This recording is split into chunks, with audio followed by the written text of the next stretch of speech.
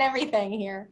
So good morning, everybody. I'm Ann Everts, AJ CEO, and it's my pleasure to welcome you to LEAD 2021.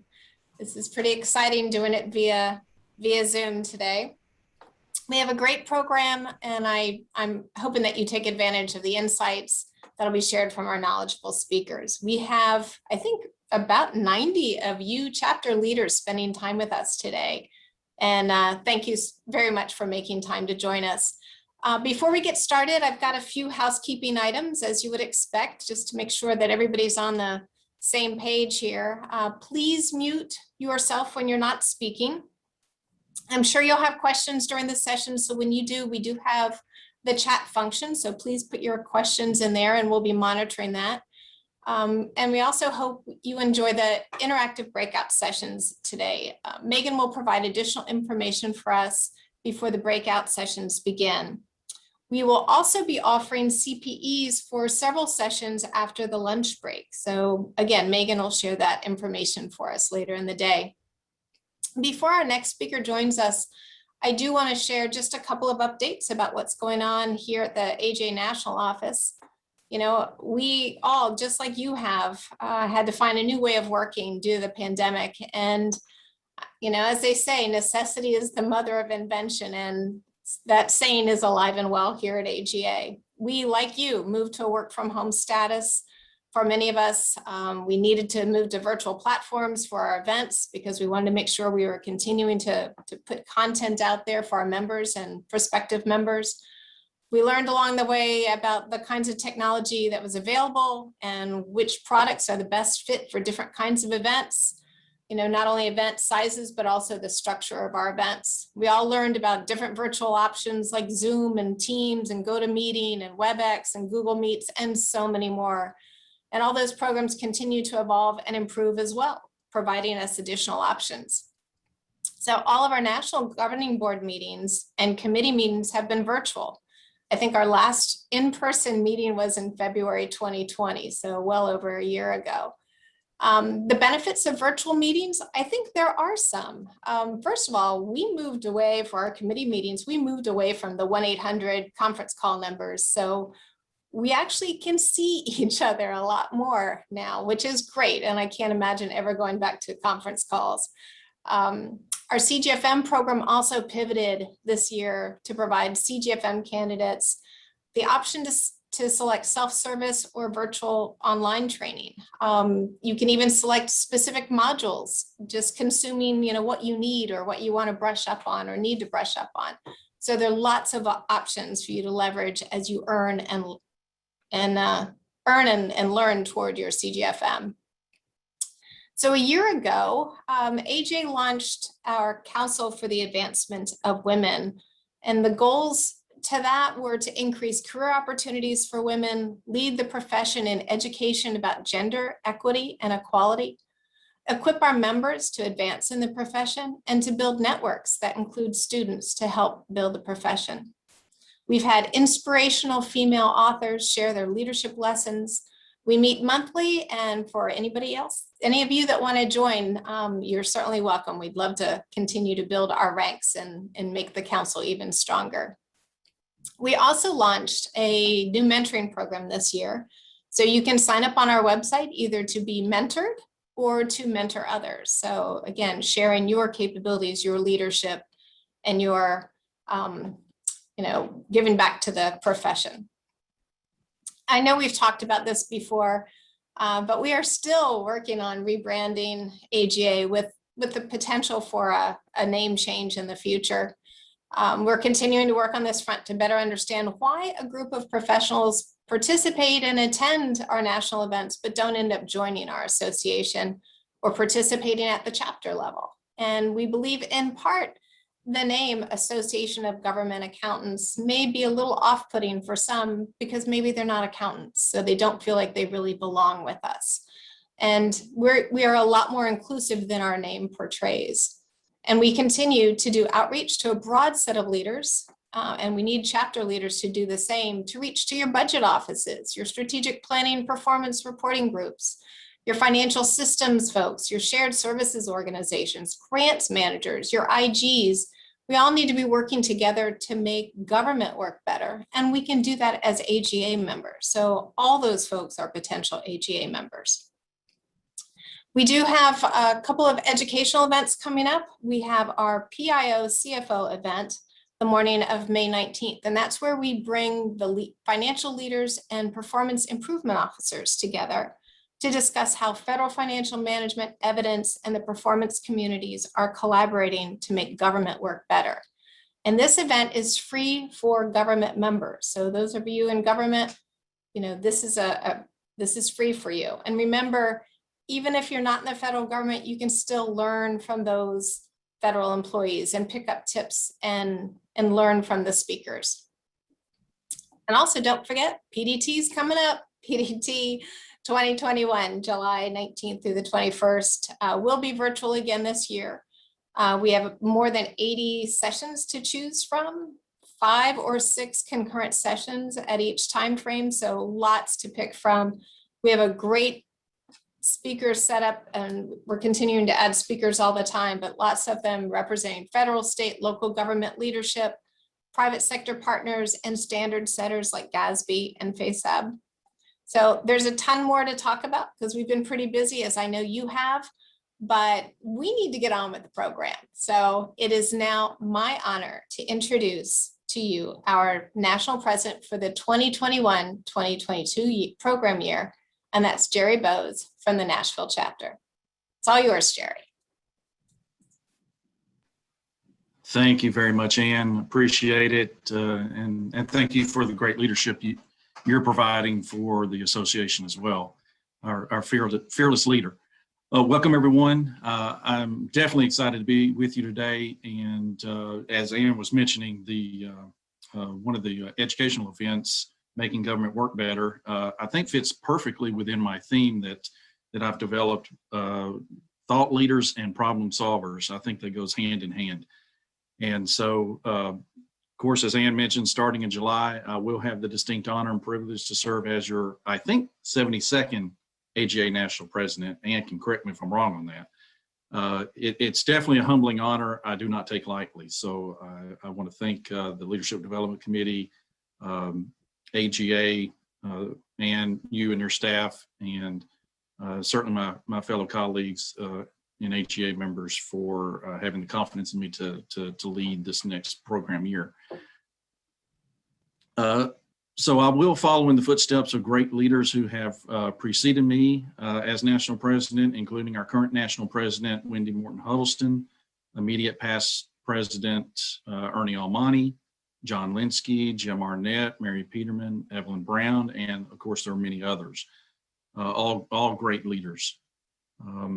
As AGA members, we are uniquely positioned to make use of our association's thought leadership and innovative ideas in solving challenges from the smallest to the biggest in the organizations and governments we serve as professionals. One way I hope to accomplish my goals as AGA National President is to leverage AGA's unique assets through our nationwide chapter presence and our national office to promote the relevance and value of the CGFM to individuals, employers, and educators. Because to me, the CGFM is foundational to most, if not all, of AGA's activities. And the CGFM is crucial to professional and leadership development. And that's certainly, we witnessed that as Ann was talking about, transitioning that to, online and bringing more of those tools to our members and future members. I also plan to leverage AGA's intergovernmental partnership and other resources to enhance AGA's reputation as an association of thought leaders and problem solvers, and to develop a long-term comprehensive membership, recruitment, and retention plan with clear guidance for our chapters that highlights the unique value of membership in an association of professionals from all levels of government. And the highlight of this is that, is comprehensive. We've had recruitment and retention plans throughout the years. We're going to try to kind of bring this together into a more comprehensive plan. Many years ago, AGA had a goal of achieving 20,000 members by the year 2000.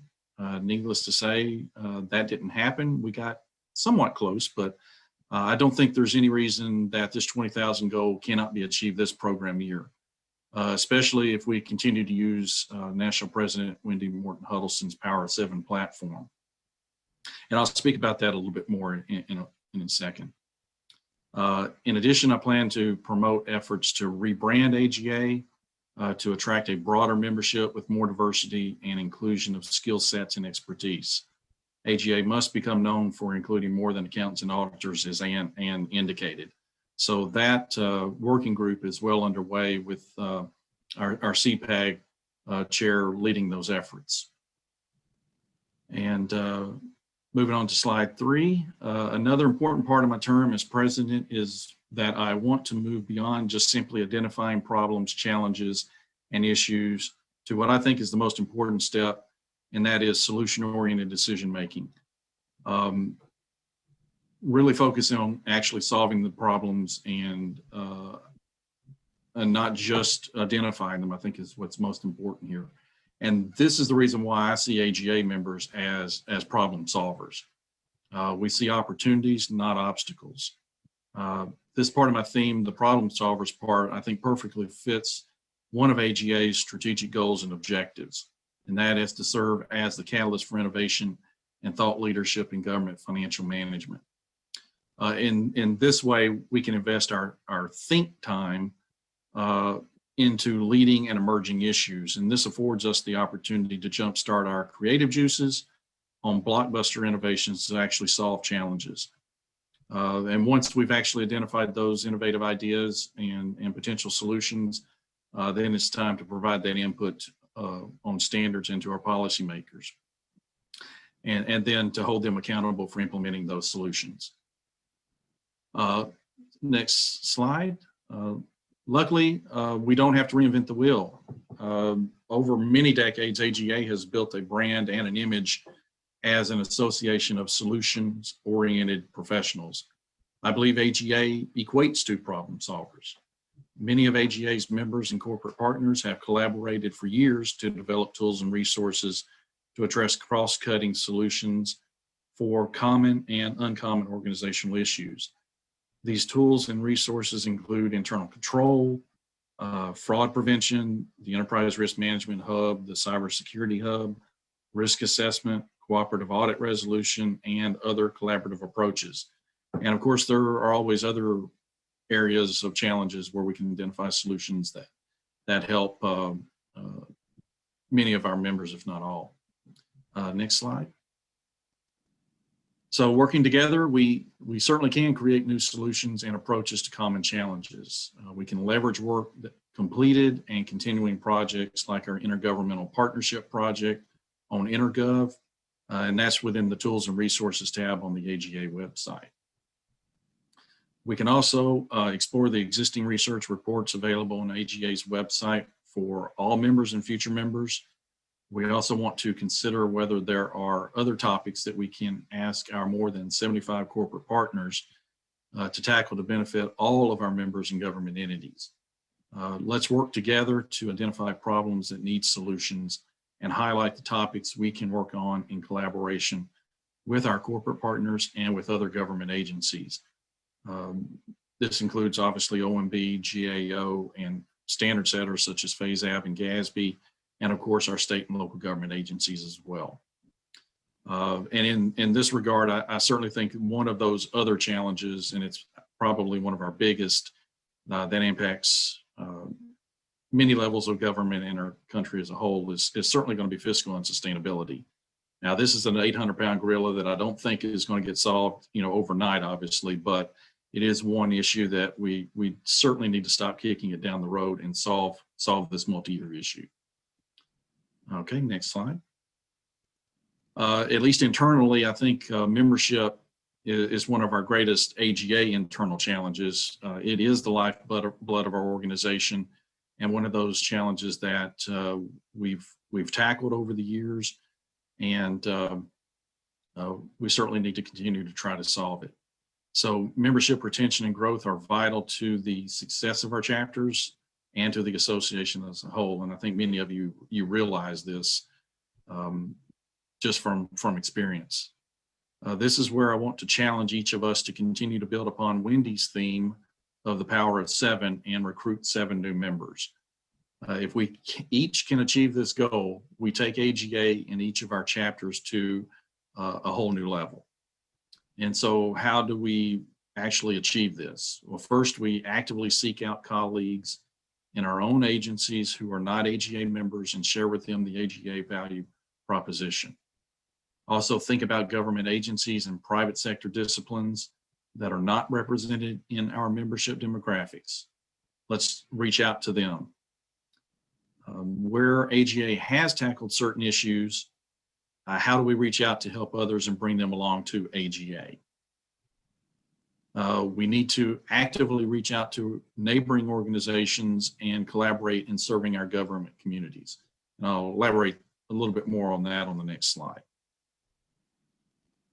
So what I'm saying here is that we need to build on our current relationships with our sister organizations, and this is the benefit of networking within AGA. We certainly have many members that are not only just AGA members, but they belong to other professional organizations as also, and that's where we use that network and those relationships to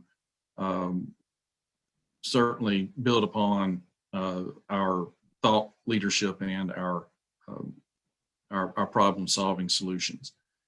The challenges that AGA members face are not unique. They are shared by people and organizations all across the country and at all levels of government and the private sector.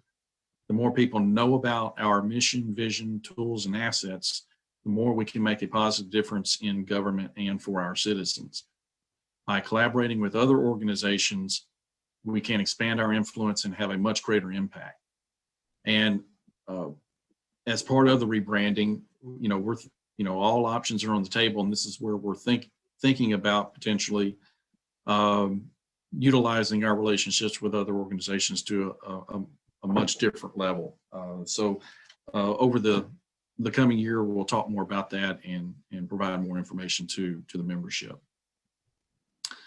Next slide. So as the old saying goes, we get more of what we reward. So throughout my term as national president, I want to recognize and praise AGA members for demonstrated thought leadership and problem-solving achievements. I look forward to working with all of you this next program year to achieve these goals and enjoy many successes together. And I'll leave you with one quote that Megan didn't know about. It's one that I found from Amelia Earhart. Of course, everyone knows Amelia Earhart was an aviation pioneer, the first woman to fly solo across the Atlantic Ocean. One thing that she said, and I think is relevant, is the most difficult thing is the decision to act. The rest is merely tenacity. And I think we have a lot of AGA members that certainly show that tenacity. So I thank you for your time and attention. And at this time, it's my pleasure to introduce Melinda Miguel, your incoming national president-elect. Melinda has over 29 years of experience, most of it in the Inspector General community. She has served many roles in AGA leadership over the years, including as Director at Large for the Tallahassee chapter, which she still is in that role, Regional Vice President for the Gulf Coast region, Senior Vice President at Large, and as you heard me mention the Intergovernmental Partnership, well, Melinda has been a big part of that partnership for quite a while. She's served as a member of the partnership since 2010. So we have a great ambassador in Melinda within that partnership as well. She was appointed by Florida Governor Ron DeSantis on January 8th of 2019 as Florida's Chief Inspector General. And she is the immediate past national president of the Association of Inspectors General. And then, of course, again, last but certainly not least, she is our incoming national president-elect beginning in July. So please join me in welcoming Melinda Miguel. Thank you so very much, Jerry. I really appreciate that kind introduction. I'm so thrilled to be here today, and I want to thank Anne for hosting this event and really look forward to the conversation. I want to thank everybody in advance for your service. I want you to kind of think about the great year ahead as we reflect. I want you to begin with your end goals in mind. Visualize what you want to achieve this program year and recognize that there is no time or team like you in today's realm for the AGA. So please use today's time to set your focus and intentions on what you want to accomplish as that team during your time here. I'm so thrilled to see that Heather Mcgowan is on the agenda this morning to kick us off as our first speaker. She's amazing, inspirational. She talks about the future of work, and I'm so excited about her coming forward to speak. But without further ado, I just really want to thank everybody for your service to AGA in advance of the program year and for everything that you've done for AGA already. So I'm super excited to begin this new journey with you. So thank you very much.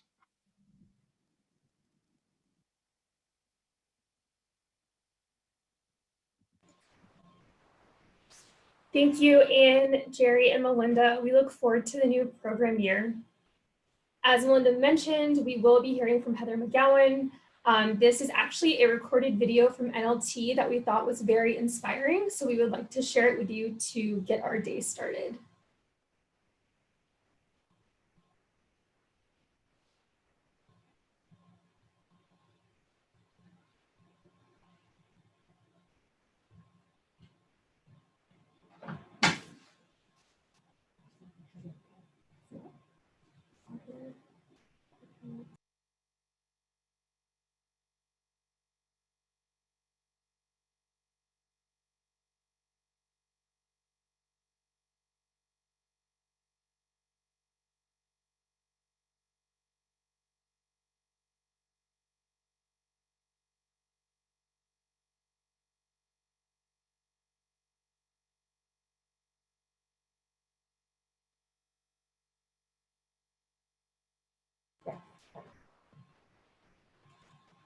Ladies and gentlemen, please join me in welcoming the Heather Mcgowan. I don't think anyone's ever used the in front of my name before, so thank you for that. Thank you so much for having me at your event. What I've got organized here is about a 40-minute talk with 4 polling questions. You'll be prompted when it's time to answer a poll, and followed by about 15 minutes of Q&A. My co-author Chris Shipley and I wrote this book, The Adaptation Advantage, and we wrote it prior to the pandemic, but we found our advice eerily prescient. So I'm going to use that as the framing for the talk. So I mean, the book itself and in the center of the talk has these 3 key points that I'm going to keep coming back to. The first is the future of work, which is really the now of work. It's about rapid learning, unlearning, and adaptation. Just one of those things that's really easy to say and very hard to do. In order to do this, we have to let go of the way we've always done it, and equally, if not more difficult, who we think we are. A lot of identity issues around rapid adaptation, which we're going to talk about. And then finally, we're going to bring it home by talking about leadership. Leadership in this new normal requires we become comfortable with the ambiguity and vulnerability, because much of what we're going to be doing is leading learning towards fields of the unknown, like this particular moment. And so I've organized the talk sort of within the context of this moment. So we're going to talk about the pandemic right up front, to talk about how quickly we responded, how superbly we adapted, and why that gives me a tremendous amount of hope towards the future. Then we're going to get into those 3 key points. First, we're going to talk about adapting at the speed of change, how we're moving from analog and connected to digital and hyper-connected. That's why it looks like a gear on the left turning into a network node in terms of my little icons there. Then we're going to talk about let go and learn fast, how we deal with these identity issues around rapid change, because we're moving from individual identity and adaptation to continuous transformation. That's why it's a caterpillar turning into a butterfly. It's going to be that profound a state change for many of us, although it's going to be continuous. Then when we talk about leadership, I'm really talking about moving from top down to drive productivity to bottom up to inspire potential, because so much of what we're going to be doing is stuff we haven't done before. And that takes a different approach. And then we're going to close out talking about what have we learned from this pandemic, and where are the opportunities to reimagine work, learning, and leadership. So first up, let's talk about some coronavirus. Oh, we're going to do a poll first. Sorry about that. So the first poll should be launched now. We're going to talk about what you learned in the pandemic. So I'm going to look to the left here because I have my polling here on a tablet. So what have you learned through the global pandemic so far? Select all that apply. How work has not changed is option 1. I prefer to work face-to-face, and this is not working is option 2. Always good to give folks that option. I like remote work than I thought I would, and it's going better than I expected. My teams are blowing me with how adaptive and innovative they are. I now see new opportunities for our business or industry that I did not see before, or none of the above. So let's see if we can see some results. Okay. So results are coming in now. I'm going to give it another like 5-10 seconds to make sure that we capture folks, because things kind of move quickly as people answer. And I understand we have about 1,100 people on the talk today, which is fantastic to see that many folks engaged in this important topic and conversation. All right, so looking at the poll results are changing a little bit, but what I'm seeing is number 3 is by far the winner right now, and that is I like remote work more than I thought I would, and this is going better than I thought I would. Sort of followed by my teams are blowing me away, and probably the third answer in popularity is I now see new opportunities for business and industry. Now, I presume you folks can see those answers as well as they continue to change. Okay, now let's talk about how quickly we adapted. So I started to pay attention to about 2 weeks into the pandemic, how much things changed. And I started sort of sketching some notes and then paying attention and then polling some folks. And what I found is that we rapidly changed around who work, what we do, how we do it, and where we do it. So if you look at the center of that, that's before coronavirus, BC. As soon as we could, anybody could work, learn, see a doctor, dine outdoors, you name it. Across every dimension, we rapidly changed, and really inside of 2 weeks. And many organizations were not comfortable with this until it happened. It was forced upon us. For other folks, work became dangerous, and we started to recognize essential workers rather than calling them low paid or low skill workers. Those are the folks that keep society running for us, and we finally have given them what is closer to the appropriate gratitude that they deserve. Everybody out there has reworked a process, whether it's decision or similar. Supply chains. Many folks had to pivot product lines, especially in the early days when we didn't have enough hand sanitizer and personal protection equipment. Every parent out there is also a teacher, and my heart goes out to you. You are literally carrying a generation forward. We're not doing enough for you. This disproportionately falls on women, and we need to do more for these folks. The companies that are doing really well are leading with trust and psychological safety, which is something I'll talk about in the leadership section. So when people say to me, when are we going to go back? There's no going back. Look how much learning we've had. It's been almost a year now. This really started happening in the first 2 weeks. We superbly adapted really quickly. And going forward, I think, you'll notice in this talk, I like alliteration to make it easy to remember. We're going to go forward with 4 things, and they all begin with T. First, trust. The companies that are doing really well, the organizations that are doing really well are prioritizing trust, both with their employees, but also with their customers and their constituents. Transparency, the ability to tell your teams, internal and external, this is what I know, this is what I don't know, is creating a much more authentic relationship, which further reinforcing the trust. Teams, we've had a 50% increase in collaboration at work over the last 2 decades. More and more work is being done by teams. That's something we have to think about when we talk about individual learning, but as well as with leadership. And then telepresence is just here to say, whether that is virtual events, working from home, online learning, seeing a doctor. Not that everything is going to be virtual, but now it's an embedded option we can rely on. So I've been really closely following the vaccine development. I am not a scientist, but I think it tells us something about us and about the future. So if you look at the polio vaccine, that took 50 years. The average vaccine takes 10 to 15 years. The fastest one prior to this was 4 years, which was the mumps vaccine. We've developed now 4. Johnson & Johnson just got approved right before we went live. We now have 3 or 4 vaccines that are in use And we did that in under 10 months. And I want to look at how we did that. First, from a discovery standpoint, we had global collaborations, public-private partnerships, and 18 biopharmaceutical companies working in collaboration and thousands of scientists. When it came to development, 9 different approaches to vaccines. I won't get into them because it's way above my pay grade. We had 93 in the pipeline initially. We have 50 years of research, and we were able to use genomic sequencing this first time. The real breakthrough, as I understand it, is we were able to use computational immunology, which is using basically machine learning, artificial intelligence, to simulate what the vaccine will do in the body. So when we got to test and trials, we had a better understanding of where we need to focus, which allowed us to compress some of that time. So we've got a number of them in the pipeline as of this morning, 3 in use in the US. And then when it comes to distribution, the CDC wants to distribute 2 billion doses this year. We haven't done anything on that scale before, and it's going to require incredible innovation from temperature control and GPS tracking to vaccine coordination from public-private partnerships, pharmacies, vaccination centers. This gives me a tremendous amount of hope, not only about the boom cycle we're probably going to have in the sciences, but the stage in which we can really focus where we can solve problems. And it gives me a tremendous amount of hope, because I say if we can adapt to the speed of change that we have in work and in life, as I mentioned in those first 2 weeks, leverage technologies and collaborate on a global scale to like compress time and develop a vaccine, imagine what else we could do. This is what gives me a tremendous amount of hope for the future. We were faced with a really difficult moment, and we've done some really tremendous things.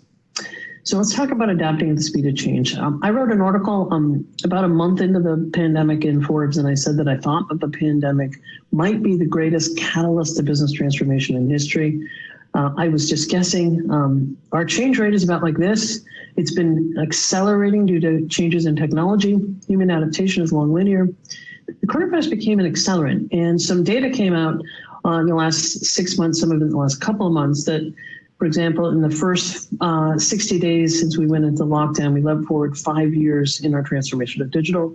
That's simply human transformation. That's when we stopped dragging our feet on some things we were always able to do. We were about 20% into our migration to the cloud, according to Accenture. The next 80% they thought would take a decade. We're now on track to do that in 5 years. So we compressed time again. And then the latest report from the World Economic Forum says that we're going to be handing off tasks to technology at an increasing clip, whereby 50% of our work tasks by 2025, which is just a little over 4 years, could be done by machines, which means we also need to reskill a huge number of humans. And that's a focus of this talk.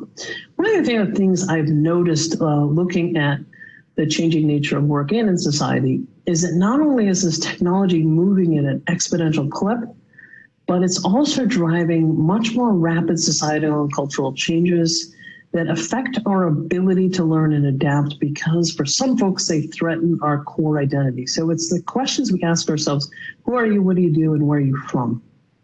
I've been tracking these 14 dimensions for about 3 or 4 years now. And some of them have been long in the making. Some of them are more quickly. This is not a political list, but it has been used to be politicized and drive a wedge between us, eroding our trust in government. I know that's top of mind for you folks, so I just wanted to take a chance to look at this. So from a racial standpoint in the US, we are moving from a white majority to sometime in our lifetimes, white people not necessarily be a majority, probably a minority. Religion, we are long a Judeo-Christian and really a Christian culture. We have more folks who are either unaffiliated or in religions beyond Judeo-Christian. For example, Harvard had its first graduating class in 2019 that had more atheists than Christians. We have the lowest rate of church membership since Pew's been tracking. That's primarily driven by millennials opting out of religion. Age, we're a youth to middle-aged culture. That's how we sell all our products and services, but the reality is we're an aging society, and that's true in most of the developed world. Family was mom and dad and 2.5 kids. Now we're below population replacement. I'm a middle kid. I'm now extinct. We're having fewer kids and more types of families. 40% of children in the US are born outside of marriage, and we've had marriage equality, so we've had same-sex parents for a long time, but fully recognized for the last about decade. Gender identity, this is probably the fastest moving marker. We were fixed and binary 4 or 5 years ago. We are decidedly gender fluid now. They was the word of the year in 2020, Oxford and Webster. You can opt for either M or F on your license in 13 states, up from 3 just about a year ago. You may work at a company that asks you to put your personal pronouns on your emails. Education was a single dose, one and done, get a bachelor's degree and ride the escalator up. No longer true, continuous learning, and we haven't adapted yet. Truth and trust. We used to trust our institutions, whether it was government or media. Now we're at the lowest levels of trust since Pew's been tracking. And we tend to trust ourselves and our peers in these weird bubbles we've gotten into with alternative facts. Consent and power. It used to be, when women entered the workforce in the 60s, 70s, permissible to explicitly sexually harass someone. The Me Too and the Times Woke movement has changed that, not enough. So that more folks feel safe at work. Occupation used to have a fixed occupational identity. You had one career. Sometimes your identity was multi-generational. Now we're going to have a portfolio of careers across our lifespan, and we haven't adapted to that yet. I'm getting into that. Leadership and authority. White guys, you have had a great run. We're now starting to see greater diversity, racial, cultural, gender, so that more of our leaders look like the teams they're leading in the countries, the society we're leading. Expertise was earned and credentialed. I am not giving this talk for you folks because of any job I held. I started seeing a world changing around me and a need to explain it. I wrote an article on LinkedIn in 2014. I think 100,000 people read it in 24 hours. I started getting speaking requests all over the world. The first one was in Australia. A YouTube clip of that went viral. And now this is all I do. That may be true for more folks, building your own career. Human relationships have long been face-to-face, and I look forward to when they are again soon. But right now, prior to the pandemic, we were spending 51% of our time online. Now it's north of 80%. And in that, we start going into more cognitive bias bubbles. Populations, top populations in the world used to be countries. Now the top 10, only 2 are countries, India and China. The rest are social media platforms. So if you look at this list, it's really a reshaping of who are you, or how do you define yourself? What do you do, or how do you express yourself? And probably the most important is where you're from, but really where do you belong? You've got a belonging crisis. So if you feel like this list is in some way threatening who you think you are, then it's hard to be vulnerable enough to learn and adapt. In order to learn and adapt, you have to say, I don't know. You have to be willing to be wrong. You have to be willing to be uncertain. And so we've kind of addressed some of these issues because we have a huge percentage of our population that needs to learn and adapt. Because here's a real factor that's shifted. The company lifespan used to exceed the human lifespan. Now the human lifespan exceeds the corporate lifespan. So you can't have a one career, for the most part, one career industry. So the career arc has become much longer, and then the shelf life of skills has become much shorter. So we need folks who can continuously learn and adapt. Skills are perishable, technical skills in particular, and you're going to have a much longer, more volatile career app with many more roles. So in order to talk about skills, we have to define them. So we have technical skills and human skills. Technical skills have a shelf life. They used to have a shelf life of your entire career. You learned one thing and you did it repeatedly. Now, those skills are what IBM calls perishable. Tech skills depreciate. Human skills appreciate. We don't act like it.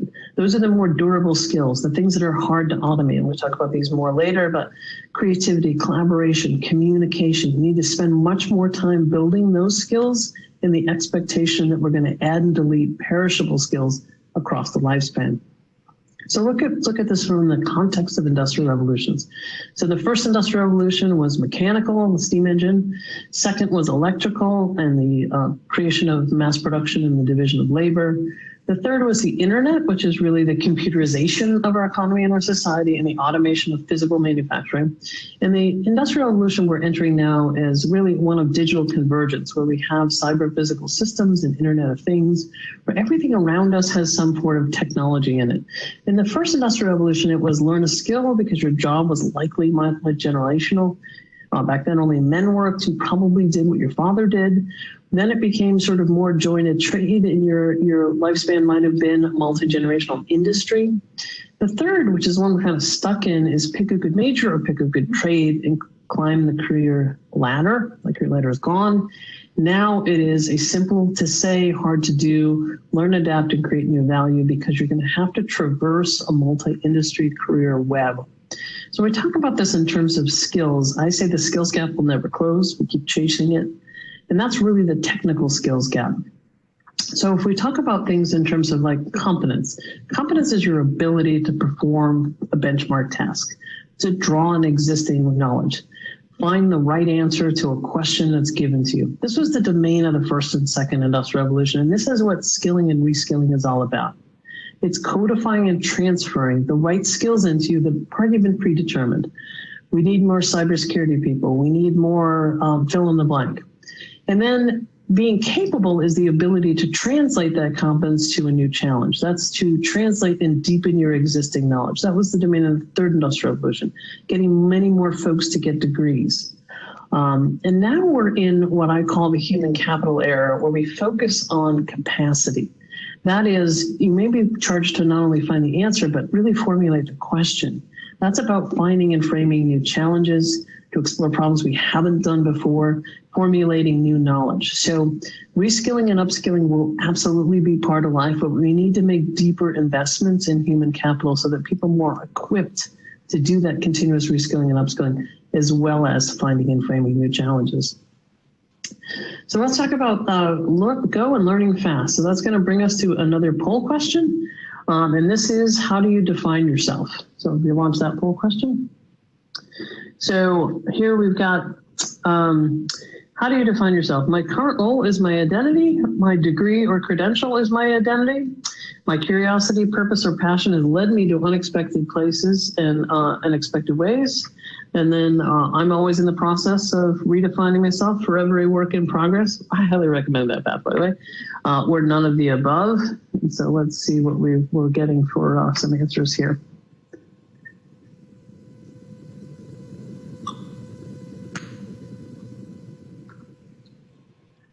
So let's see what we got here. It seems like a lot of folks are always in the process of defining themselves. That is by far, I'm seeing that clock between high 60s to 70%, with more folks answering some about 18 to 20% my current role, my current identity, about 28 to 32% my curiosity, purpose, passion has led me to unexpected places in unexpected ways. So it looks like those are the two top answers, the curiosity and the redefining yourself, with about 20% of folks defining themselves by their current role. So you can keep watching that, but I think that overall trend will continue. So as I mentioned, the world has changed. We haven't caught up, and these are two frameworks I've been using for now 5 years. They're the oldest ones in my deck, but they really simply explain how things are changing. So first, this is the old paradigm. Life used to exist like this: education, career, retire. Whether you went to university or not, education was that first third of your life, sufficient to get you on that career ladder, career escalator, collect a pension, and by design, die a year later. That was how we set retirement age. And then success measures here are to be codify and transfer the right predetermined skills and existing knowledge in you. I want to be an X. Here are the skills to be an X. You will be an X for the balance of your career. Now it looks like this. Life expectancy may not be 90 for everybody yet, although the coronavirus has retracted about a year, but overall the arc is going towards some significant longevity. Education becomes learning to imply there is no end state. Work becomes leverage to signify that work and learning are now a combined act. And then longevity becomes a reality because we didn't plan for, save for, nor can we afford 30-year retirement psychologically or cognitively. And it looks more like this. So that career ladder is gone, and now it's traversing across a web or riding waves or rock climbing. I've heard different metaphors. And you see that learning here is integral because you're constantly leveraging that learning. You remain engaged later in life. And then the success measures here are, can you learn and adapt and create new value? We're going to talk about that extensively in the rest of the talk. And folks say to me all the time, you're a future work strategist. What's the one skill I need to learn or my kid needs to learn to be robot proof or future proof? There is no skill as important as the will to acquire multiple skills. That connection to purpose is going to be what self-propels you. And that's a connection of understanding your curiosity, what drives you, what you feel passionate about, and then ultimately what you might feel is your purpose. Not a thing discovered like a rare piece of sea glass on the beach, but something you learn by putting yourself in as many experiences as possible and paying attention to what motivates you. And this requires we make a shift from the value you bring, like here I am, here's my resume, I'm credentialed, I have past experiences, I know answers to well understood questions, to the value create mindset, that is being entrepreneurial, being comfortable with continuous learning, having a beginner's mindset and being willing to say, I don't know and I was wrong, learning over knowing, and sometimes having really good questions and insights as opposed to answers for existing questions. And that's the shift between sort of like, hello, I'm defined by or limited by my job, to how I'm driven by purpose and agency, and I'm doing this now and I don't know what I'm going to be doing next, but I have my own really well-connected internal drive. And I would think about it like an iceberg. And I think we're looking at those skills to do, which are often those perishable skills, the skills for which you're hired. This is an iceberg, so that's out of the water. We're lunging at those things at our peril because they perish, they expire so quickly. But what's at the waterline, which we're starting to finally see, are the enablers. Those are the uniquely human skills and traits. Those are the durable skills. They make you better at your job. Frankly, they make you better in your relationships, better person to be around, better husband, wife, mother, sister, brother, friend, communication, collaboration, empathy, divergent thinking, creativity. And then below that is a mindset that's predetermined to learn and adapt. I call it the Agile learning mindset, and it's your ability to not only learn and adapt, but particularly to handle market changes or industry changes. And then at the base of the pyramid is that connection to purpose that drives you. It's a resilient and adaptive identity that is not under threat when we have societal and cultural changes. It's a connection to understanding your own purpose, and that's incredibly important, but that's not where we're paying attention right now. That Agile learning mindset I mentioned has 4 A's, again, because I like alliteration. So it's first, understanding agency. You are in control of your own future. You can connect to your motivational drive, which I think is a sense of purpose, curiosity, or passion. It's your ability, it's your understanding of how you learn. When learning was the first third of your life, you didn't really need to know how you learned. But now when learning is your superpower, that's how you propel through your career. It's understanding how you unlearn, how you let go of old ways of doing things and learn new ways of doing things. Your adaptability, your ability to deal with ambiguity, uncertainty, unstructured problems, moments like the pandemic. And then the last piece of it, which I think is in some ways the most important, your market and self-awareness, your entrepreneurial outlook, your ability to understand how you create value. Gone are the days to say, I don't know how my company creates value, but this is my job. No, you have to understand how your organization creates value and how you directly contribute to that value creation, because when your organization's business model changes, your value creation has to change as well, with it or potentially ahead of it. So let's talk about leadership. So we're moving from top down to drive productivity, which was depersonalized, demanding, and externally motivated. Motivated folks by rewards and punishments, carrots and sticks. And now it's going to be bottom up, personalized. Much more of leadership is about coaching, helping folks get in touch with their internal motivation so that they can be self-propelled. That's a major shift. You will not know everything. We are coming out of a world that was complicated. Things broke down into subcomponents.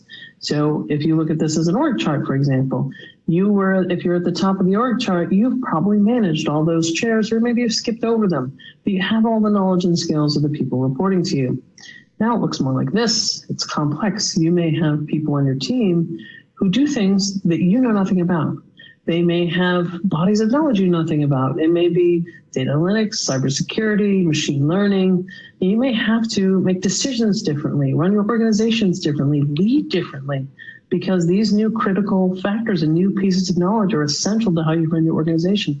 It changes you as the unquestioned expert to being somebody who's much more an engaged learner who knows how to defer to other folks. So that sort of brings me to a really interesting thing I stumbled across a couple of years ago. I included it in my book and reached out to the person who did the research. And it's about chickens. Might surprise you. If you do like this information, there's a really great TED Talk by Margaret Heffernan. called Forget the Pecking Order at Work. So Dr. William Muir he's an evolutionary biologist at Purdue, and he wanted to understand if we could breed productivity. And he started with chickens. He told me he did it since the 80s across every animal species with the exact same results. So, chickens are easy because or hens rather, because you can count the eggs if they're productive.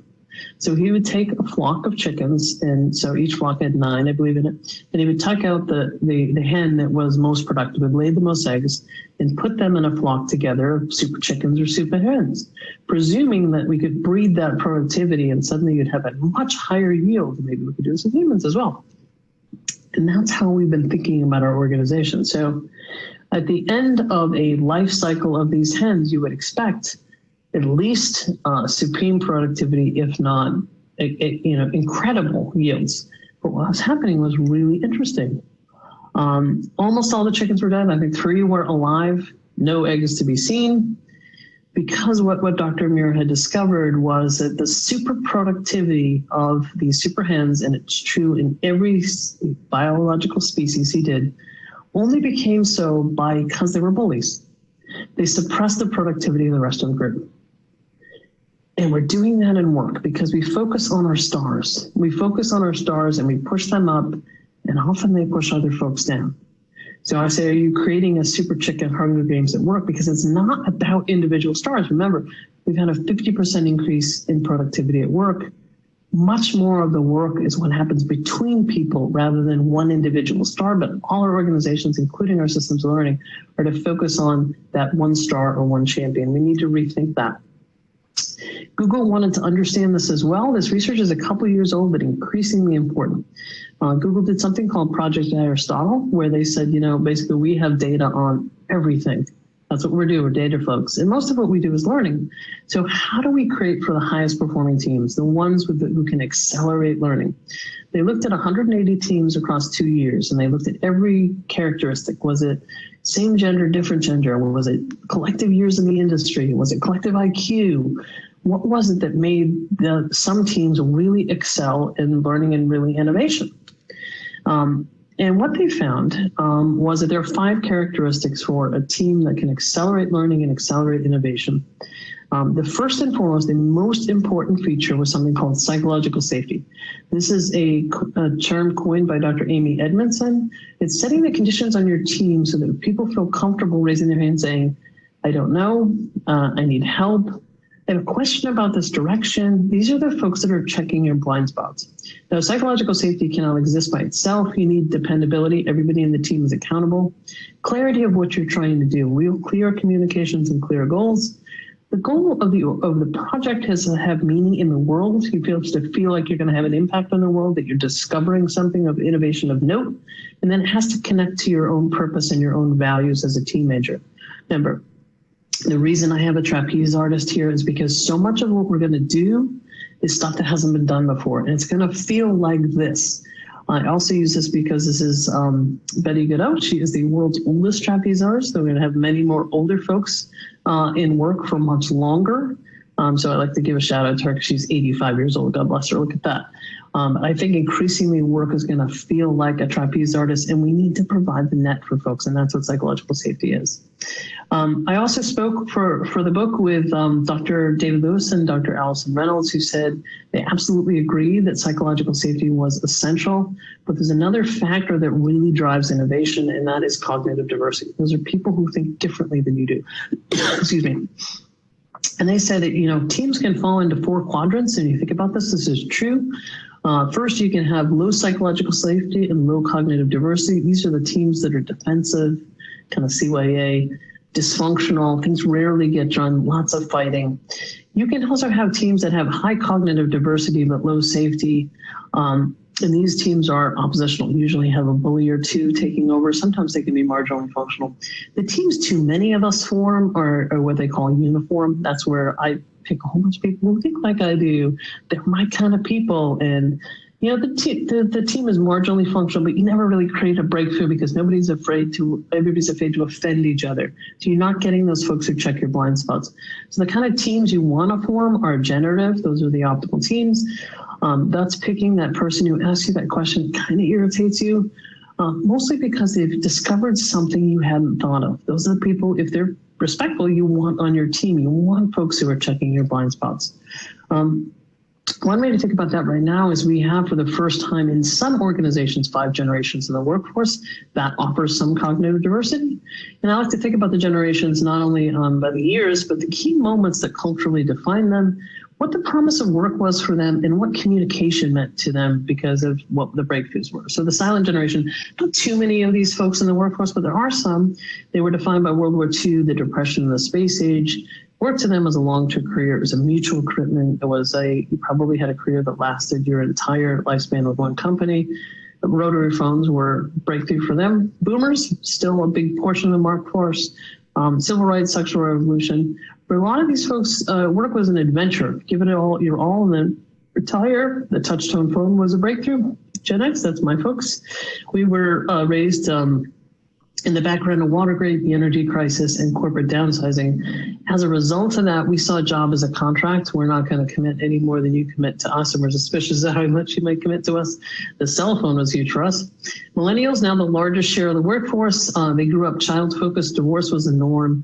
They still work as a means to the end, but they look for places that allow them to engage their values. They grew up with the internet and email.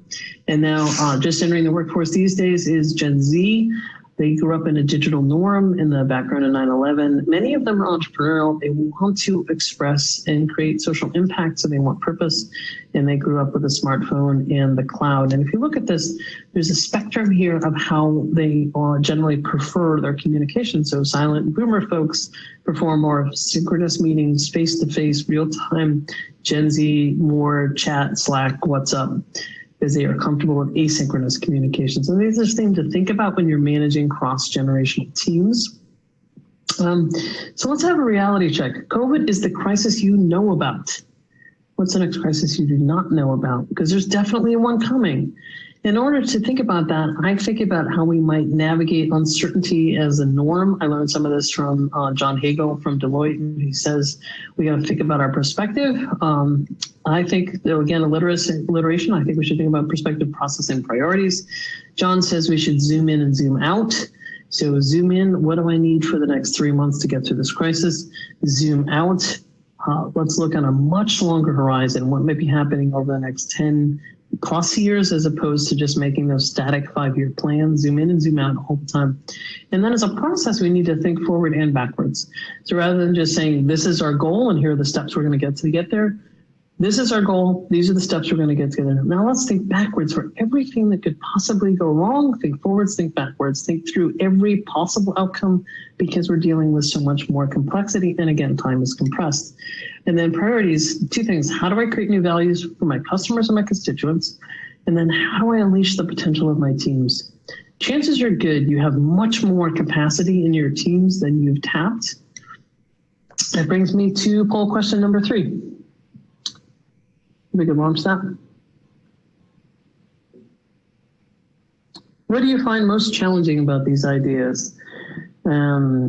Keeping up with the pace of change, unlearning. I'm afraid of letting go of process and procedures I trust.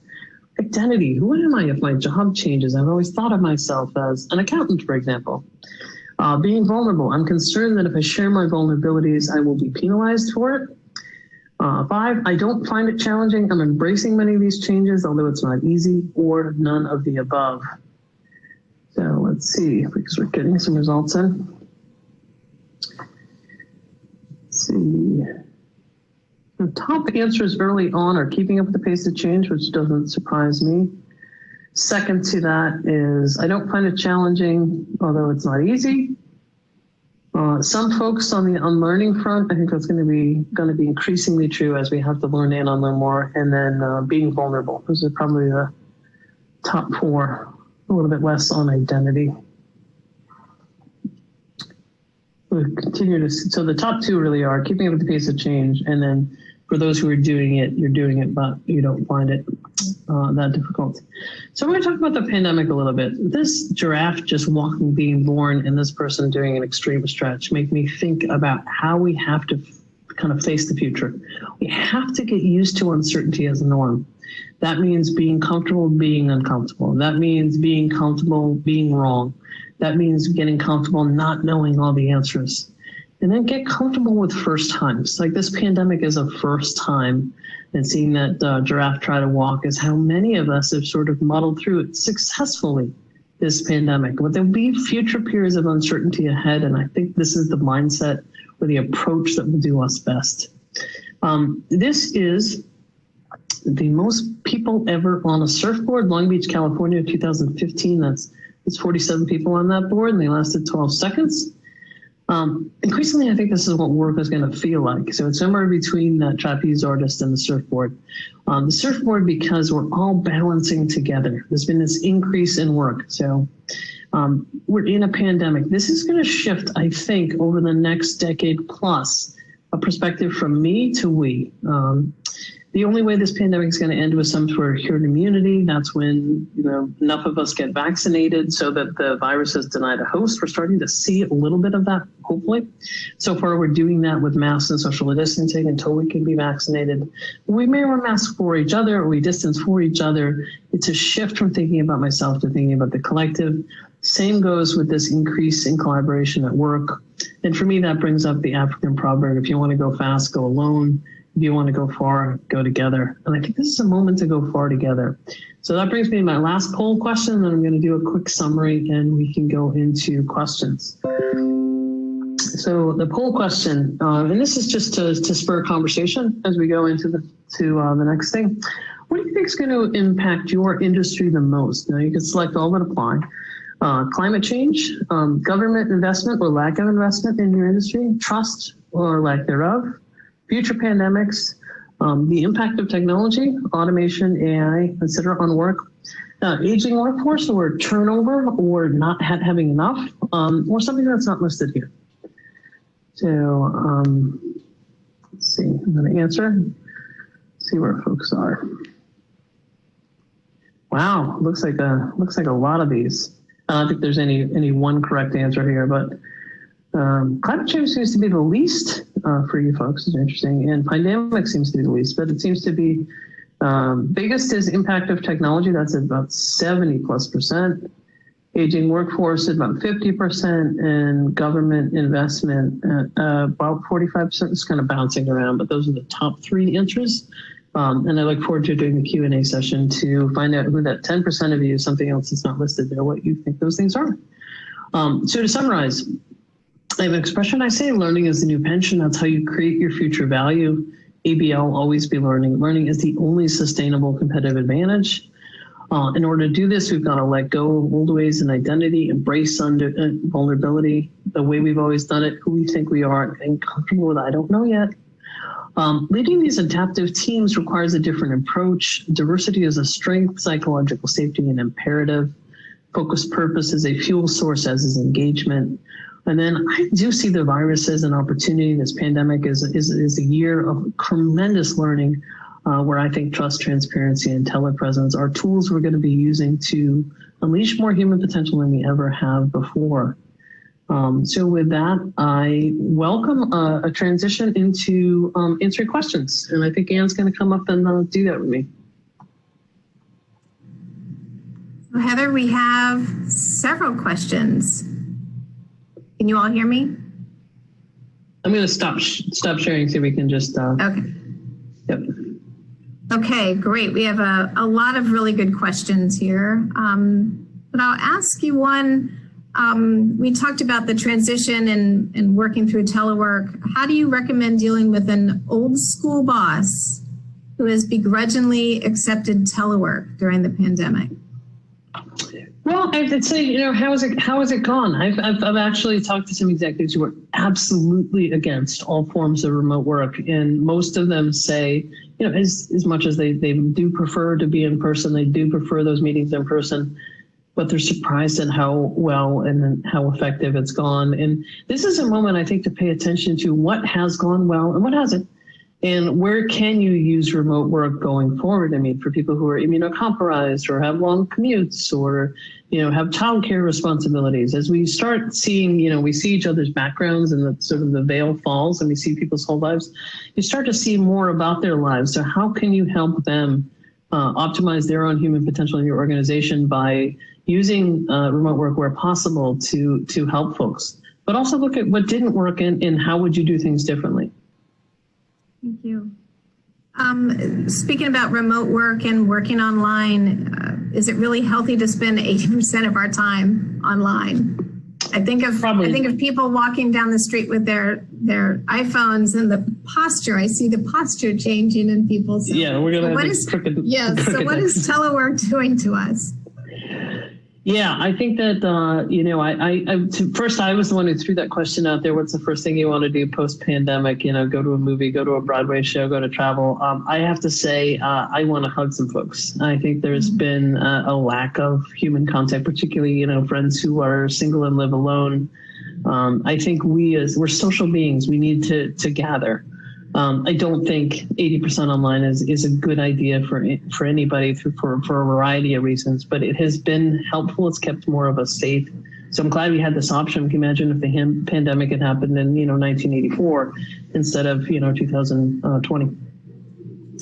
That's a good point. And again, kind of about telework with people being at home. The question is, our home and work areas have blurred. So how do you deal with kind of recharging yourself and being resilient and continuing to be creative and dedicated and focused on your work? Yeah, some interesting study came out, Microsoft did, because Microsoft can see, when you're in a meeting and when you're using these different functions and when you're using, and they found that meetings got shorter and that email was used less during the workday and more during the evening. So folks were, having these quick meetings throughout the day, and then 6 o'clock hit, and between 6 and midnight, email spiked. That's not healthy. It's not healthy, and it's good that they can see that stuff so we can talk about it. I've seen some executives say, so and so on my team needs to pick up her daughter from school or from practice, or for those who can go out. And so we don't set meetings between these hours for her. And so for some folks, they're using that as a way to accommodate people's lives, which is very good. We need to make sure people are recreating, getting enough rest, because humans they're not optimized for 18-hour days. Humans are optimized for 8 hours maximum of work, 8 hours of recreation, 8 hours of sleep.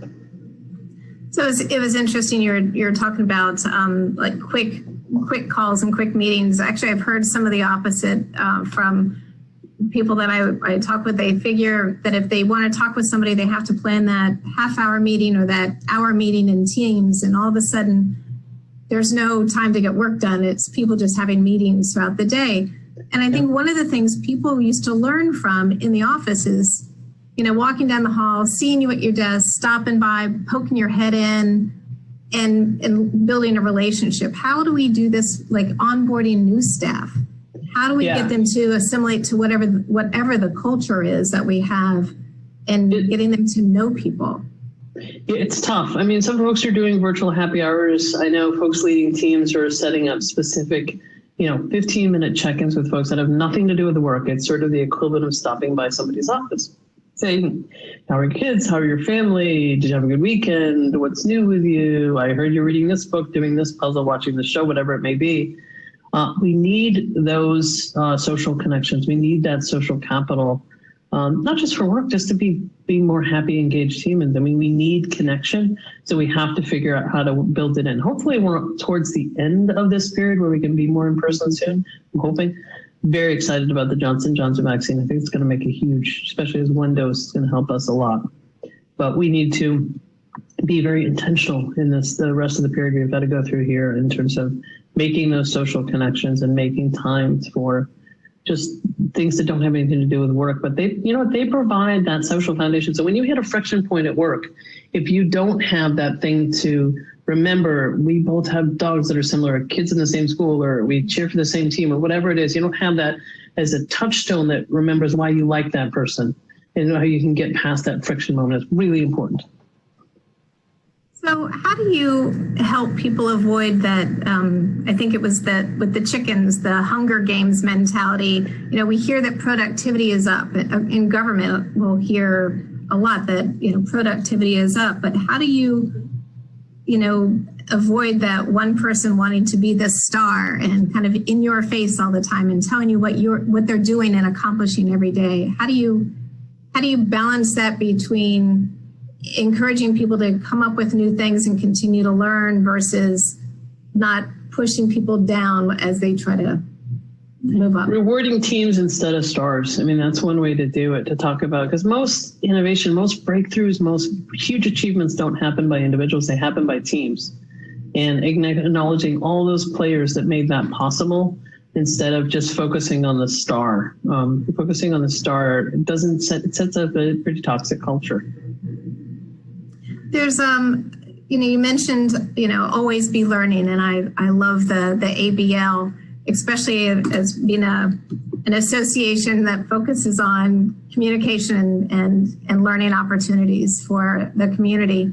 So do you set aside amount of time to read and learn something new every day? I always feel like if I don't put it on my calendar, I just may not get around to it. If it's not on the checklist with a box that I haven't checked yet, I may not get to it today. So how do we do that as just individuals? So there's a few different ways. And first and foremost is to realize that learning happens all the time. You're learning in this moment. You're probably learned something this morning before you got on this. Reflect at the end of your day and say, what did I do differently today than the day before? What was I surprised by? Because some 70+% of our learning is on the job and through experiences. So first and foremost, you're already doing it. Second, some successful people I have heard have set aside 20 minutes a day, 15 minutes a day to read or expose themselves to something they knew nothing about. So I had to compress this talk to hit 40 minutes, but I could give you an example for one that I used in some other talks lately. Is there is a new mask that competes with the N95 mask, and it was discovered by a guy playing with a cotton candy machine. Because a cotton candy machine will make unpredictable fibers, so that will catch the respiratory droplets. So he took a cotton candy machine, kept playing with cotton candy, then he put plastics in it, heated up the plastics, and basically created a weave that was equivalent or better and cheaper than an N95 mask. Now, if you don't give yourself the opportunity to play and to read outside and look outside, similarly, have you ever had the ice cream dipping dots? If you're little kids, you might know what it is, but it's these they're frozen through liquid nitrogen on little pellets, and then they make ice cream in your mouth. Well, dipping dots has been around since I think the late 80s, and how dipping dots are created, but more importantly, how they're shipped to all these locations across the US and the world is being used by vaccine distributors now to understand how to distribute those, not the J&J, but the other vaccines. There's lots of opportunities to learn when you think more broadly. Like one of my favorite stories is there's a guy who used to read something he knew nothing about every single day. So one morning he read about how you only have 3 days to sell a banana. So fruit expires really quickly, and it's a big challenge in the fruit industry. And he also was reading about the airline industry because once a plane takes off with an empty seat, that's lost revenue. And if you sold it for a penny, you'd make a penny more in profit than you would have if you had tried to sell it at a price. He put those two things together and he started Priceline.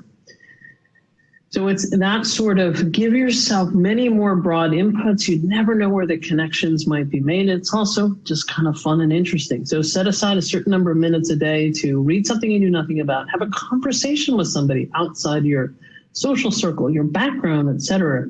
Because we tend to just hyper focus and we miss opportunities to grow and innovate. I think the continuous learning also keeps your brain active. And I was watching some cable news, and it was Sanjay Gupta that said periodically take a different route to work. Eat a meal with your non-dominant Left hand. I just thought that was fascinating to try to learn something new and reprogram things in your brain and keep it active. Absolutely. And so again, with not everybody has a personality or the wherewithal to adapt to all of the new paradigms. So what happens to them? Does society fail them? Do they just fall back into the cloud? I mean, what do we do with people that can adapt to working telework? Well, we need to take my personal opinion. We need to take care of the whole plan. So for folks, just as folks who are cognitively or physically unable to work, we need to take care of them. But not everybody's going to be charging ahead. Not everybody's me. Not everybody's going to be charging ahead, looking at the landscape, planning. It's a lot of people who they're the historians, they have the institutional knowledge. There's roles for them in your organization as the owners and the holders of the tacit knowledge. That's the culture and the background of your organization. You have to just put everybody in the right roles so they're not disrupting progress, but you have them in your organization or in your entity to provide that. So we've got to find places for everybody. We've got to push everybody to do their best and do their maximum. I think that makes us happier humans, but we've got to protect, in my personal opinion, morally protect the whole plan. So I mentioned earlier that, in government, they say productivity is higher or it's as good as it was when people were in the office, but in many cases higher. So how do we continue to keep productivity up? And also talk with your boss and say, hey, I need to go to a training class, or I'd like to, go to a session or something like, so take time off from work. Are we going to have bosses that are just so high on productivity that they're not thinking of the long game and helping us carve out time that's important to continue to learn? Well, learning is the only sustainable competitive advantage. You're not going to get a bad investment in humans. That's why I've been using this language, the human capital era. We've been obsessed with productivity for so long that we've turned humans into machines. And what's happening now, and it's going to be happening over the next 5 years in a huge increasing clip, is we're going to be handing things off to technology. And that's where the productivity should come from. And the human should be exploring the new questions, framing the new frontiers, and learning sometimes things that may not be obvious. So taking that time out to refresh the human, to have the opportunity to learn new things or think about things from a different perspective. Every time you hand something off to technology, you reach up to learn something new. That's the process, and that's why that trapeze artist kind of image always sticks with me. Is that's what it's going to feel like. So, what's your view of children, thinking of a lot of the students that are kind of K through 12, they're working from home. Some have been home almost a year, with their moms, their dads, working in pods. Is there going to be a learning loss or a socialization challenge for these children? I mean, what do you think is going to be the impact? And then what do we as adults, how do we help them through that? Well, the first honest answer is we've lost a tremendous amount of social mobility as a country over the last 30 plus years. So it used to be if you were born in 1940, 50, you had a 90% chance of doing better than your parents. 1980, that dropped to about 50%. So you have to understand that historical context before you get to this moment. What that's done is it's been contributing to a rise in income inequality because we've had these lost Einsteins. We have not invested in humans. So now we have this moment, and we know that a lot of young kids have been left behind, because if you live in a family where everybody shares a computer and you're going to get an hour a day, that it's not the same as if you have your own tablet and your iPhone and your own room and everything else. That's going to come to, that's not just, for me, it's not just a moral imperative, it's an economic imperative. We need the human capital era to invest in all humans. So we're going to have a period of time where we invest in catching up folks who have been left behind. This year has been devastating for some kids. And also, it's predominantly moms, parents. A large number of women had to leave the workforce to take care of their kids, or drop out of the workforce, or become underemployed. We're going to bring those folks back up to speed as well. And my wish is that we would use the gains from technology and use that to invest in the humans, to bring everybody up to speed so we can see a true unleashing of human potential over this next decade. We have to realize that the learning losses they're not equal. They're not equal. They're really delineated by race and class and financial situation.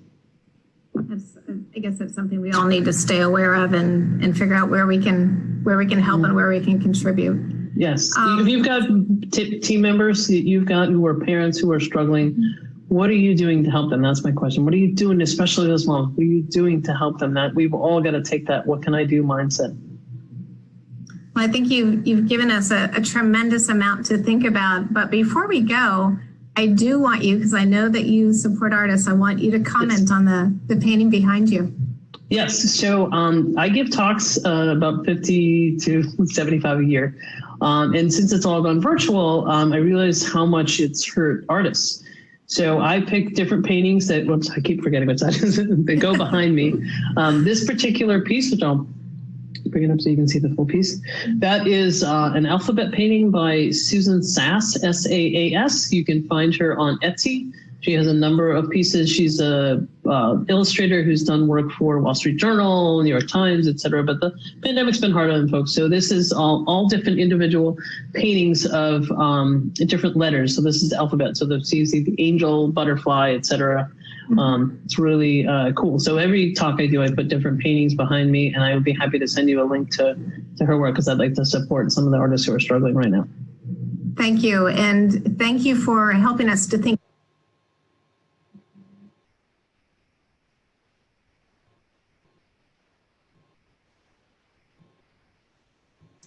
What a great video. Heather Mcgowan is fantastic. We will now have a 15-minute break. We will play a video from Elena Tercero on some stretching, and be sure to grab some coffee, because we will get started in our sessions right after that. So we'll be back at 10:35, but please enjoy this video from Elena.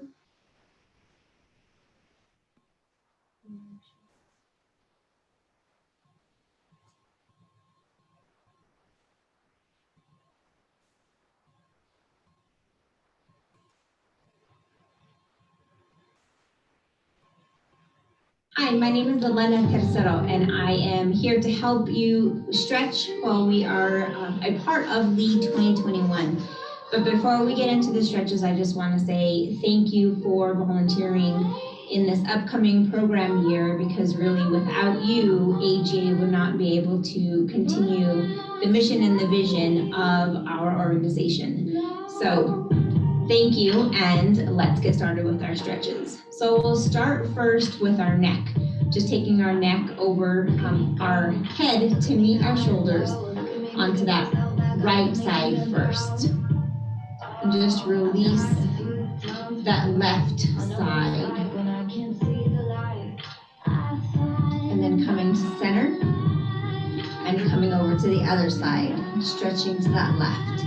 If you want, you can use your hands and gently pull on your neck, but you don't need to. And then coming back to center, and now taking our chin to our chest.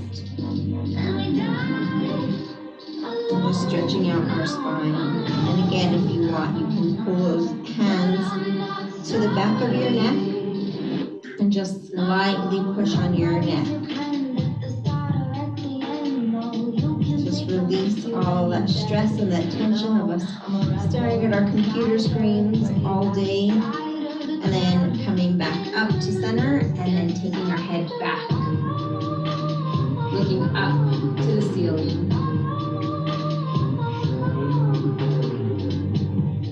And coming back to center.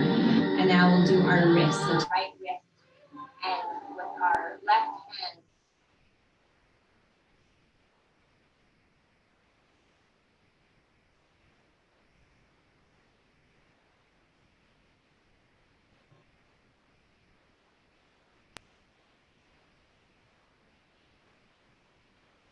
we're just going to put a little bit of pressure. For us right-handers, we use that hand quite often on our mouse when we're sitting at the computer. And then releasing and taking it down, and again putting just a tiny bit of pressure on that hand. And now switching. So we'll do that left hand, that right hand comes onto the fingertips, pulling back, and then releasing and going in the other direction.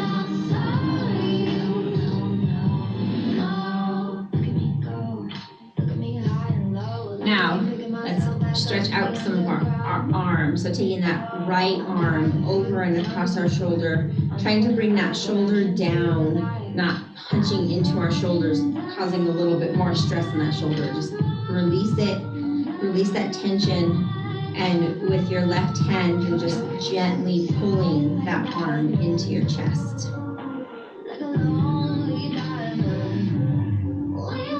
And just releasing that tension all the way through the top of this arm. And then release, and then switch over to that left arm. And again, bringing that shoulder down, releasing that tension. And with that right hand, you don't want to put it on your elbow. You could cause some extra stress on that elbow, so just in between the elbow and the wrist. And then release, and now we're going to take that arm, the right arm up and over, and again we're just stretching out. Here we're getting a stretch all the way down, even through the side. Now just turn around just so that you can see that arm is nice and relaxed. My left arm is pulling just at the very bottom of that elbow. And then release. And again, the other side. That left arm's going to come up above the head, bending down, taking that right arm and stretching it back. And again, I'll switch over to the other side so that we can see that back part of my arm and where it's placed. And then releasing that. And now let's do our back. So our feet are down on the ground. That left hand is gonna come to the side of the leg, and you're gonna hold onto your chair with your right hand and look back.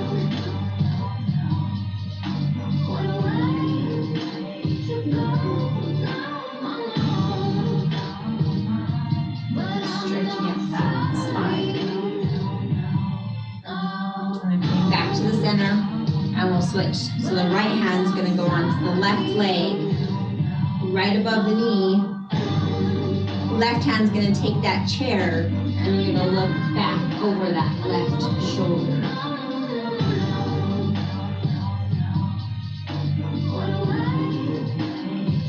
Just taking a few deep breaths here.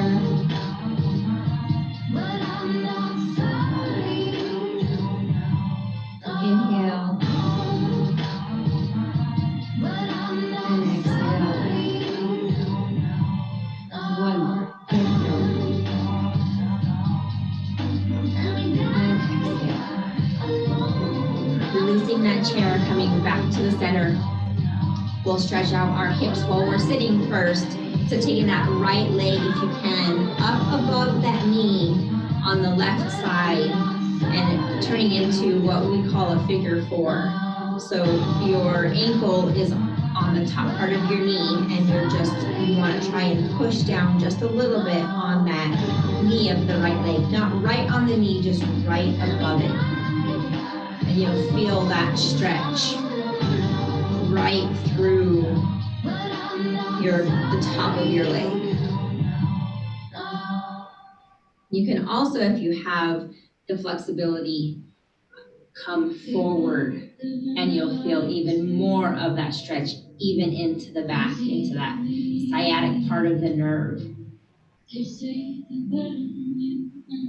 And then coming back up to sitting, we'll do that other leg. So now the left leg is going to come up and over into that figure four. Again, that ankle is just above the knee. Your hands can go just on top of that left knee and just pushing it down. I'll turn again to the side so you can see.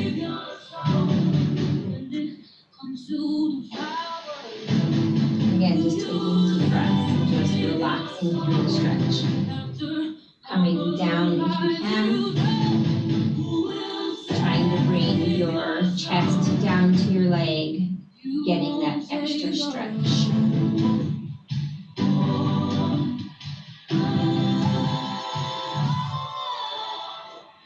Coming up.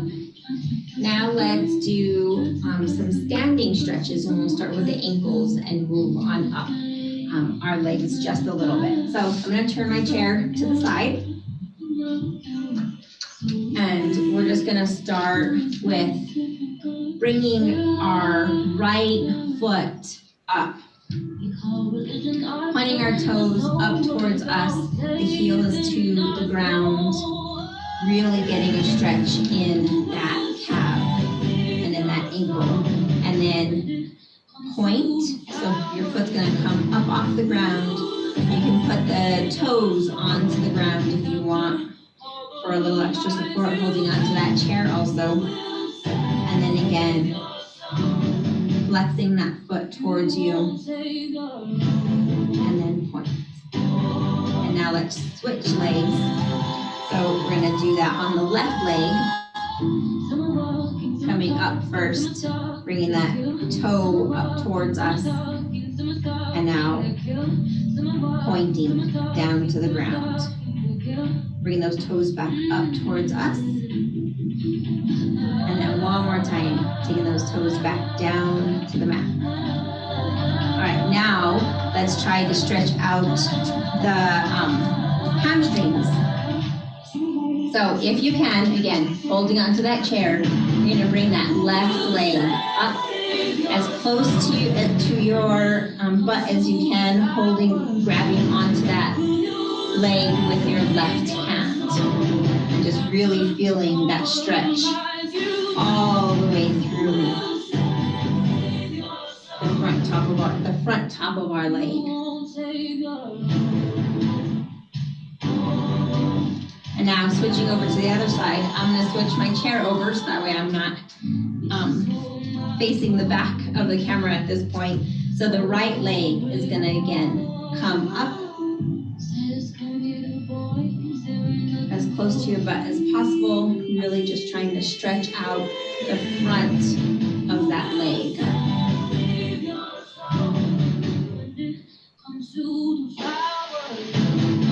And then releasing. We'll do one more set of stretches.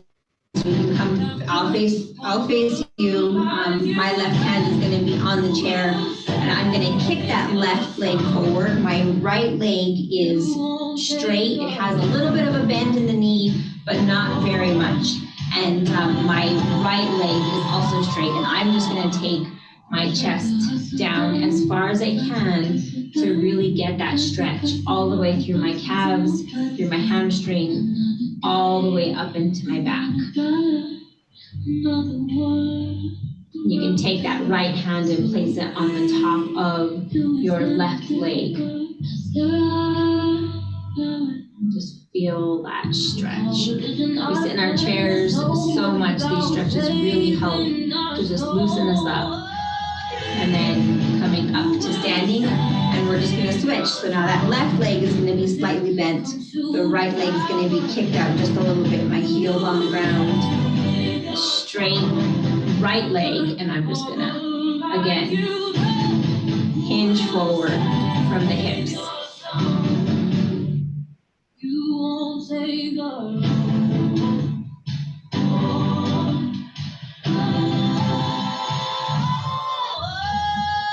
Just come up. Now we'll do just a little one more stretch, again for the back of our legs and our back.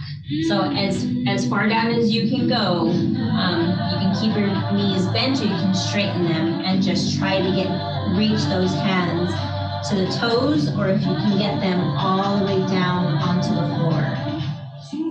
And just go ahead and release your neck and just bend over and let that back just stretch out. And now we're going to bend our knees. We're going to come up slowly. So we're going to take those hands, just inch them up to above your knees, and then we're going to roll up. One vertebrae at a time. Up to standing. That'll be the last thing to come up. Thank you very much for joining us this year. We really do appreciate it. I hope you enjoyed this little mini stretch, and we will see you soon.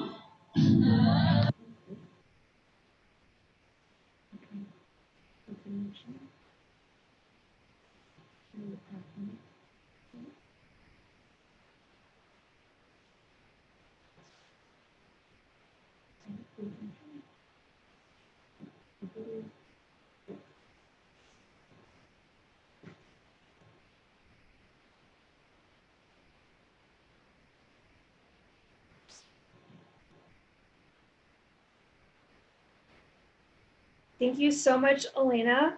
What a fantastic recording. I hope everyone got moving and got some more coffee.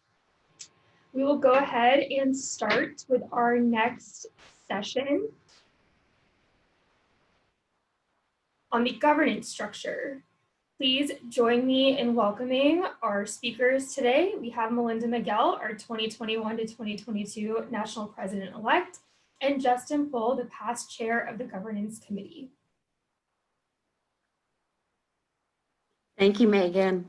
So again, welcome back to our session on the governance structure. I'm super excited to introduce to you Justin Pohl. Justin Pohl is going to be co-presenting with me. He's helping out with this discussion today. Justin is uniquely qualified for this particular position to talk about the governance structure for AGA because of his role with the committee that was responsible for realigning our AGA governance structure in 2019. So Justin, welcome. Thank you so much for being here. Thank you, Melinda. Awesome. So Megan, next slide. I want to start with this org chart. Thank you. And this is an org chart and Justin's going to walk us through it here just shortly, but this is the new governance structure that went into effect July 1st of 2019. Just take a minute to reflect on each of those boxes and locate where you are in the organization. The National Governing Board, the National Office staff, the councils, boards, task force, intergovernmental partnership, the National Council of Chapters. As you can see, though, that the chapters and members are the foundation for this new structure. The new structure is to support you. We know that strong chapters mean happy and satisfied members. So it's our goal to strengthen our chapters, therefore increase satisfaction by our members. AGA section and region layers have been removed to provide a flatter organization, streamlined structure, which enables more direct communication. So without further ado, I'm going to jump in with my first question for Justin. So Justin, can you tell me your experience working with the National Board on this new governance structure and offer some perspective on each of these roles? Sure. Thank you, Melinda. And it's great to be here with all of you this morning. The intent of this National Governing Board structure was to streamline the decision-making and strategic focus of the National Governing Board. We wanted a decision-making body that was more nimble, that could react to the changing environment and things like the pandemic, the challenges that the pandemic even brought. We wanted this decision-making body to be able to make the decisions more rapidly as necessary. But we didn't want them to do that in isolation. And so we felt it was important to have the advisory channels that these councils represent. And so we formalized the past national president and the past national treasurer council. There had always been interaction keeping the past national presidents and past national treasurers involved, but we formalized that with an actual council that meets more regularly to receive updates and to seek advice from. And then again, from the other perspective, we felt like it was very important to maintain the chapter's voice within the decision-making body. And so that's why we initiated the National Council of Chapters, where each chapter can send a representative speaking for them at the national level to this council. And the intent of the council was to be kind of this bi-directional communication pathway where items that the National Governing Board is considering could be shared with the National Council of Chapters for input, but also it could be kind of this boiling plate for issues or concerns to be risen up from the various chapters up to the national level. And the National Council of Chapters, then represented by the 8 directors for chapters, directly sitting on and having a voting and having a voice in the decision-making process on the National Governing Board. And one thing I want to highlight is there are 16 voting members within the new National Governing Board. And we felt like it was important to have that equal representation of the chapter's voices, and so that half of those voting members are these 8 directors for chapters. Megan, next slide. So I want to take an opportunity to introduce those members of the National Governing Board that appeared on that slide that Justin just walked us through, and want to just reflect a moment on who each of these members are and where they represent and the roles and positions that they hold for the new chapter year. Of course, you've already met Jerry Bowes. He's the national president for the 2021-22 National Governing Board. Of course, you've met me as well. And Doreen Shute is our national treasurer. And Eric Berman is the national treasurer-elect. Next slide. Here are also our Ngb members for areas 1, 2, 3, and 4. If you haven't met these folks, they're on our call today, and many of you have had a chance to speak with them, but Nick Hales is the director for chapters for Area 1. Misty Shuck is director for Area 2. Melinda DeCourt is the director for Area 3, and Tiffany Dorsa, director for Area 4. And Megan, next slide. Here is also our directors for Area 5, 6, 7, and 8. Benjamin Thayer, director for Area 5. Angela McElrath-Prosser, director for Area 6. Benton Cash, Area 7. Johnny Ramsey, Area 8. Next slide. And here are our directors at large, Lynn Money, director at large, and Susan Bump, director at large as well. So, and Elena Tesoro, our chair of the Professional Certification Board, and fantastic stretching latte for our break. Great job. And David Fitz. David Fitz is the chair of the CPAG. Next slide. And Justin, if you could maybe talk a little bit about some of the benefits of this new structure and the intended mechanisms that we're able to take advantage of based upon our more nimble structure.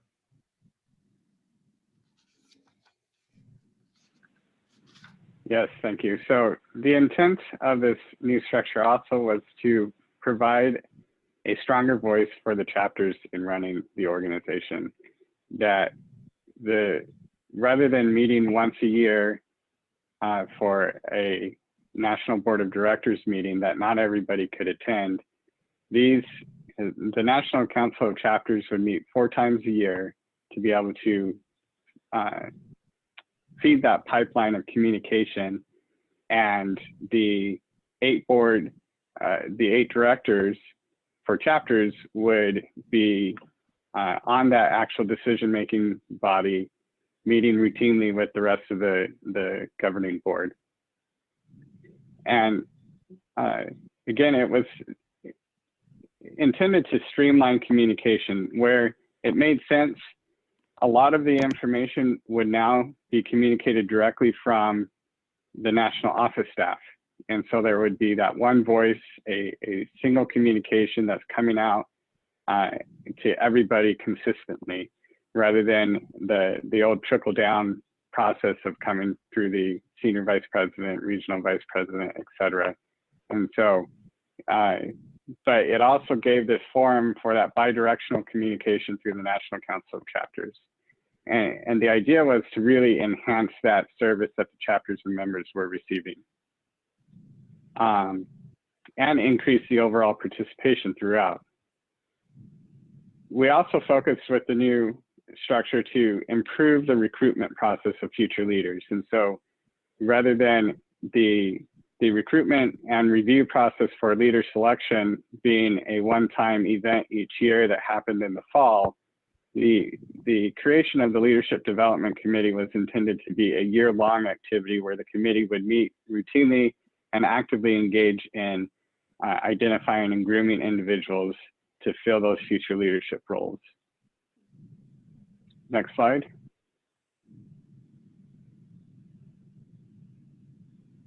So when I was making those introductions, Justin, just a few moments ago, we noticed that there were 8 geographic areas that were created that kind of mirrored what we had had in the past, but was a new structure that was a little more flat than what had been part of the organization with the RVPs, et cetera. Can you comment on some of the intents behind and or conversations that you were a part of whenever the AGA National Council of Chapter Geographic Areas was being discussed? Yeah, so with this new structure, we wanted to move away from the old tiered hierarchy of leadership that the RVP SVP structure had created. And so these new geographic areas don't represent one for one the old regions that had existed.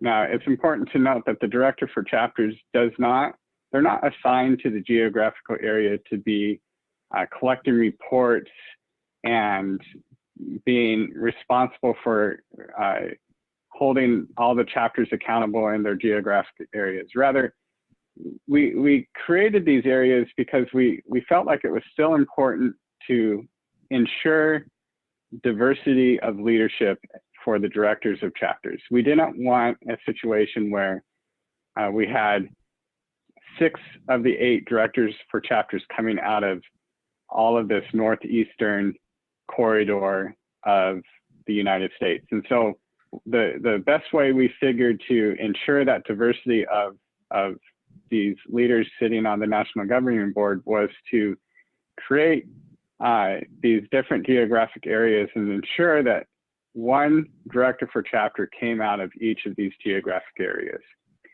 But again, they're not filling that same role that the old RVP and SVP had done. They're not holding the chapters accountable and collecting reports. Rather, they're representing the entire membership and volunteer body. And we're asking them to be that voice for their region, for their areas interests and their concerns, because each geographic area has a different perspective. They might have a different focus on the kind of employers that they represent. And we wanted to make sure that we had that diversity of voice and perspectives on the National Governing Board. Awesome. The next slide. So during the transition, oftentimes that brings change. And as you know, the change is sometimes brought with it has some uncertainty, mixed of course with a great opportunity. What are some of the things, Justin, that the AGA has done since the new structure was adopted? Particularly, what are your thoughts about some of these accomplishments and where we're headed in the future? So we knew when we set forth on this path, we weren't going to get everything right at the beginning. Our goal was to hopefully get 80 or 90% right, and then we could continue to make tweaks as we went along. We were successful at standing up the Leadership Development Committee, but that doesn't mean that the Leadership Development Committee has all the answers yet. They're still figuring things out on how to best perform in their functions. I would say the same about the National Council of Chapters and people who are filling these new roles within the directors for chapters or the directors at large. we continue to hear feedback from folks that they're not quite sure how they can best perform in these roles. And so hopefully with this session and with the coming breakout rooms, we're going to be able to have an opportunity to talk about some of those issues and challenges that people are facing as they're entering in these roles. And hopefully we can continue to define as we are entering the 4th year of this transition. Is that right? Are we in the 3rd or 4th year? I lose track a little bit. Yes, I think we're going in. Yeah. Maybe even into the 5th. But we need to continue having this conversation and talking about it so that we can consolidate those best practices that people are doing and help others understand how to best perform in these new roles. Let's go ahead and go on to the next slide.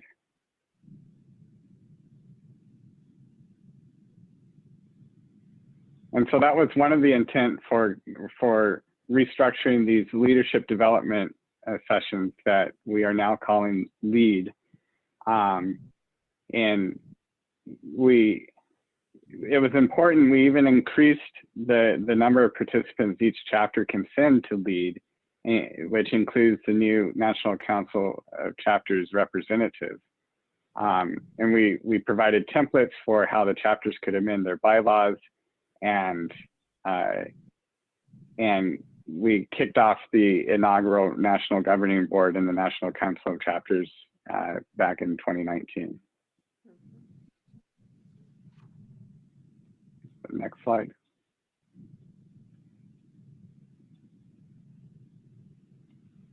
So let's focus a minute on the role of the National Council of Chapters. So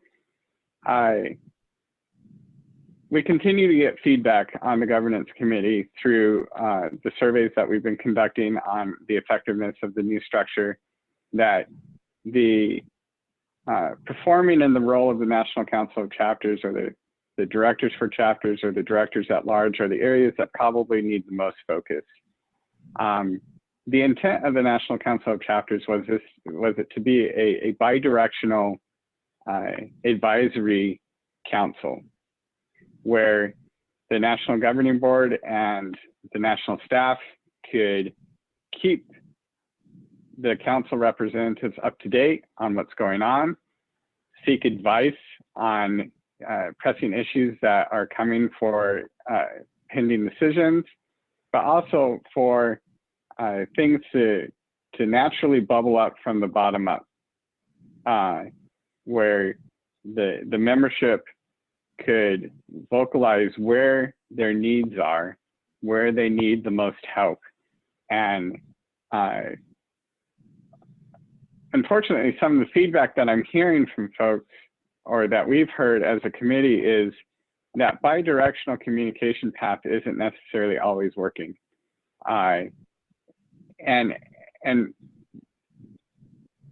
one of the easiest ways that I think we can address that is by improving our individual engagement. So one of the things that I've heard is people who have gone to the council meetings feel like too much is coming from the top down. And I would say that it's really up to you as council members to help shape how the council is being run. And so if you would like to see something change in how the council is being run, your engagement, your individual vocalization of those needs is how that change is going to come about. And so I would just encourage you to speak up, personally engage yourself in how the council is being run. And if you see something that isn't quite working the way you would hope that it should be working, be that agent of change and communicate those needs. And that's how it's going to happen.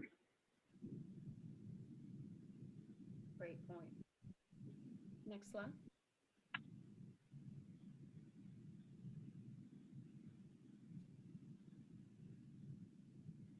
Yeah, so let's go to the next slide.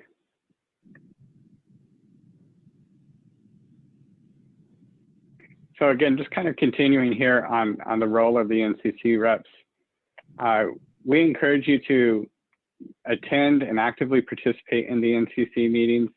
And we recognize right now, with all 4 of the meetings being virtual because of the pandemic environment, participation is a bit more challenging.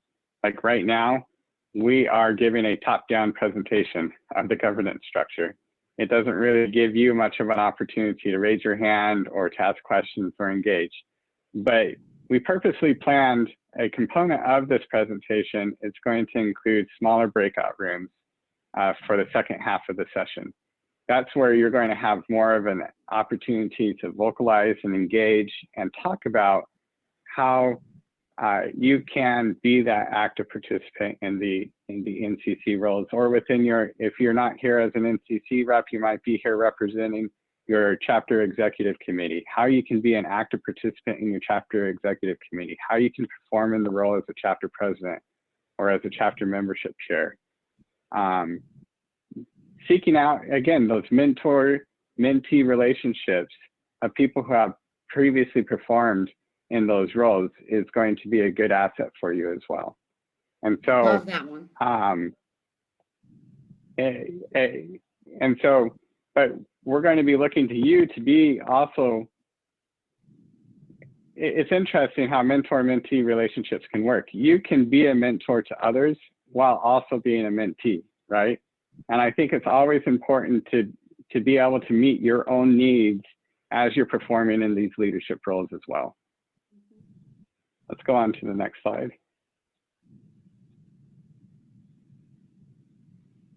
And again, the key point I want to hit home here is that we need the NCC to function as a bidirectional communication pipeline.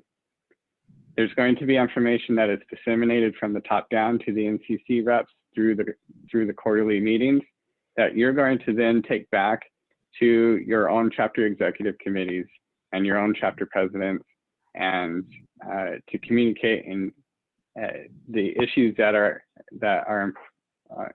important right now at the national level.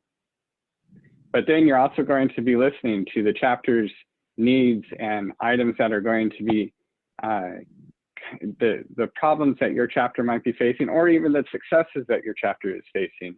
We want to hear both the positive and the areas of improvement that every chapter and the membership is facing. And so, but again, some of that communication role is going to be handled at the national staff level as well. So there was the intent that the national staff, after the National Council of Chapter meetings, would kind of give you or provide a summary document or summary of the talking points that you can utilize at the executive committee meetings, so that it's a consistent message that's being communicated out to all. And it's important to collaborate with your peers. Get to know who your reps are from your area chapters and rely on them for assistance, maybe bounce ideas off of them. We shouldn't be operating in silos.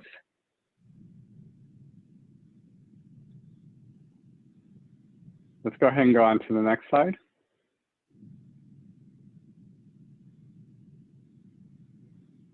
So here I wanted to briefly, I've heard feedback over the last couple of years that the directors for chapters haven't quite figured out how their role should function on the National Governing Board and how it differs from the old SVP or RVP roles. We want the directors for chapters to be that active ambassador between the association's national leaders and the chapter leaders, to be that conduit to bring chapter and member issues, ideas, or solutions from the chapters to the National Council of Chapters, and to share that out, to share best practices, and to communicate those needs to the National Governing Board when appropriate. Again, we don't want it to just be a one direction conduit. We want it to be bidirectional. So from that chapter executive committee to the National Council of Chapters, all the way up to the National Governing Board, and then back down. When we set out and we produce the position descriptions for these new roles, we were purposely, how do I say this? We were purposely not too prescriptive. We kind of set some guidelines of the intent and the vision of how we saw these positions would be functioning to meet the needs that were identified during the restructuring planning process.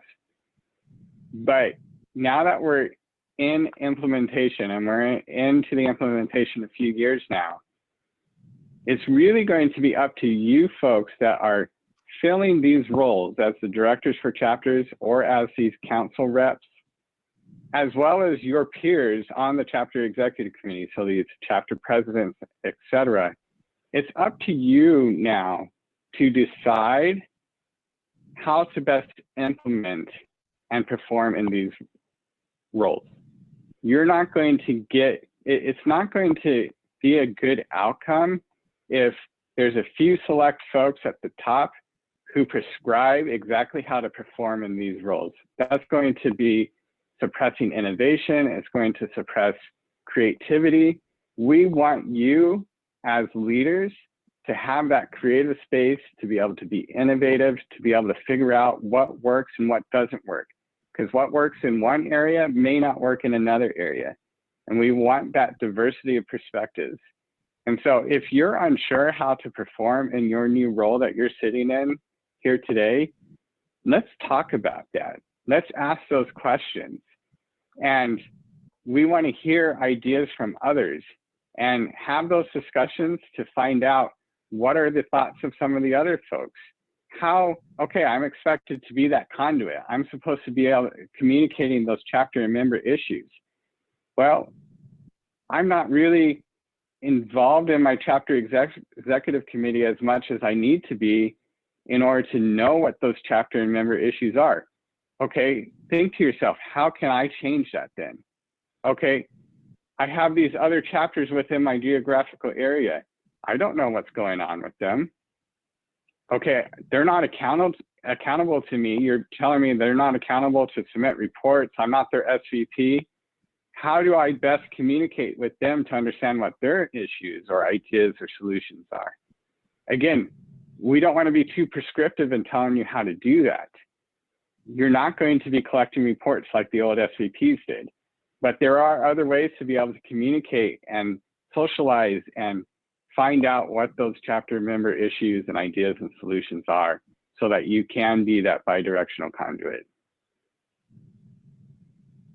Next slide.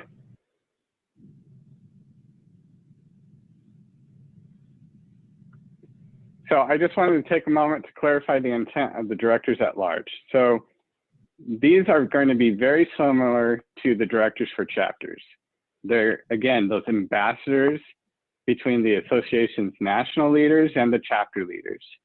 But the recruitment and selection mechanism is different. And the reason for this is because we identified that sometimes as the president and the president-elect are evaluating the makeup and diversity of the National Governing Board, sometimes there might be gaps that are identified in the types of perspectives that are needed for a well-rounded governing board.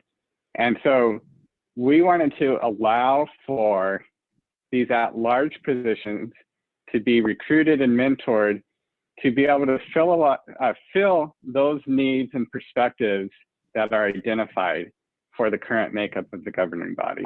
And so we allotted 2 slots for that kind of recruitment to occur and for these positions to be filled. So they're not necessarily going to have that same role on the National Council of Chapters, but their voice for the membership, for their perspective of that they bring to the table from their employment experience or whatever background they come from are going to be just as crucial to that voice and that is crucial for the National Governing Board to operate efficiently.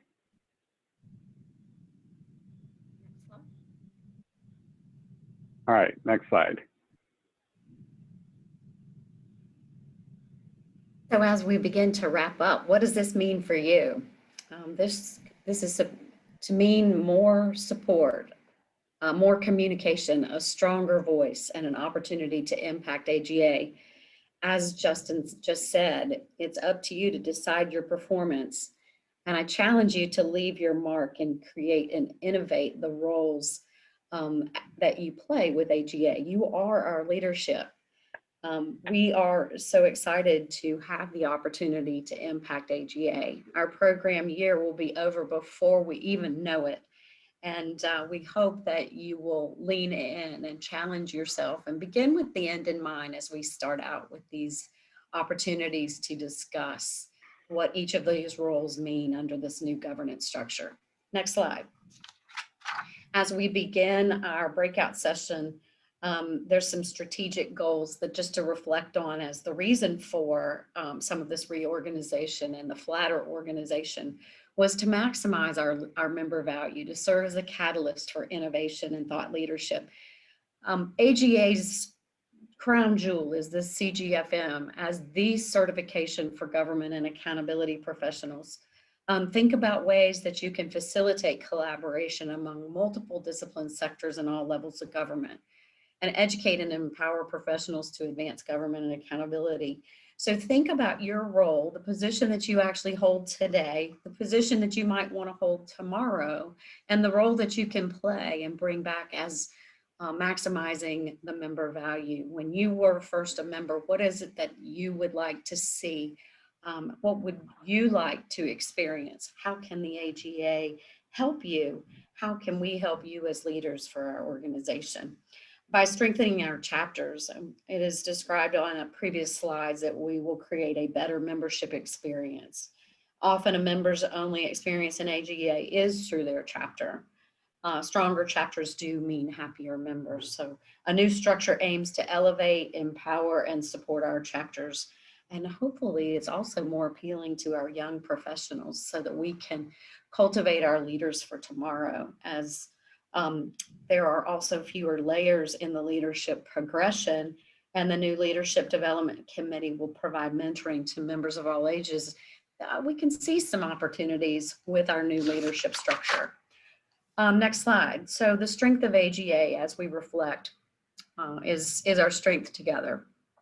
Our strength as leaders, our strength in focusing on the goals of the organization, and on our network with AGA. I'll summarize by saying this leadership position on the council requires you to take action on the Ngb or on your chapter leadership so that you can think strategically about how you're going to add value. Really ask yourself, if not us, then who? And when I mentioned at the beginning, there is no time or team like the present and the one that we have right here today before us, the opportunity that we have right now to seize and focus on the strength of AGA and to work together as leaders in this organization. Your success in your role will depend upon kind of our discussions and our commitment and our intentions that we set right here at the beginning of the program year of what value you want to bring to our organization. And I challenge you to commit to doing one thing this year for every responsibility on the list. At the very least, pick one challenge your chapter is having and guide them through steps to take on that particular challenge. I want to thank you for the initiative that you've demonstrated by being here to focus and help and benefit your chapters and the AGA. And again, I want to thank you so very much for your service. I am looking forward to the breakout sessions, and I would like to pass it back to you, Justin, for any closing remarks. I want to thank Justin so very much. His perspective on this discussion has been so meaningful because of his role that he played on helping the AGA design the governance structure that we're living in today. So Justin, follow-up remarks? Thank you. Yeah, so I just want to encourage you to engage in these breakout sessions. This is going to be your opportunity to talk with picture it like you're sitting around the table, whether you're in Kansas City or in Baltimore, or wherever it had been last in a live setting, where this is your opportunity to discuss your questions. What are you unsure about? How do you need help to perform in this role? This is your opportunity to get answers to those questions, to share your thoughts. So please engage in these breakout rooms. And thank you for taking the time to listen to us. Thank you so much, Melinda and Justin. Yes, so we will now begin the first table discussion breakout room. Each table discussion will have a facilitator and a chat monitor. This is your opportunity to learn from others and share your experiences. So get comfortable, share ideas, discuss key aspects of these sessions' content, because this group will be assigned to you for the entire day. You will have a group letter that you will see pop up. So be sure to write that down. And if you don't know it, you can just ask the rest of your group. So shortly you will see breakout room window pop up like this. On the window, like I said, it will have your group's room letter. Please click join as shown here. And then you will also see a message like this when it is time to rotate. So when we have about 5 minutes left, you will see this message. And then toward the end, you will also see this message to leave the breakout room. All right, so let's get started.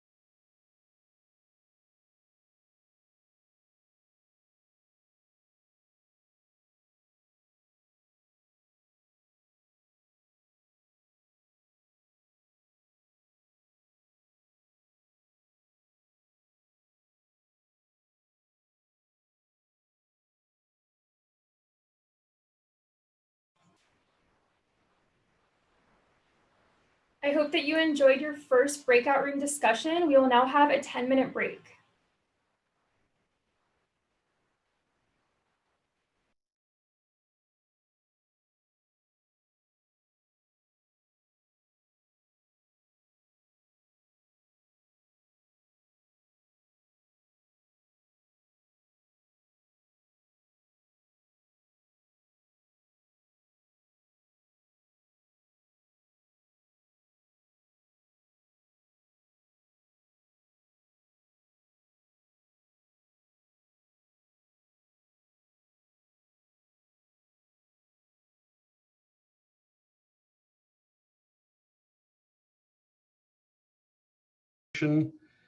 And some tips and tricks maybe for the ACE program so that you all can be successful in helping your chapters achieve excellence.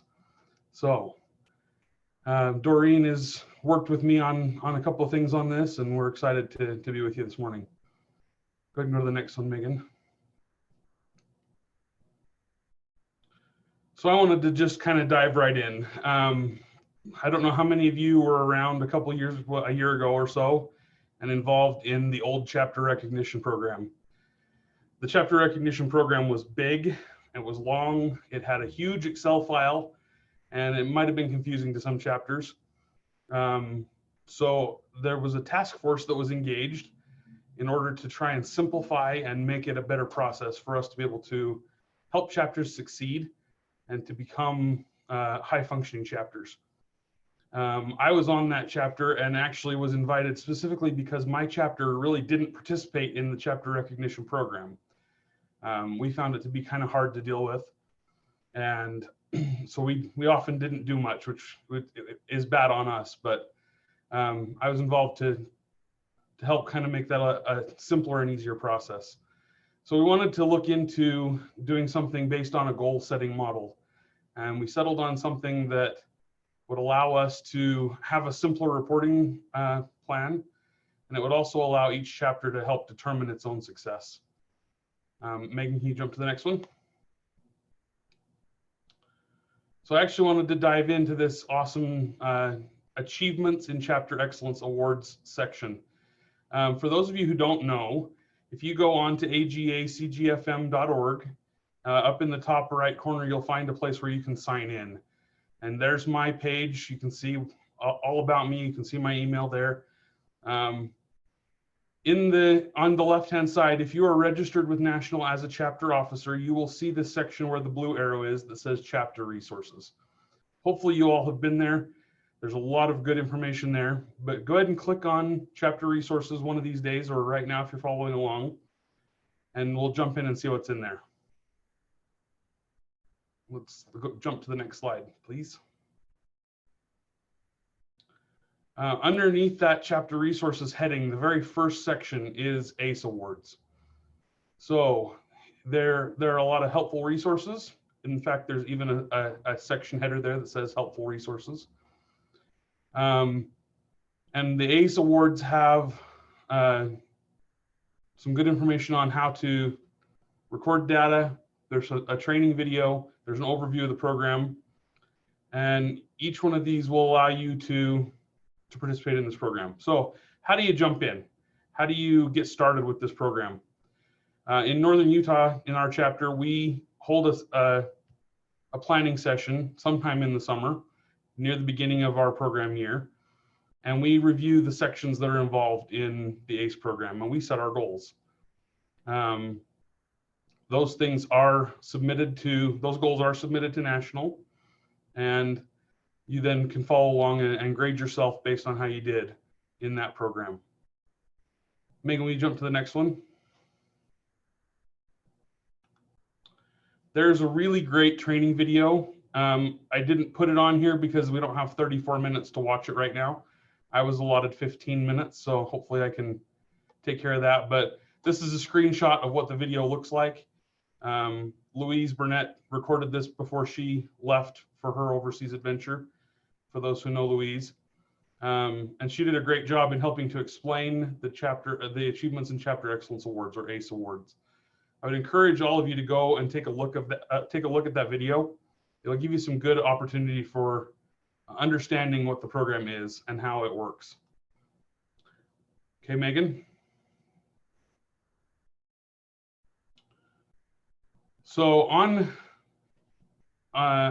inside the chapter affiliation requirement, inside the ACE awards, you'll see this form, this reporting form. One thing that is currently in process of changing is how this reporting will work. So down at the bottom, you see the button that says Export to Excel.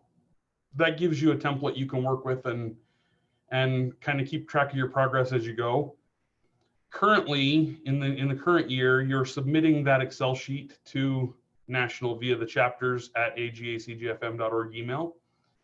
That's how you report your progress on ACE awards.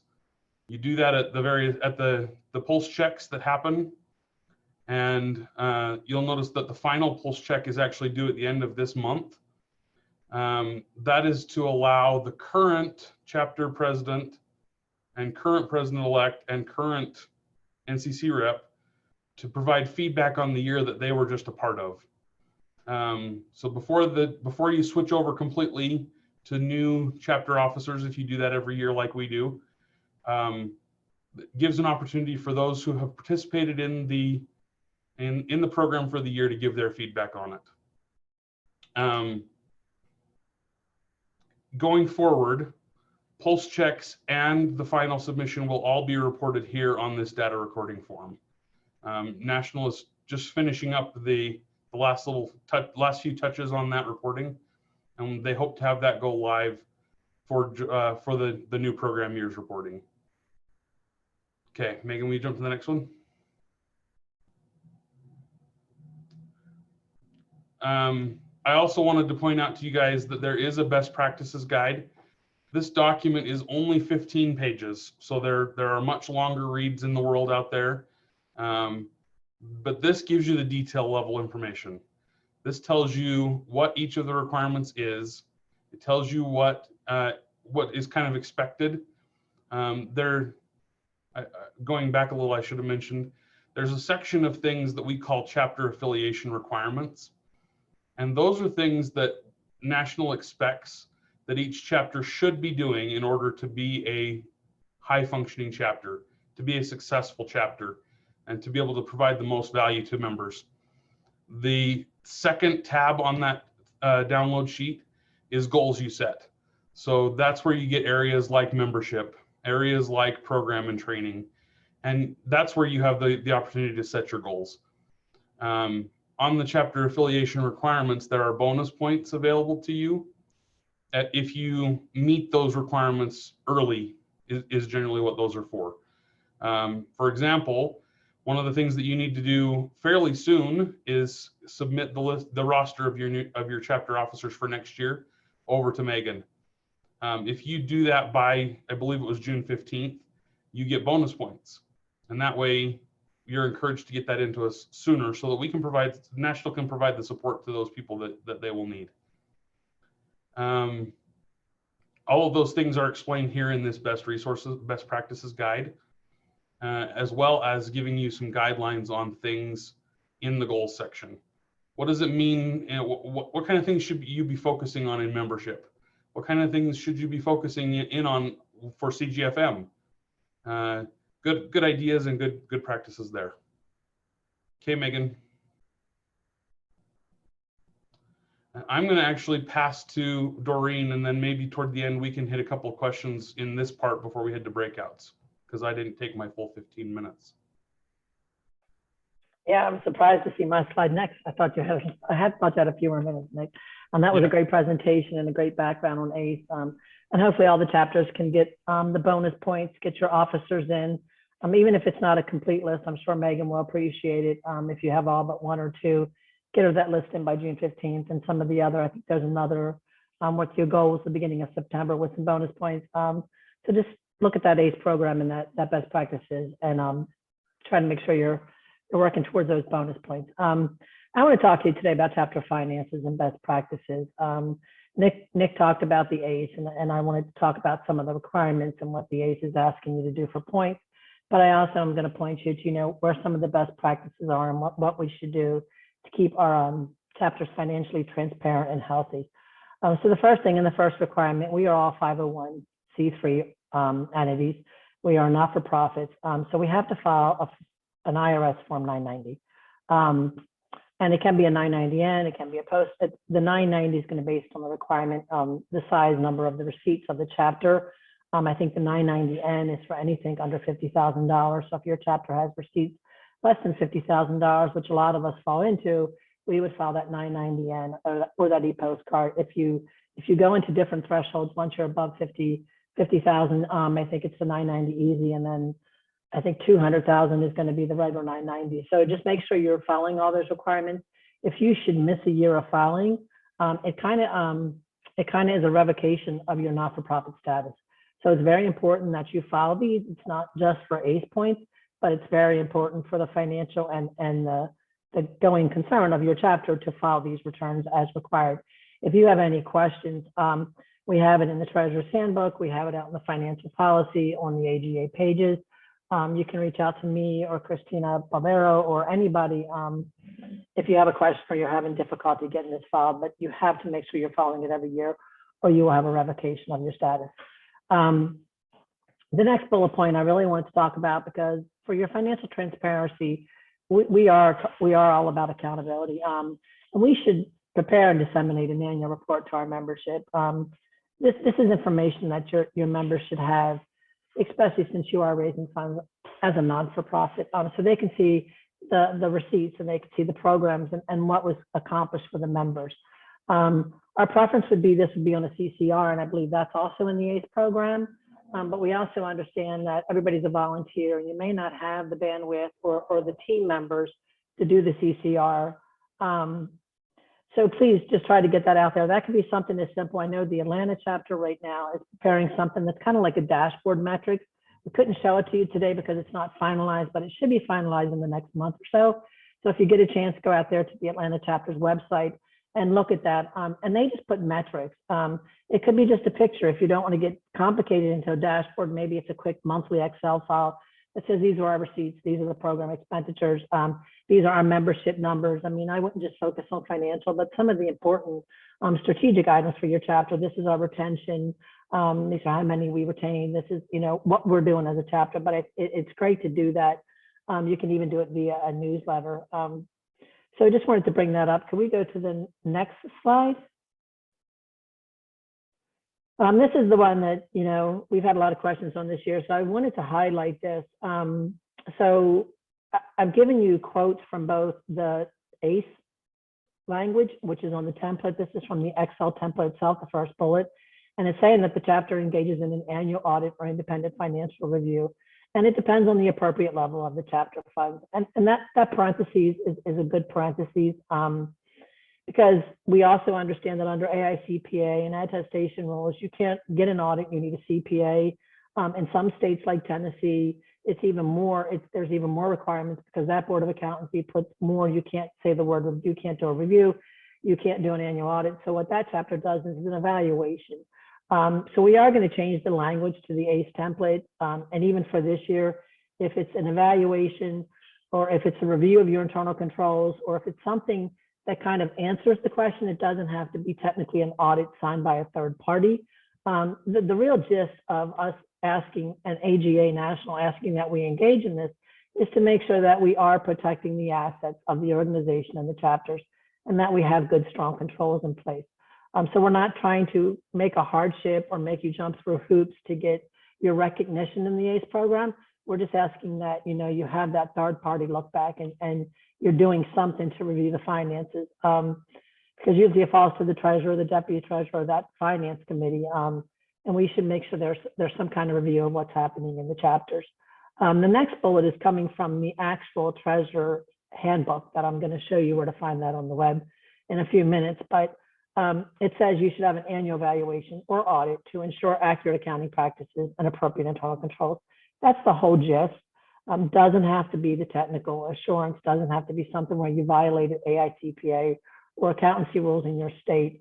If you have any questions on this, please feel free to raise your hands. As the National Treasurer this year, I'm going to put a special committee together to make sure that the language within all of the pronouncements, the Treasurer's Handbook, the policies, and the ACE program all speak the same and all have the same language when it comes to this, because it seems to have given us a lot of pause. We don't really want to remove the word audit because there are some chapters that have large receipts, and they're going to probably require an annual audit. If you're one of those chapters that's fortunate enough to have over $50,000 worth of receipts or $100,000 worth of receipts, then that's probably going to warrant that audit, that independent review.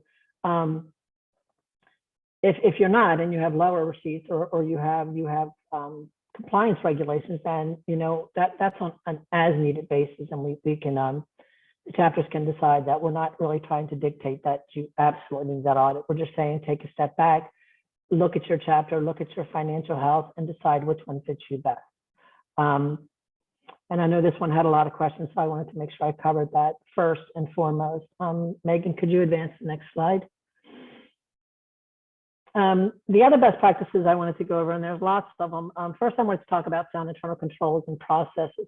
I talked before about reviewing the controls. I can tell you on the Finance and Budget Committee, over the last couple of years under Andrew Lewis's guidance, our past National Treasurer, we kind of changed it. We used to do an annual review of the internal controls, and we would drive Ann and her teams crazy and ask for all of this stuff all on the same day or within the same week as we tried to get it done. So what we do is we do internal control reviews, and not really reviews, evaluations. We do a pulse at different times throughout our program year. So every month we look at the investments of the organization. Every month, every other month, we look at the checks to make sure that they're following policy. There's dual signatures, the deposits are being made. We look at any contracts over $40,000, and it's an ongoing thing so that it doesn't hinder everybody. And then at the end of the program year, we know that before the auditors even arrive for the AGA national audit, that we have sound internal controls, and we've addressed any issues that the Finance and Budget Committee may have identified. Not that we have identified any, but I just wanted to bring that up. That could be a good practice and an answer to your audit. It's just a suggestion, but that's what we do at the national level. The internal control processes, I know that we're all volunteers, and I know that some chapters don't have as many CEC members, but these are just some that I wanted to highlight. The dual signatures is very important. It's very important in that you have just, usually it's one treasurer, and you just need to make sure things, you should have a policy for a certain limit and who needs to sign it. The timely deposits, that's just saying, making sure when the receipts come in, they're deposited within 48 hours. The expense reimbursement, I didn't want to cover this one. It's recommended that you do an advance approval only. Somebody shouldn't come in at the last minute and slide an expense in and cause undue, especially, it should be approved by the CEC and discussed with the treasurer national and the president. This year, the expense reimbursement policy is going to change, I think, for the leads going into next year. This year's virtual, so there were no true expenses, but the policy was changed with the Finance and Budget Committee, and it was approved by the National Governing Board that for the lead next year, we're going to give AGA National, and don't quote me, but we can go back and look at the rules. We're going to give a lump sum for each person attending. So that way you don't have to gather all those receipts and send them all to Christina, and we have to do all that processing for $100, maybe $70 worth of just expenses. We're going to kind of do it in a lump sum. If the chapter says 3 people are coming national, we'll just transfer the money. And then it's up to the chapter treasurer and the chapter president if they want to do it the same way, or if they want to look at receipts. That's entirely up to you guys, but that policy is changing this upcoming year. So just remember that, and we'll probably talk about that next year as we get closer to lead. The other one is segregation of duties. I know it's hard to do with volunteers, but you should always have a treasurer and a co-treasurer, and there should at least be 2 people so that they can tag team the responsibilities, because really the last bullet is what the most important thing of the controls is. It's not only to protect the chapter and the organization, but it also protects the treasurer. And if we leave somebody out there hanging on their own, trying to get it all done, it's just not a good feeling, and we don't want anything to come of that. So just look at your sound internal controls. If you need to change policies, please look at that. The other bullet that I don't have on here that I want everybody to think about is you need to make sure you have insurance, and your insurance has to be not just for the chapter as a whole, but for specific events. I know last year was virtual, so it wasn't an issue, but I know in my chapter, whenever we had in-person training, we had to make sure we got a separate policy for that event, because you need to protect yourself and your chapter from liability.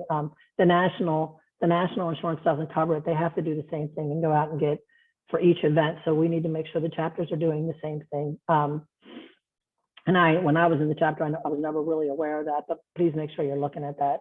The last bullet, and I saw this in the Treasurer's Handbook, and I thought this was very important to cover today. It's our responsibilities as executives and committee members and presidents and treasurers to be aware and pay attention to potential phishing scams. I can tell you with our chapter, it happens at least once a month. And it's as simple as don't click on it, don't react to it. You know, if it's coming from the chapter president or the treasurer or a bank or a vendor we don't know, just raise your hand, ask the question. Don't click on the email.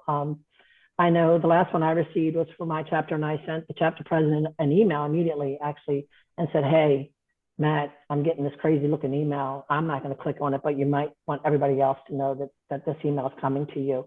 The other way that you can prevent unwarranted is to make sure on your website you give each person, each CEC member, a different email account. So in other words, if you went to my chapter's website and you looked under special projects, which is what I'm a director of, you won't see my name and you won't see my CLA email account. You will see special projects at Montgomery PG AGA. And then once somebody clicks on that link, they can send you an email. But please be aware of the phishing scams. We have seen under the pandemic that it's happening a lot. It's not just happening to AGA, it's happening across the country. It's happening within firms, it's happening within the government. So it behooves all of us that are on this call, not just the treasurers, to please pay attention to those phishing scams, because the last thing we want is to give some imposter financial information or information that's going to give them a way to fraud us. We work hard for what we do, and let's just make sure we protect it. Next slide. Green, yes. There's a great question in the chat from Elena. Okay. Expenditures don't meet the amount provided. Will the chapter need to send the remaining amount back to national? No, I believe the decision was no, because we made it a de minimis amount of $100. It was 100. I think it was 75 or 100. Don't quote me, because that's what we were trying to. You have to understand that to process all of those expenses as we did in the past, it was a lot of work for the national staff. That just for a de minimis amount. So I know it's up to the chapter to use it. They can keep it and do what they want with it. Perfect. But that was a good question. Thank you, Alina. Next slide. So here I wanted to show you how to get to your chapter, your treasurer's manual, and the finance and budget committee recommendations. So it's the same one that Nick showed you, but I went into, instead of going into ACE, I went into chapter administration and operations. And then once you click on, you can see it's got reports, requests, community service. If you scroll down, could you go to the next screen, Megan? You'll see the treasurer's finance and budget. We've got our resources, the handbook that I was just referring to. There's a slim presentation to talk about taxes and other requirements. There's taxes, there's the 501(c)(3). There's a group affiliation ruling. Under the 501(c)(3), you can come under the national umbrella. However, you have to specifically notify national, and there's some requirements. So look at that handbook if that's how you want to do. It also talks about travel guidelines, ACH enrollment, and other things like that. I think next slide, I think I'm close to being done. And that's it. I think we finished, did we finish a little early? I don't remember my timeline. So we have time for questions if anybody has any questions.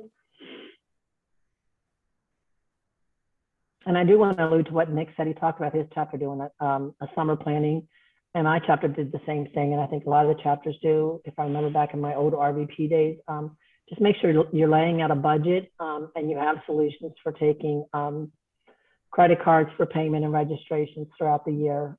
It's good to have that set up, or if you're thinking about changing providers, to do that now when you're in your planning phases. We actually, in non-COVID times, actually get together and have lunch. Just make it a nice little experience for the members of our chapters board to be in a good situation to make some good plans for the year and take care of those issues. It works really well for us, and maybe that's an idea to throw out there for others of you there. Yeah, we did the same thing. We would do a working dinner and just get it done. Any questions? And I think, like the last presentation, we're going to go right to breakout. Is that correct, Megan? Yes, so we will go straight to breakout. We have a few minutes left if there are any questions, but we will cover questions as well in the breakout rooms. And if you're being shy and have a question, but you don't necessarily want to ask now, feel free to shoot us an email, and Doreen and I both can respond to things for you. We'd love to help you out in any way that we can. Yeah, it looks like we did have a question. Are you going to be reviewing the goals after you receive this year's responses from the chapters? Danielle, I don't want to call you out, but could you please clarify that? Are you talking about the annual goals for the chapters?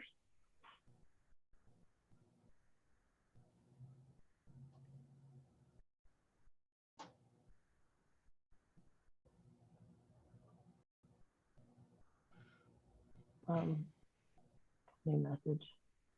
Are you talking it's about under ACE? She's talking about under ACE, Nick. So it says, are you going to be reviewing the goals after you receive this year's Sure. So from the chapters? are you wanting, Danielle, are you wondering if we're going to be changing what those tiers are? Is that where you're going with that one? Okay. I don't know that that's been planned. If there's enough requests for that, maybe we could consider looking at the spacing or where the goals actually sit. Megan, maybe you can help me address that one too. Is there, what's the ongoing process for us on any revisions to this template or any revisions to the plan? Yes, I believe there are a few questions that we are revising slightly. So we will take a look at that before the new program year starts. Perfect. Did that cover what you needed, Danielle?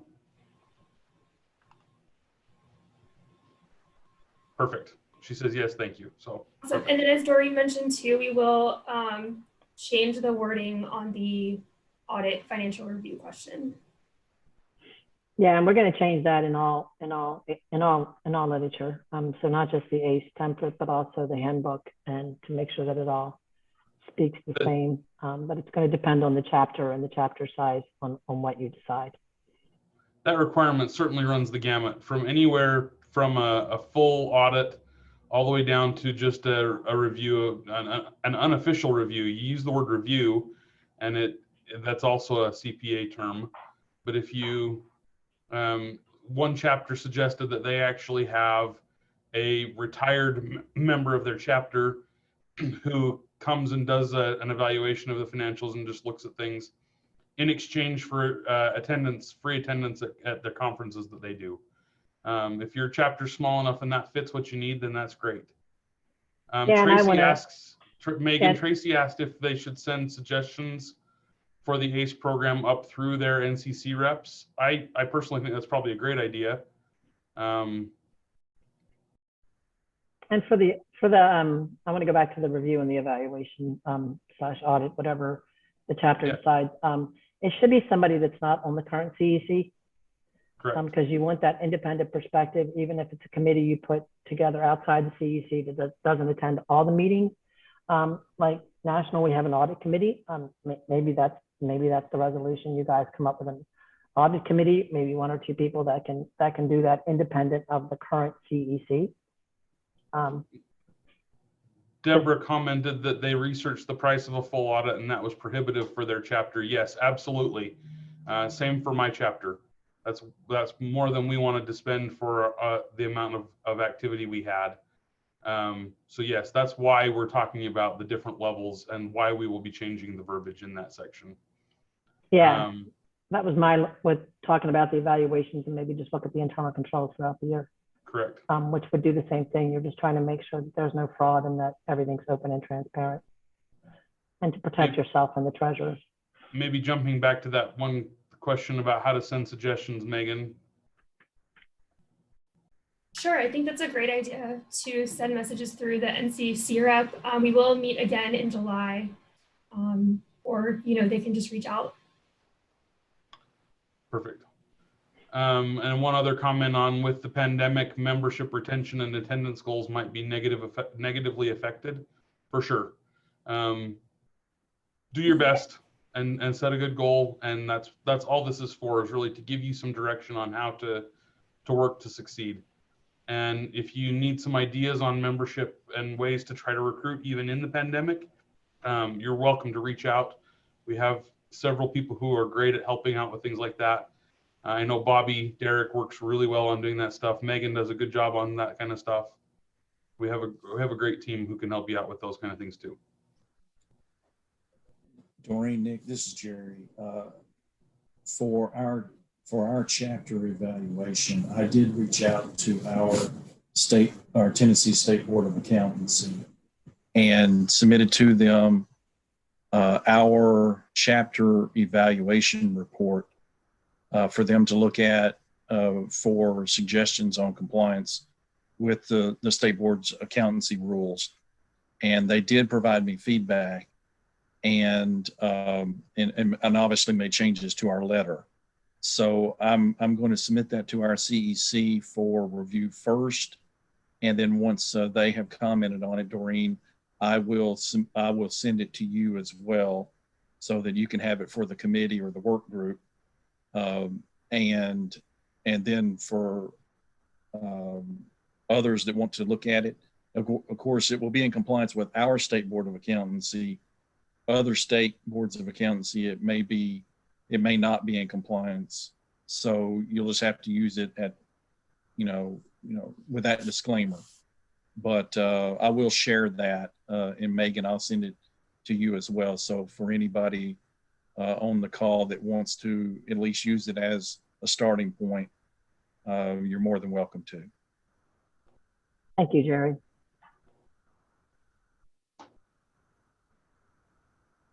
All right, well, it looks like we are right at 12:20, so we will enter our breakout rooms. Thank you, Doreen and Nick. I hope you guys have a great discussion. Thank you. Thank you. Have a good.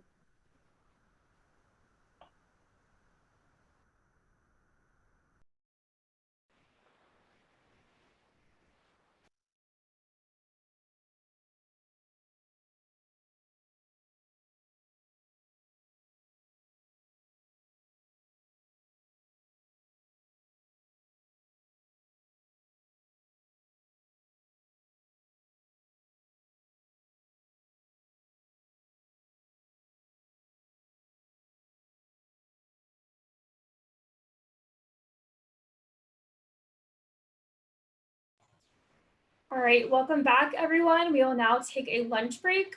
We will reconvene around 1:30, and our next session will begin at 1:35. Please leave Zoom open, but you can mute and disable your webcam.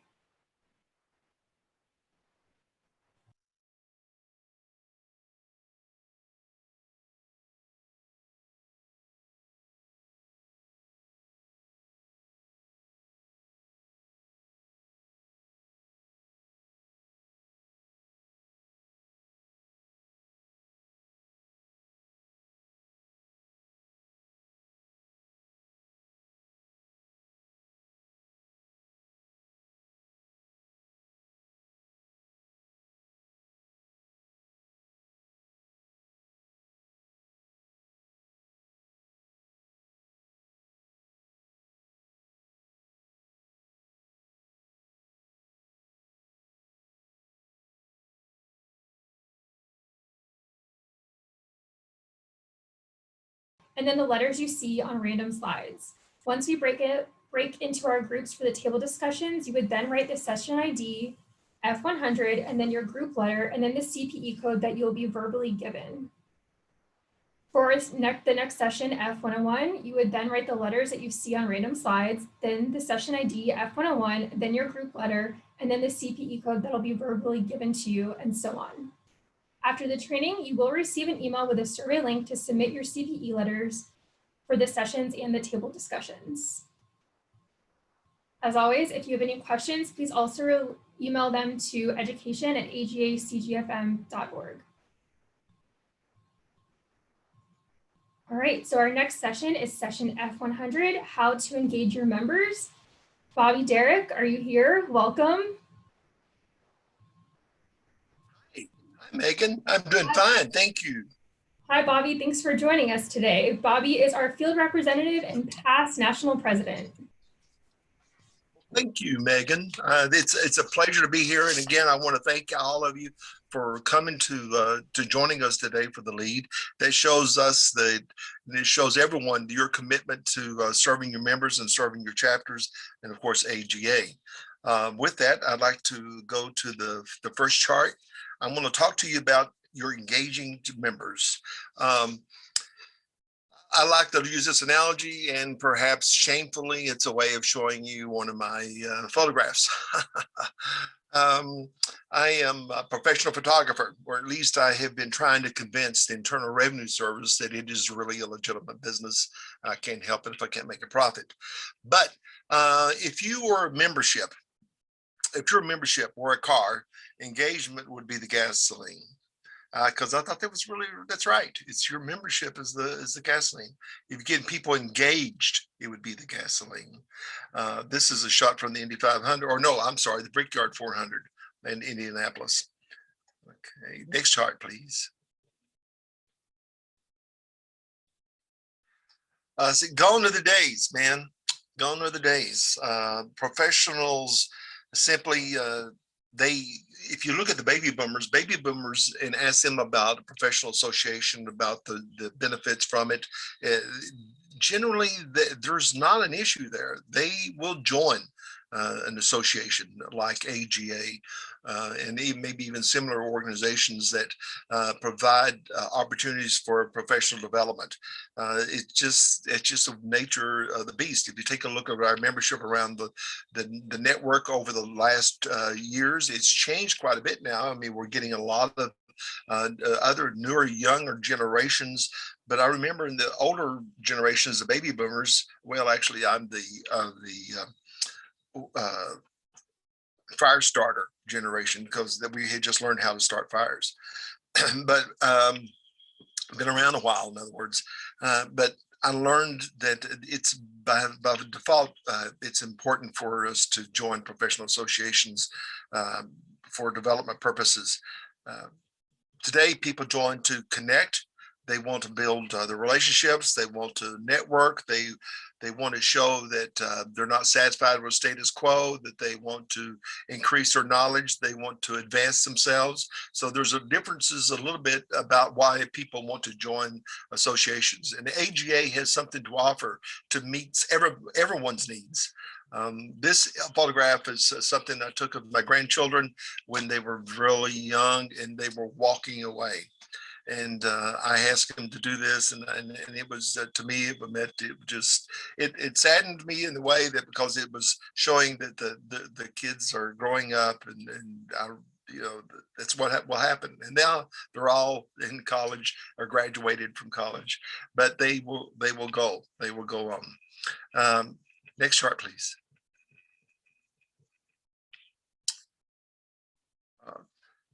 This is important. This is a survey that was done, and it was done nationally. A lot of my figures, a lot of my information that I'm going to be talking to you about came from the ASAE, which is American Society of Association Executives. It's an association of associations and the association executives. And I'm proud that we are active members of the ASAE. There's a lot of information gathered from there. It's where associations can come together and they can teach each other what is successful in their association and how they can better meet their needs. And that's what we're continually doing. We're trying to learn how we can meet the needs of the membership. I mean, this is a membership organization, and we want to ensure that we're meeting what your expectations, and tricks, things to know how to do and better serve, just better serve you. But one of the things that was very interesting, they did a survey of those people who had been members of an association or associations, because this is over several associations. And when they finished the statistics, when they finished gathering all the information, they asked people who had never volunteered to serve within their associations they had belonged to, how long it was, and one to many number of years. And what was really interesting is that they came back and they said, well, time constraints. That's the biggest reason why that I did not volunteer to take a lead.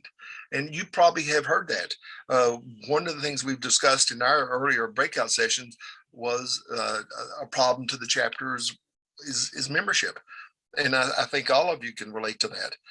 Over the years, I've heard that membership is one of the things that worries the chapters, getting new members. And then once you get the new members, getting those members to step up to become leaders within the chapter, taking on different number of positions is another big problem. And then another problem is that we don't really talk about too much, but one of the reasons why people join is because they don't know what really is involved. Like for example, in a chapter meeting, someone or a newsletter or website, someone will say, well, we have a position open in the bylaws. We have a position, well, that's sort of self-explanatory, but we have a position open as a secretary, as a treasurer, or open up a position as membership meetings or as programs. And so people really don't know what that is, even though it's on the website, and even though that it's there, they may just not know to go research it to understand it.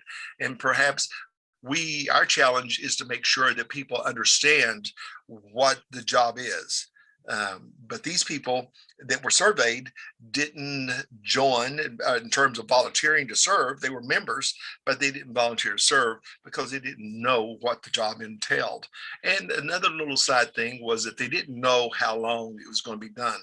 What kind of time commitment is it to do that particular job? Because people have time constraints.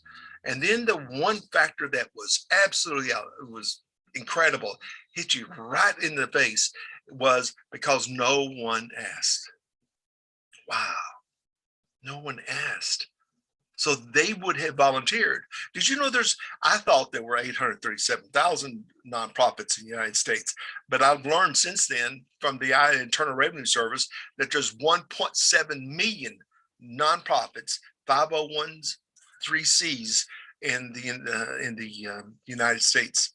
So there's a lot of people belonging to a lot of associations for a good number of reasons. And we talked about 2 or 3 of those reasons already. But people want to be active. They want to lead. They want to join. They want to be part of the organization, but they don't get asked. Let me ask you something. And this is going to be maybe difficult because it's going to bring up some bad memories. But can you go back and think about your life? Can you go back and starting with grade school, perhaps, or even high school, or in your professional life, or perhaps more likely your social life? Can you remember a time when you were overlooked? It's a bad feeling, isn't it? Someone you wanted to participate, for example, in sports, you wanted to be picked. And I don't know about you, but when I was in high school, man, I was the last one ever picked because I wasn't necessarily good. I remember I weighed 157 pounds, and I just didn't have the skills to be a very good athlete. And I remember. One time, it was actually in basketball gym, or not basketball, but physical education gym, that I was asked, we were selecting the coach, who was our teacher at the time, took the students and he divided us. They had a couple of classes together and divided us up and said, well, okay, you pick your teammates and let's play a game. And it was just a way of getting some exercise for us, I think. Well, of course, I was the last one chosen. And I had a couple of best friends, and I got to remember, I went from a high school my graduating class was 92. But no, it was not a one-room school. But anyway, in this, I had a couple of good friends of mine and said, but Bobby is a better athlete than you might think. And one of them chimed in and said, yes, Bobby can do 200 sit-ups nonstop. And the coach overheard that conversation. He said, no, there's no way. There's no way he could do that. And so he said, I said, well, I'll do it, but what can I get out of it? And I remember he said, I'll tell you what, if you can do 200 sit-ups nonstop, then I will increase your grade from a C to a B for the grading period. And I said, sure, let's take it on. So I remember getting in the floor of the basketball gym, and all those students, the guys got around and started watching me do it. But I did. I was about up to 180 by then. At this point, when I started getting tired, it was becoming a little bit more challenging. But I did it. I did 200 sit-ups. So I earned a B for that 6-week period or whatever the rating period was. But the coach was very impressed. In fact, he was so impressed that he invited me to come out for football. So, which is what I really have been wanting to do, but I was afraid that I didn't have the skills and the abilities to do it. Next chart, please. Volunteers. What do volunteers bring? Value. They bring value. Oh my goodness. Volunteers, one thing you're going to learn from volunteers that they're assets. They're automatically, they provide direct support to you, either in leadership or maybe in creation, new ideas, new creativity, or mentorship. They're there for their direct resources that you can use in the chapter. And well, something that's really nice.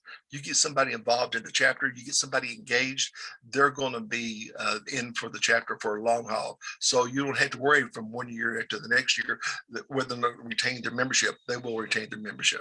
Next chart, please. The value to you, the value of these volunteers, the value to the volunteers. Now we talked about value to you, the value to the volunteers. Well, they get to learn. They get to learn. They get to learn to lead others. They may not be a manager or a supervisor or team leader in their work environment, but here's an opportunity to demonstrate their skills. Or better yet, I mean, maybe they want to practice their skills, learn how to become better at leading others. And so what's a better way to do that with an AGA? Is a good friend of mine, past national president, said, you don't get fired. That's a great thing about AGA. You don't get fired. You may make mistakes, but you learn from those mistakes, but they learn. Then there's an effective way to demonstrate to your employers, prospective employers, your ability to lead others. They get to see how well you can do.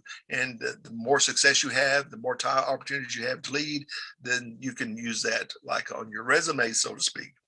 And you improve your communication skills. Employers are looking for people who can communicate one to another, to work with a team, to lead others, to motivate people. This is your opportunity to show them what you can do. You can lead a team. And it gives you an opportunity to speak to a large group. We have a controller for the state of Nevada who at one time told me that she was an introvert. And I said, no way, you're an extrovert. She was incredible. But I remember she told me that she forced herself, she joined an association. It wasn't AGA, but she joined an association and she forced herself to take leadership positions and to learn to speak in front of groups. And so after a period of time, she became very proficient at it. And it really helped a lot in her career. In fact, it made it wonderful because she was a comptroller of Nevada. And she said she would not have gotten there had she not taken the steps to learn how to do it, to learn how to lead and to speak in front of others. You build new relationships. You develop a network of people out there who get to know you and get to understand your skills and abilities. Next chart, please.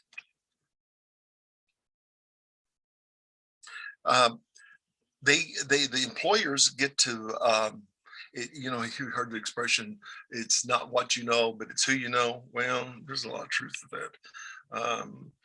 By demonstrating your skills and your abilities, you can, because your leadership, because of what you're doing in AJ, you get to show others how good you are.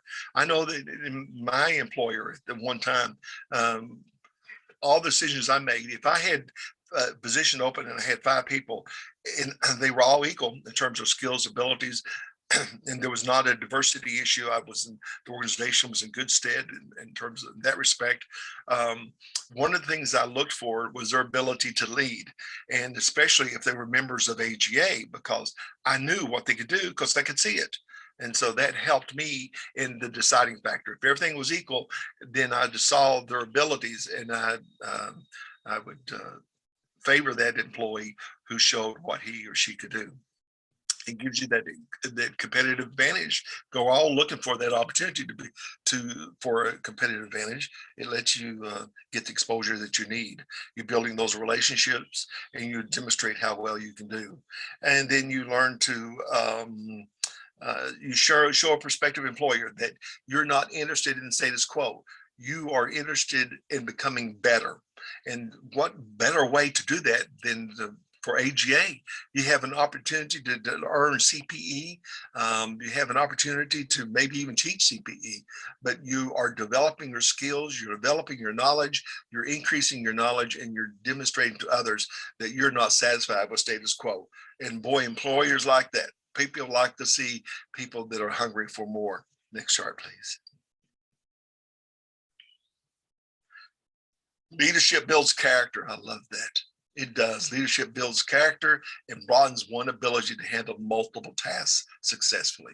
Because you will, as a volunteer leader, you're going to be doing multiple things, and it shows you an opportunity how to lead others and to handle multiple things at one time.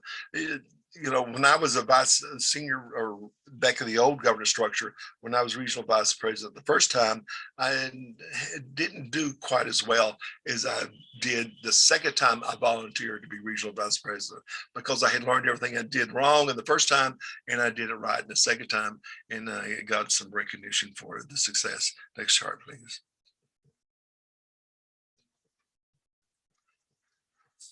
You need to figure out what makes the members value most. What do they like? What is it that they're looking for? Especially the new members. I mean, you need that for all your members, not just for the new ones coming in, but for all your members. You need to know what it is that they need. What do they like? What does your unique chapter have in terms of what is your expectations in terms of your membership? So one of the ways to do that is by conducting a satisfaction survey. And then you talk to members, you talk to them one-on-one. Oh man, that's a novel idea, isn't it? Talking to people one-on-one. Well, after COVID, we have a better opportunity to do some FaceTime, but at least a telephone, you know, email is a good communication means, but it's not the best. Telephone is better than email if you can. But and analyze the data that you collect. Take that data and use that data to get the information as to what you need to do with your chapter. Next chart, please. Now, this is something that I think is very important, and I didn't know that. But all these surveys about members and what they did and did not do within the organizations they belong to, the first 90 days, they've learned that the first 90 days are so important in your organization within the chapter. What happens in the first 9 days, I've learned, that may have an impact upon whether or not that member is going to retain his or her membership. The first 90 days. So what happens in that first 90 days is that you need to engage the members. You need to engage these new members. And I want to talk to you about how do you go about doing that. Because if you do it within the first 90 days, they may stay on. That's my grandson. He's a chef now. He was a chef then. Next chart, please. Here's a 90-day plan, a sample. That's all it is, just a sample of a 90-day plan. One of the most important things you can do with anybody is showing them appreciation. Let them know how much you are thankful that they belong to your chapter, to the association. You can send the emails, you can make the telephone calls. I personally think face-to-face is the best way, if at all possible, but understanding COVID, that's not possible. And you may be separated from one side of the town to the other side, and it's just not practical. But if you can, take them for coffee or just meet them and just have some time to get to know them, the new member. Celebrate the new member, list the member in the newsletter and the website. Now, a lot of you do that.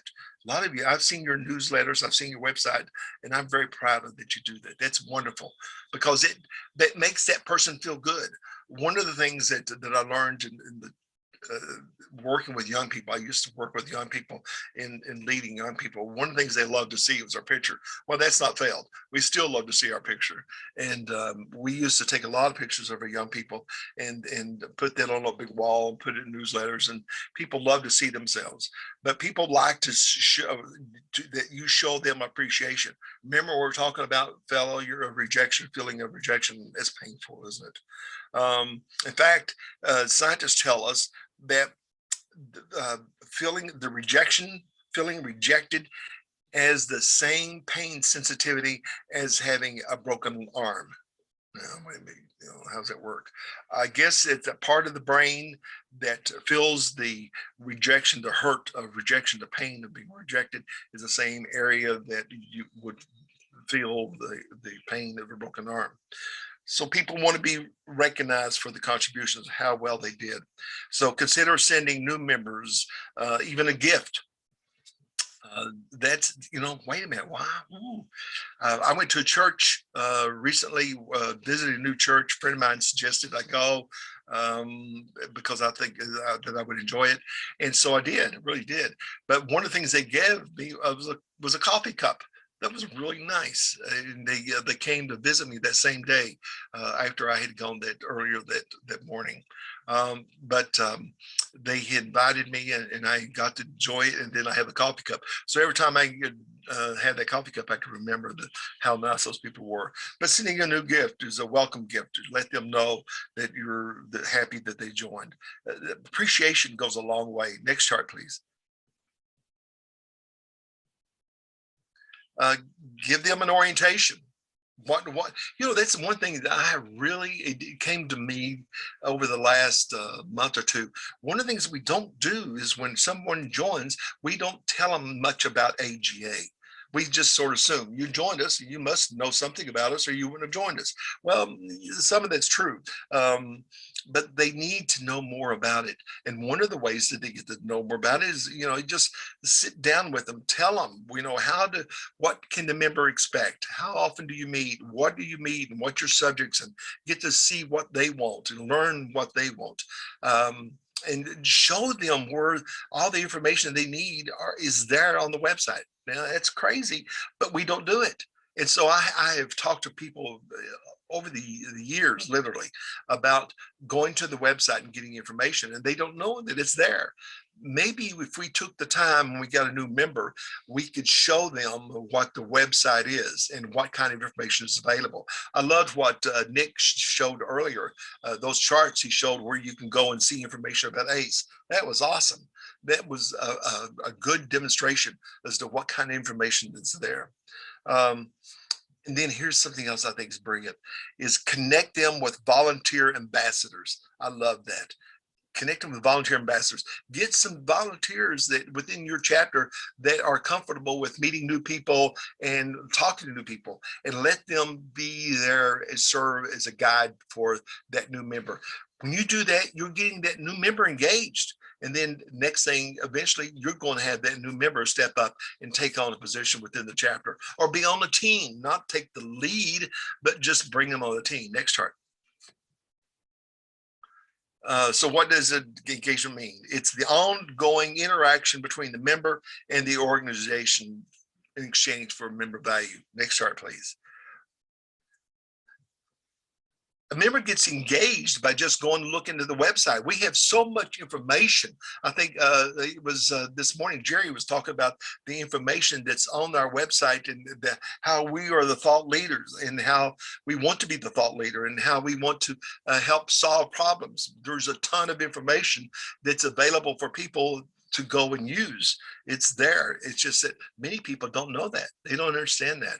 And so at the chapter level, that's one of the ways we can introduce them to what's available. And this was going to just show you engaging. I practice what I believe, engaging in the professional photography business.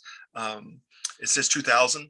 I remember I took training. I went to the Indiana University, Purdue University, took all kinds of classes on photography. I took all kinds of classes on Photoshop.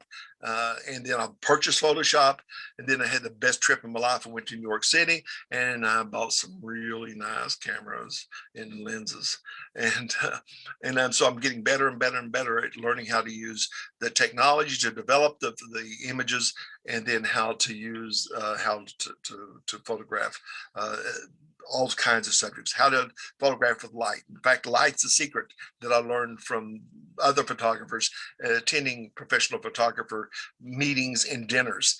And one of the dinners I learned, I sat at a table, I didn't know how to shoot some of the things. I learned the hard way. But one of the things that came across was I had I was given an opportunity to shoot a wedding. Now, this was just not any wedding. This was a big wedding, and it was downtown at the Omni. I didn't have to do this, man. I was really getting nervous because you can't make a mistake in shooting a wedding, because that's a lifetime, once in a lifetime event, hopefully once in a lifetime event. And I remember sitting at the dinner table. I wanted to be engaged, but I was afraid to ask. And I had a couple of members sitting at the table. We had like 8 or 10 sitting at the table. We had multiple tables set out. And I remember that the new member, they knew I was a new member of the association. They asked me about my business, and we got talking about how to do different things. And it was a learning experience every single meeting.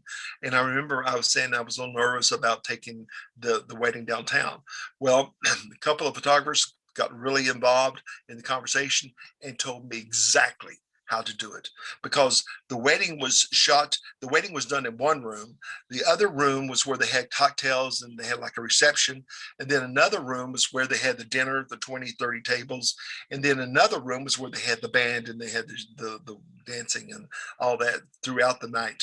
And so I was so nervous as to what to do, but they taught me how to do that. As a new member of their association, they took me in the hands, and they made me a lifetime member because I enjoyed so much. And as a result of that, I got to have some of the greatest experiences of my life just belonging to this association, and learned a lot. And these are a couple of photographs that I took at that wedding. This was the best man giving a speech, and then sitting at the table.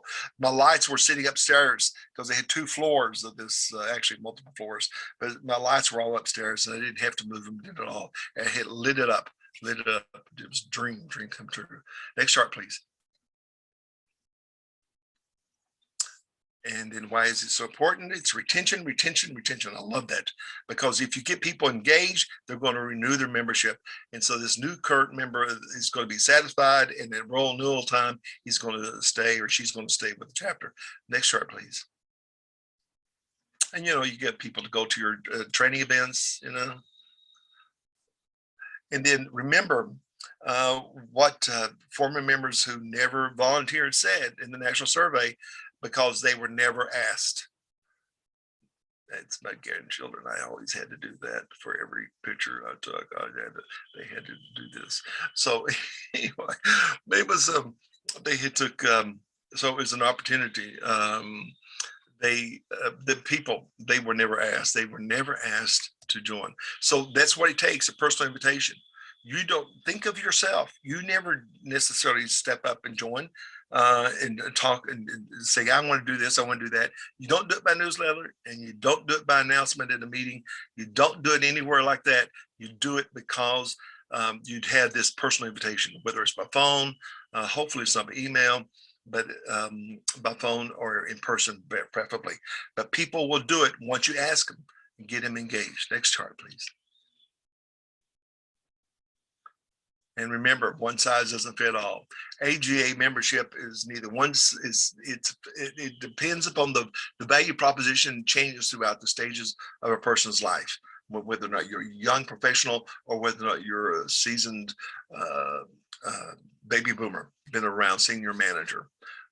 Think about your AGA journey and share what AGA has meant to you at the different stages of your life. And I think all of us got stories to tell each other, and we'll learn from each other.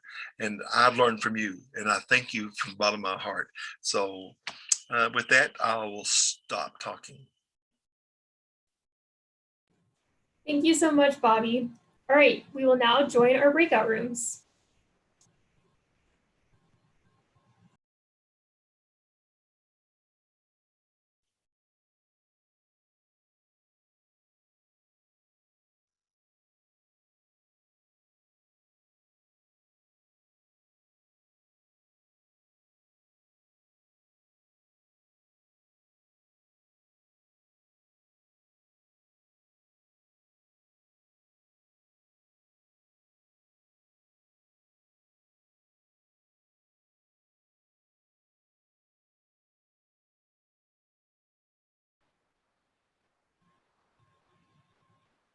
Oh, Kim, you're muted.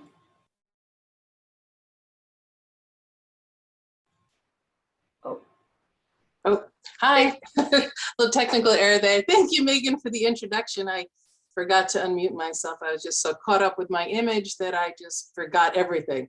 But anyway, well, welcome everybody. And I'm going to introduce our topic, and then Lynn's going to join me in just a little bit to help me out with this. But if we could have the first slide. Okay, so why use storytelling? Okay, so we're talking about using storytelling to convey value, to use a shared experience to tell people how great AGA is. Okay, so why use this? Because we as humans are predispositioned to liking stories. I mean, think about it. As children, our grandparents, our parents, our babysitters, they read stories to us, right? And then we learned to read, and we were reading our own stories, and we were so excited about what would happen next and the characters we met. And some of the stories taught us lessons, right? Well, we use it also to entertain. For those of you who've seen any of my presentations at PDT or any of the chapters, I like to make people laugh, right? Why? Because I think if I'm making people laugh, they're entertained. If they're entertained, they're listening to me. I've got their attention. If I do, maybe they'll remember what I said and apply it to their life. But we can also use storytelling to ignite a fire, to excite people about the product we're trying to sell.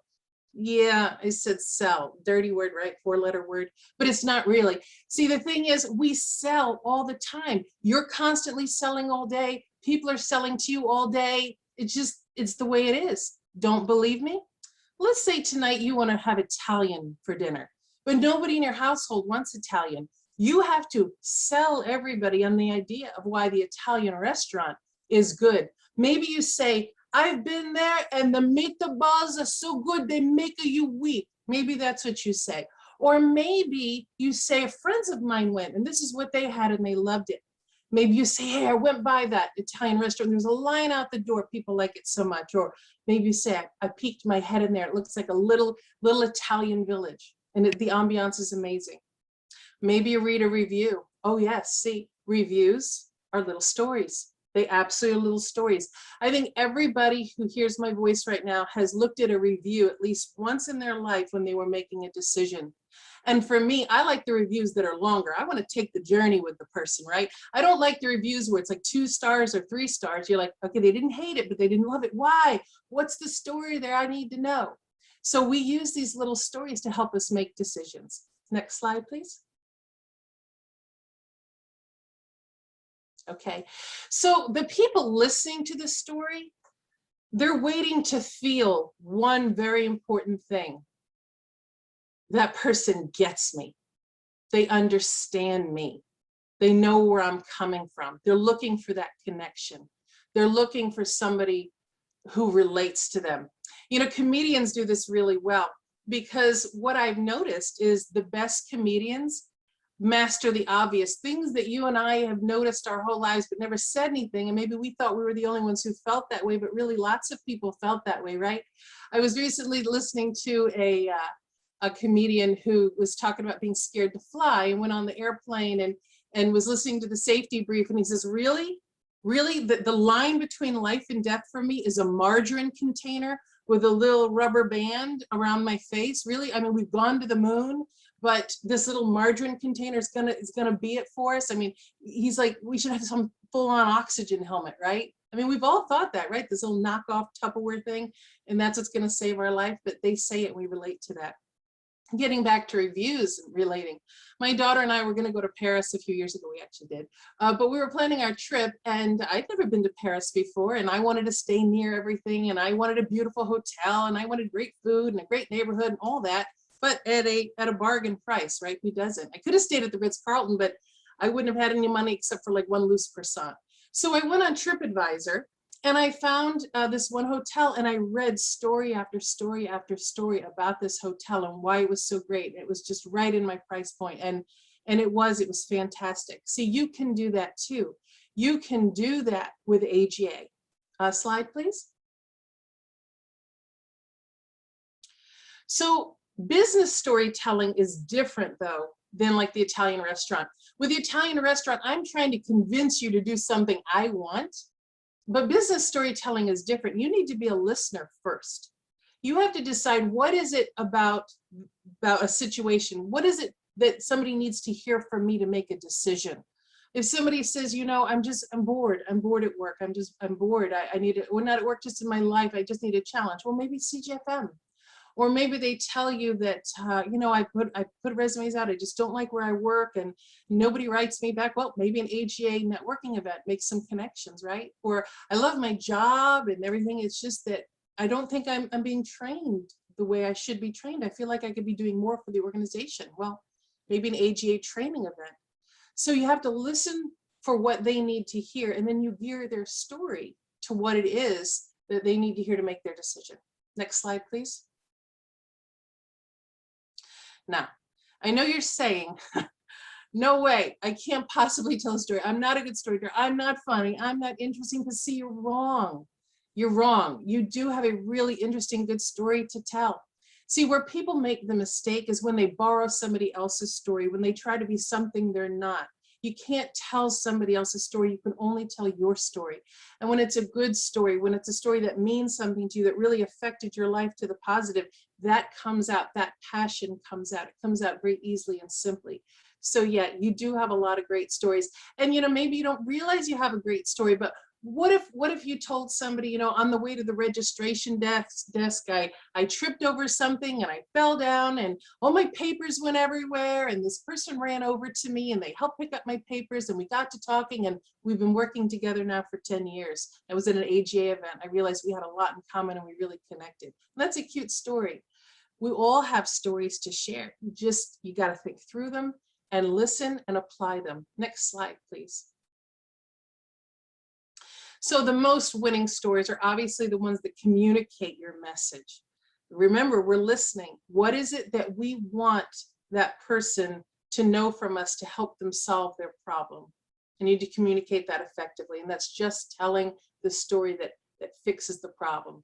I don't feel supported, really, because I have an organization that can really support you. I feel alone in my area of the country, really, because there's a chapter nearby. We can help you. Pick a story you enjoy telling. Maybe it's one that makes you laugh. Maybe it's just a silly one. Maybe it's one that actually makes you look a little embarrassed, but it entertains everybody else. Maybe it's a meaningful story. It's a sentimental story, something that really drives the point home in a way that people are left with this impression they can't leave, and it compels them to want to take action. And tell the stories in real life situations. Be vulnerable. Say, I was just like that once. I didn't have that information.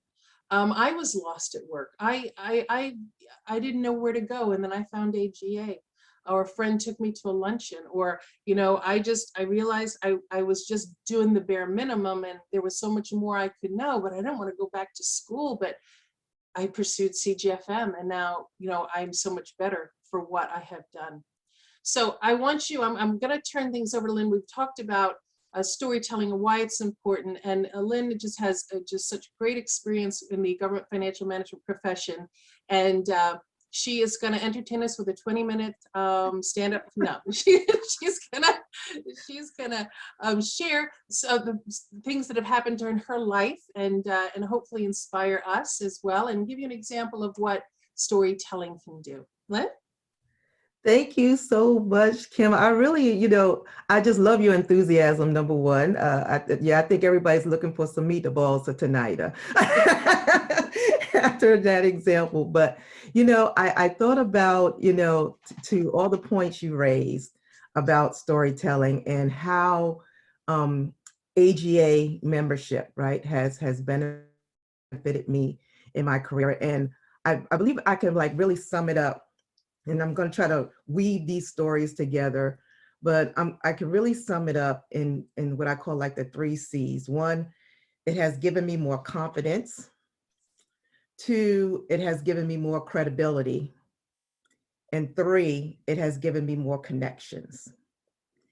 And I want to actually start with a story that's really not AGA related, but it actually gives a backdrop to, again, how it, feeds into my, the benefits that I got out of AGA. And again, just kind of work with me here. I'm going to try to weave these stories together but I want to start with this one that's really more personal and then connected to my AGA membership story. So like many of you, right, you have your 9 to 5, but you have other interests outside of your 9 to 5, right? So my interest that I have outside of my 9 to 5 is real estate investing. So I'm part of a group, we purchase houses, but in that field, you have to be confident when you're talking to, a potential seller. And I love that you say you're selling. So it feeds right into my story here. So I really wasn't, at least I thought I wasn't good at that. So, you have to be able to build rapport. You have to be able to connect and understand the situation that they may be in. And you have to be able to provide solutions to that situation. So, I struggled with having confidence talking to these potential sellers. So what I did is I joined a mentorship. And I want you to think of AGA as your mentor. So I joined this mentorship, and I could have just joined it and just sat back and, did nothing. But there was an opportunity that came up, and there was this competition that they wanted you, like, if you really wanted to get better, talking to people, we want you to be in this competition. So I reluctantly, and I'm telling you, y'all may think I'm great, but I reluctantly raised my hand because I wanted to get better. So I thought I was going to be in this competition like the first round and just like gracefully bow out and just say, I did it, I checked it. But what ended up happening is that I kept advancing to the next round. And, and at each round that I would advance to, it gave me more confidence. And then in the end, we got to kind of like the final round. I didn't actually win the quote unquote competition, but what it did give me was confidence to say, okay, the more you do something, the more confident you are in doing that. So how does that now relate to the AGA membership and the benefits? So, many individuals join AGA, and we go for the education, which is phenomenal, right? Is outstanding. But if you just go for the education and you never go back and raise your hand to do something a little bit, maybe out of your comfort zone, you're really not getting the full kind of, impact that you can get from this membership. So whether that's on the federal level, whether that's on the local, state level, whatever level that you're at, we have to sometimes step out of our comfort zone and raise our hand. So when I talking about AGA, so one of the things that, someone asked me, I guess it was back in 2017, they asked me to be on one of the PDT panels. And I was like, I don't know if I want to do that. I'm really not that great with public speaking. I'm good sitting in the audience, right? But then I thought about the example with the mentorship. Again, look at AGA as your mentorship. Either you can join your mentorship and sit back and do nothing, but just absorb, or you can step out and really make the most of the opportunities that have been given to you. So someone, asked me to be on one of the PDT panels. And, again, like many of us are like, okay, all right, okay. I'll be on this panel, all right. But what ended up happening is that it made me more confident. Each panel that I did, I've become more confident. And that leads into the second kind of C, which is credibility, right? So when I, again, using AGA as the example, RPA was like all of a rage, right? But I heard someone talk about RPA, the robotics process automation, at one of the the sessions that AGA had hosted. And I loved it, right? I was like, I got to take this back to my agency. We got to do this. We got to do this. And so I did. I took it back to the agency. I pushed it. We was able to stand up a service management office using the RPA. things of that nature. And once again, I was kind of tapped on the shoulder to say, well, can you come back and talk about your experience with RPA at AGA? And that lended credibility to me, because now not only did I hear it, I took it back. I, went through the processes that were in my authority, because I know some people say, well, Lynn, you may have a lot more that you could do because of the position you hold. But let me tell you this, there's something that everyone can do at the level they're at in terms of giving recommendations, giving ideas, and pushing, again, how we say, managing up in a sense, to give ideas for your leadership to take into consideration.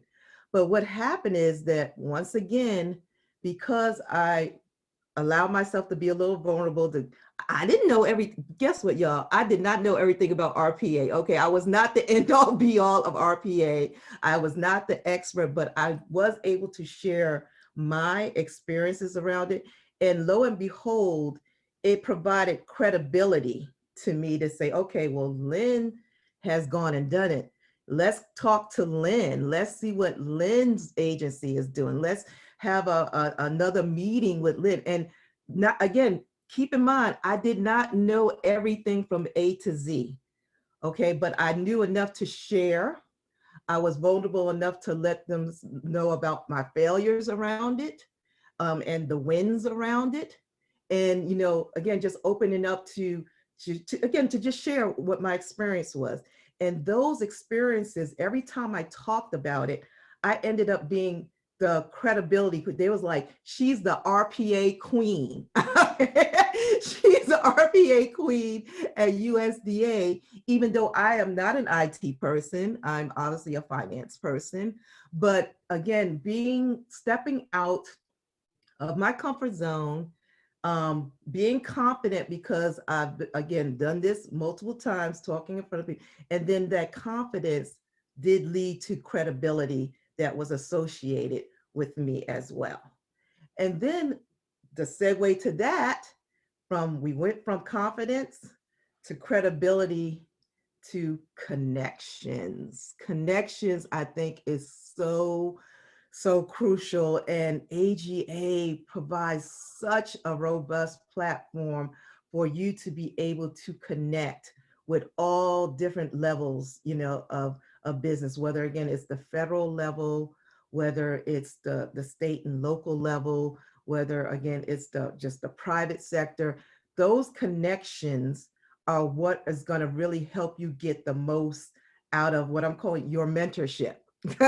Your mentorship, how you grow education-wise, how you grow career-wise. So, when you talk about those connections, what do you do in forums such as a lead? Do we have a lead, and then after lead is over, you don't talk to any of your peer chapter presidents? Do you bounce ideas off of one another? Do you use what they're doing and leverage that to help your chapter grow, and maybe in the area that you're struggling with? What are you doing after lead, right? And so I found that, the connection to me is just the icing on the cake, because if not for the connections I had built in AGA, I can say with certainty, I would not have, be able to just pick up the phone or email. Right now, we're doing a lot of email and a lot of Teams stuff, right? But, be able to reach out, I guess is what I want to say, be able to reach out and say, you know what, I heard you on this panel, and you were talking about business process engineering. And, who did you use to get your process off the ground? Can you recommend somebody to me? Can you recommend a book? Can you recommend a training? Can you recommend some resources that I can use to be able to do this within my own organization? AGA is crucial to me for doing stuff like that, because where else? I mean, you have your internal, right? Your internal peers. But imagine now that has been expanded like tenfold by all the different people that are a part of this organization. And are you using that, to the best of your ability? Are you, again, leveraging those connections to really be able to do things that you want to do in your own, part of the world? And, and like I say, you really, in my opinion, you really need to pick like what your niche is. Like, so I used the example earlier of the RPA and how I was able to kind of connect with somebody and then learn what they did. And then that gave me credibility to do it in my own organization. So what is the niche that you want to learn more about? Is it, ERM? Is it, internal controls in general? Is it cyber? Is it, reskilling?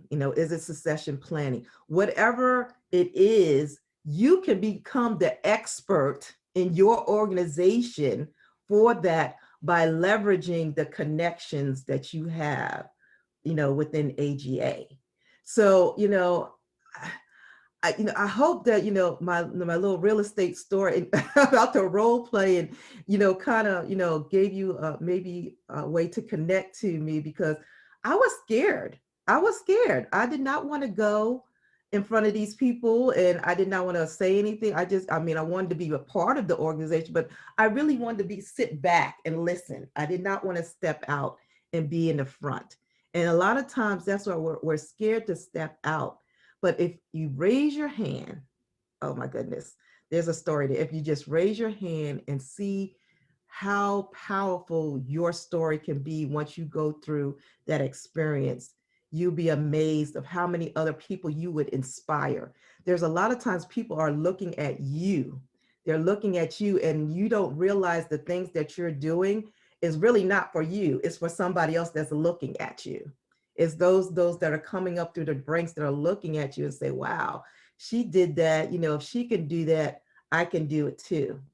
So I would just encourage you to again, the 3 C's that I have gotten out of this membership is definitely confidence. I've definitely gained some credibility by being amongst peers that, again, know their stuff, and I've been able to leverage that. And I've definitely gained some great connections being part of AGA. So that's my story. Kim, I don't know, we want to piggyback on that a little bit. I don't know how much time we have left. I'd like to add another C to that. I think AGA membership could add companionship. You feel like you have a partner in your success. I have 2 quick stories. I think we've got about 5 minutes left. I want to tell you my story about why I'm at AGA. I was looking for a job, and I'd take any job that would hire me that was with what I wanted to earn and within my talents and all that. It didn't matter. So when it came to AGA, I read a little bit about AGA, obviously enough for the interview, but I didn't really understand what AGA did.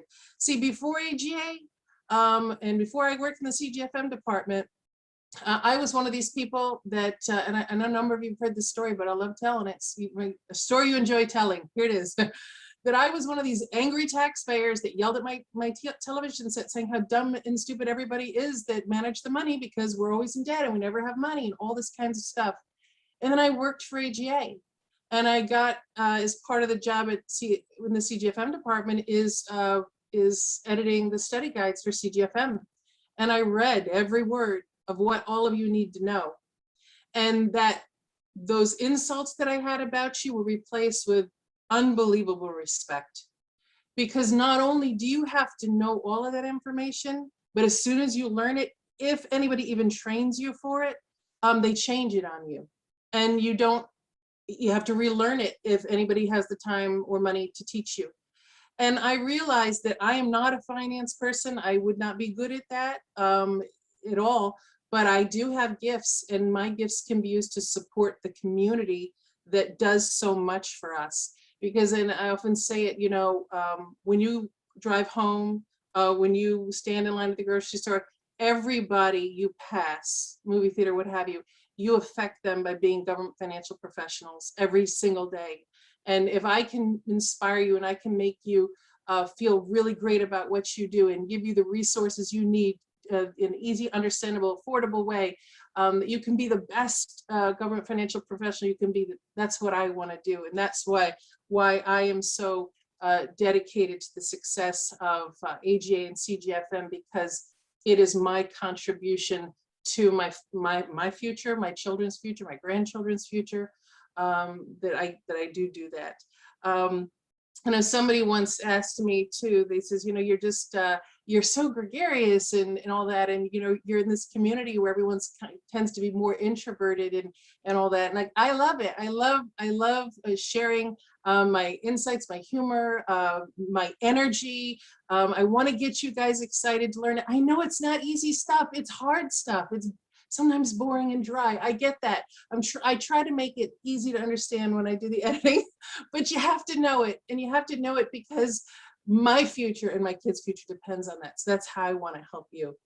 My CGFM story that has nothing to do with me, but I love it, is there was this gentleman who had decided that he wanted to do something, he was kind of bored and needed a challenge, and he decided he was going to become a CGFM, and some other people at his office or a chapter were going to do CGFM. So they formed a little study group, and they were doing it together. And it was kind of this camaraderie and support for each other. And it was really nice. And it was a struggle, and it wasn't easy. And the exams came, and they were a struggle, but he persevered and he became a CGFM. And he felt so proud of himself because now, he had all this information, and he felt so confident. But what happened was the opportunity came by for him to interview for a CFO position. And it's a position he normally wouldn't have ever applied for. But he applied for this quickly and received an interview. And he went and he said, it was the only interview of my life that I was never nervous, not even a little bit. I said, really, why? And he said, because I'm a CGFM. And I knew that nobody in that room would know anything close to what I knew. And I owned it, and I got the job. That's what I love to hear. That is what gets me at my desk every morning at 6:30 to work, because I want to help everybody feel that confident, that professional, that knowledgeable, and anything I can do to get you there is what brings me happiness. Lynn, do you have anything like that you've heard of, or people who with CGFM or with just going through training and then they feel just so much more confident going back to work? Yeah, so, I heard, I was able to catch a little bit of the last session, and they was talking about the young professionals, and that's, something that really, is at my heart and soul as well. And, I've talked to some of the young professionals and encouraged them to do, different, trainings within AGA, and, and I want to say every single one has come back and was like, if you had not, talked to me, mentored me, and, encouraged me, I wouldn't do it. And now I'm able to apply this in my day-to-day job. My supervisor has seen the value of that training, has brought to, again, my roles and responsibility. And to your point, Kim, like you said, that's the stuff that you love to hear, that, okay, it may be a little tough in the beginning, and like you said, it's not something everybody always wants to do. It's hard, as you said, sometimes if you have, especially if you're juggling other work-life balances thing, or I don't know, how, challenging your regular day-to-day is, but when you make the commitment and you get it done, it's just such a great feeling how you can really take that back and say, look, I was able to do that because of training I got through AGA. That's great. Mm-hmm. So in conclusion, we're getting ready to go into our breakout session. So I just want everyone to kind of just, when you leave here today, I know you've gotten a lot of information, a lot of great stories, a lot of great panelists and things like that. Maybe something you learned today can be one of your stories, and say, I was stuck home with the COVID thing and virtual, and I watched this one presentation or 5 presentations, and it made me make this decision. So maybe a story can come out of today. And remember, don't worry about coming off a little vulnerable. Lynn, I was when you said that there was a time, you admitted that there was a vulnerable time for you, and that in admitting it, like someone in a high position like Lynn is, that there was a time that she wasn't that high and she had to work her way up there, and there were things she didn't know and she had to learn and to get where she is today. And I appreciate you're saying, yeah, it's not magic. I didn't snap my fingers and I was where I am today. It was a lot of hard work, a lot of learning, a lot of networking, a lot of everything. So I do hope that people do take some of the things they learned today and apply them and get out there and be great storytellers. And I would love to hear a story. If any of you have a great story and you want to share it with me, give me a call. I love hearing stories. Thank you, Lynn and Kim. We will now go to our breakout rooms, and hopefully you will share some stories with us as we break out to these rooms. We will see you soon.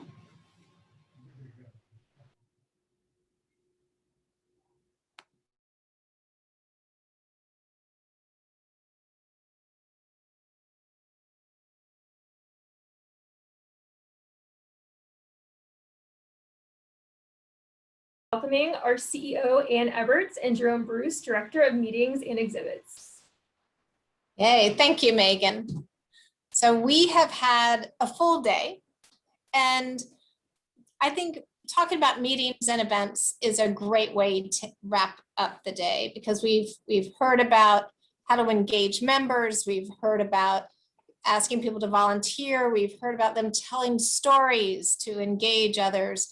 And the best thing to do is, when you think about using all those things, is coming together at meetings and events. So I'm going to talk about two components, kind of like the what, and I'll talk about the who.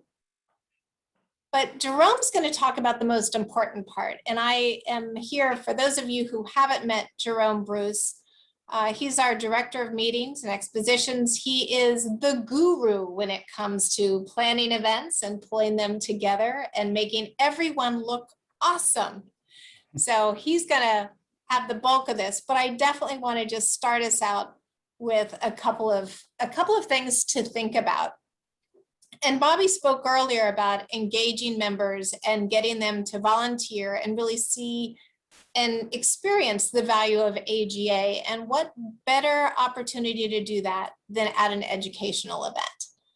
And when we think about wrapping up this year, and we were also talking about ACE earlier and people planning for, with people getting vaccinated, or will people be coming back? Will they be willing to come back into an in-person meeting?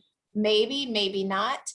But how do you need to start planning for next year. So now's the time to start getting your thoughts in order and think about what kind of events you're going to have and what are the purpose of those events. So kind of like the where, Jerome will talk about kind of the where and the how component of a meeting, but this will be, the what. So what's the purpose of your meeting? So are you putting together an educational event? Are you putting together a collaborative problem solving? Maybe it's one session about, somebody talking, Lynn mentioned earlier about robotic process automation. Do we want to talk about sharing information, something that works, something that didn't work? Is it a technical issue that you can all address and get your heads around and learn from each other? Or is it for networking and socializing? I mean, maybe it's a lunch where you have a speaker, but then really the benefit of you individually is sitting at tables and talking to the people next to you and engaging and meeting new people, but also engaging with old friends. And I think that's a lot of what we are all missing right now is seeing and hanging out with old friends. So next slide, please. The other part of the meetings and events would be who, who's going to be at this event. You need to start thinking about topics. You need to think about speakers. This is another way that you can engage your boss, who may not be an AGA member, by asking them to come and be a keynote speaker or a speaker on a big, whether it's a a new standard or a new directive that's going on in your office, or that affects kind of broad sections of government that you can have multiple people come and listen to. And also, when you think about, some of the challenges we heard earlier in some of our individual sessions about getting, employer support for you to go to events, one way to do is to make that happen is to get your boss to come in as a speaker, kind of pump them up and say, hey, we want to hear from our leader. We want to hear from an expert in the field, or somebody that's the lead of an organization. So again, that's another way to not only pull together good educational content, but also to engage people that will hopefully support you and the rest of your office in being AGA members and going to AGA events. Your speakers too can come from a lot of different places, from government, from the private sector, because we have lots of experts. I think everybody's going to know their auditor or audit firm, if they can come in and talk about new topics or new things that are going to be key in the audit for the next year, then again, everybody can learn from that. They could be functional experts, again, from private sector or in government, different senior leaders, and even professors. We, again, talking about how to bring more people together, because membership is definitely going to be a big push this year. But another way to do is bring folks together at an event and having professors come and talk. Again, they can talk about what they're teaching these young professionals that you want to hire and you want to bring into your association or your chapter. But you can hear from them about what's important and where the technologies are going and what people are being taught in school. So good, all good sources of speakers for all of us. And a great time to do new outreach is now. Start thinking now about those events that you want to plan, because as you know, it's not overnight. It takes a little time to bring in and plan an agenda, as Jerome will share with us. It's a lot of work to make it all work out well, but again, more people supporting it makes the job a lot easier. And then you need to think about your attendees, certainly the members that are in your chapter. You want to invite them. Maybe it's members from other chapters, and maybe it's non-members. We like to call them prospective members, because if you're not a member yet, you are always a prospective member. And I think one of the things to talk about with professors is doing a trade. If they come and speak at your event, you could offer up coming to their classroom and speaking to their students about prospective jobs in government, or what working in government is all about and what it's like, and maybe offer internships, and again, student membership again. So everything that you do can either help lead to expanded understanding of what AGA is all about, and or bringing people in as new members into the fold, which certainly helps benefit your chapter and helps share lots of information. So maybe you could work a trade on having a professor come and speak at an event while you come back and speak to his classroom or her classroom. And if there's an intergovernmental data sharing type issue, maybe you can bring in people from other agencies, again, to share information, solve problems. All those things are types of topics that you can have events around. And it brings people together, again, with a common purpose of either learning from each other or solving problems. So that's, for meetings and events, that's a lot of what we do is share topics, what's coming out that's new, how to solve problems that have been age-old problems that people have struggled with, and also how to, break new ground and do something new together. So when I think about breaking new ground, if you go to the next slide, please. So events can always bring together like-minded professionals, and who doesn't want to solve a good problem, right? That's what the financial folks are all about. And one of the things it could be is you could be bringing people together that want to seek certification. So we've got AGA, members and non-members seeking certifications. Your event could be working with Kim, who we saw earlier, to arrange for a speaker, a GFM course for course 1, 2, or 3 to really get people together and get them on the path towards certification. It could be a webinar that AJ hosts, AJ National hosts, that you could bring people together or participate or purchase rather segments that people can listen to and participate in webinars and learn that way as well. So it may not be an event that you're staging or that you're hosting. It could be just pulling them together for something that AGA's national office has provided. And a lot of times people will struggle with, well, I don't know what kind of topic or what kind of session should we have? A good example is take a look at our AGA National website, whether it's the National Leadership Training website, it's the PDT agenda, to get ideas for, good topics. We work with a vibrant group of corporate partners and government employees to pull, as a technical committee, to pull together the topics. And we go through a pretty rigorous process. For PDT this year. We had, Jerome, we had over 250 some odd sessions that were proposed, and we scored them and ranked them. And then we made sure that we had a good mix of auditing, accounting, as well as technology topics, and lots of personal or professional development courses.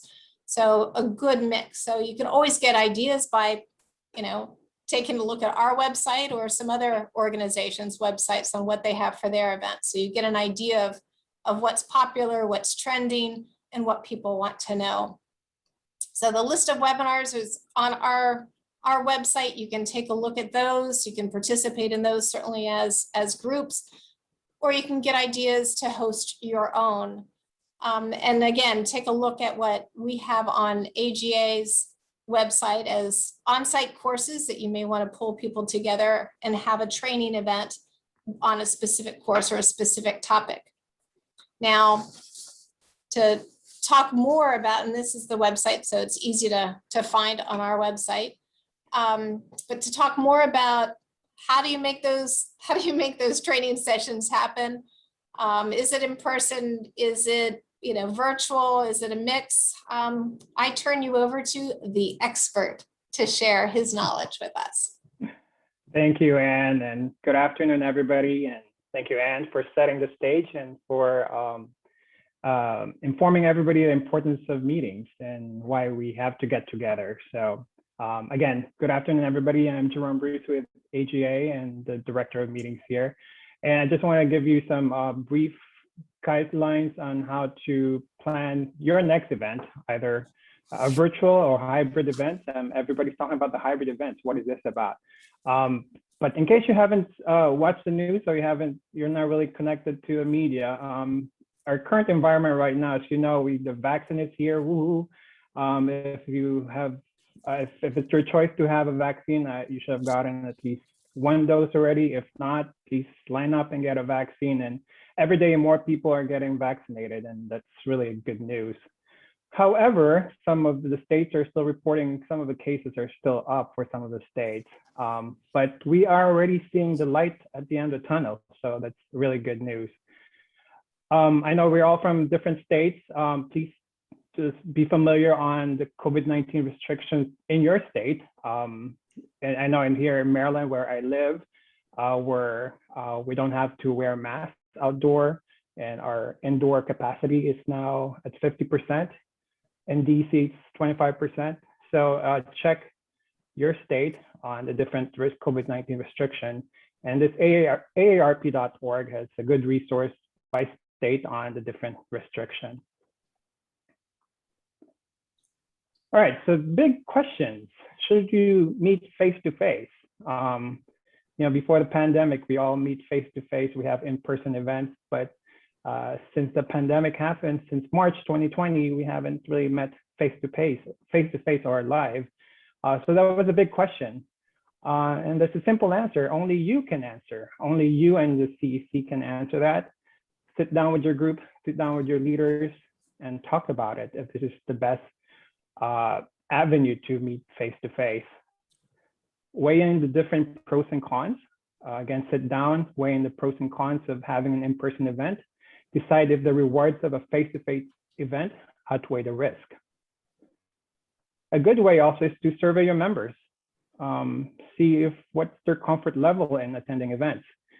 Maybe some of you are familiar or have received our survey last January. AGA National sent a survey to all our membership this January just to gauge their interest in attending live events. And we found out that 40% of people are still hesitant to travel or attend large meetings. That was in January. Probably it's a different result if we send it today or next month. So survey your chapter members. One thing for sure is virtual will never replace face-to-face. So there's also always a need for face-to-face, like Anne mentioned, the human connection, we need that. Hybrid event. So what is this hybrid event? I'm sure you heard of it. People are talking about it. Basically, hybrid event is the meeting, event, or conference or training that combines an in-person component with an online or digital experience. And what is the virtual versus hybrid? What's the difference? So virtual is 100% online, while hybrid has both virtual and in-person attendees. So as the name, as had hybrid definition, it's a combination of two things. So it's a combination of virtual and in-person attendees. And according to survey, there was a survey to all the event professionals, and 70% of event professionals thought that the hybrid meetings will be a key component of future meetings. So I think hybrid meetings and virtual meetings they'll be here to stay for good. All right. Advantages of hybrid events. Of course, the human connection. We're so yearning to go back to see people face to face and to have that connection. At hybrid events and face to face allows people to connect in person, and you also get the best of both worlds. As Hannah Montana said, you get the best of both worlds. You have the opportunity to combine the wide reach of virtual with the depth and connection of an in-person. Also, one of the advantages of hybrid events is there's more value to sponsors. Now, sponsors have the opportunity to get in front of your in-person attendees and your virtual attendees. So that is double the exposure they had before. Hosting part of your event in a digital environment creates new opportunities for brand awareness and lead generation. And of course, new audience. Last year, virtual events attracted new people who have always had interest in the content, but are not able to travel in person due to budget or health concerns.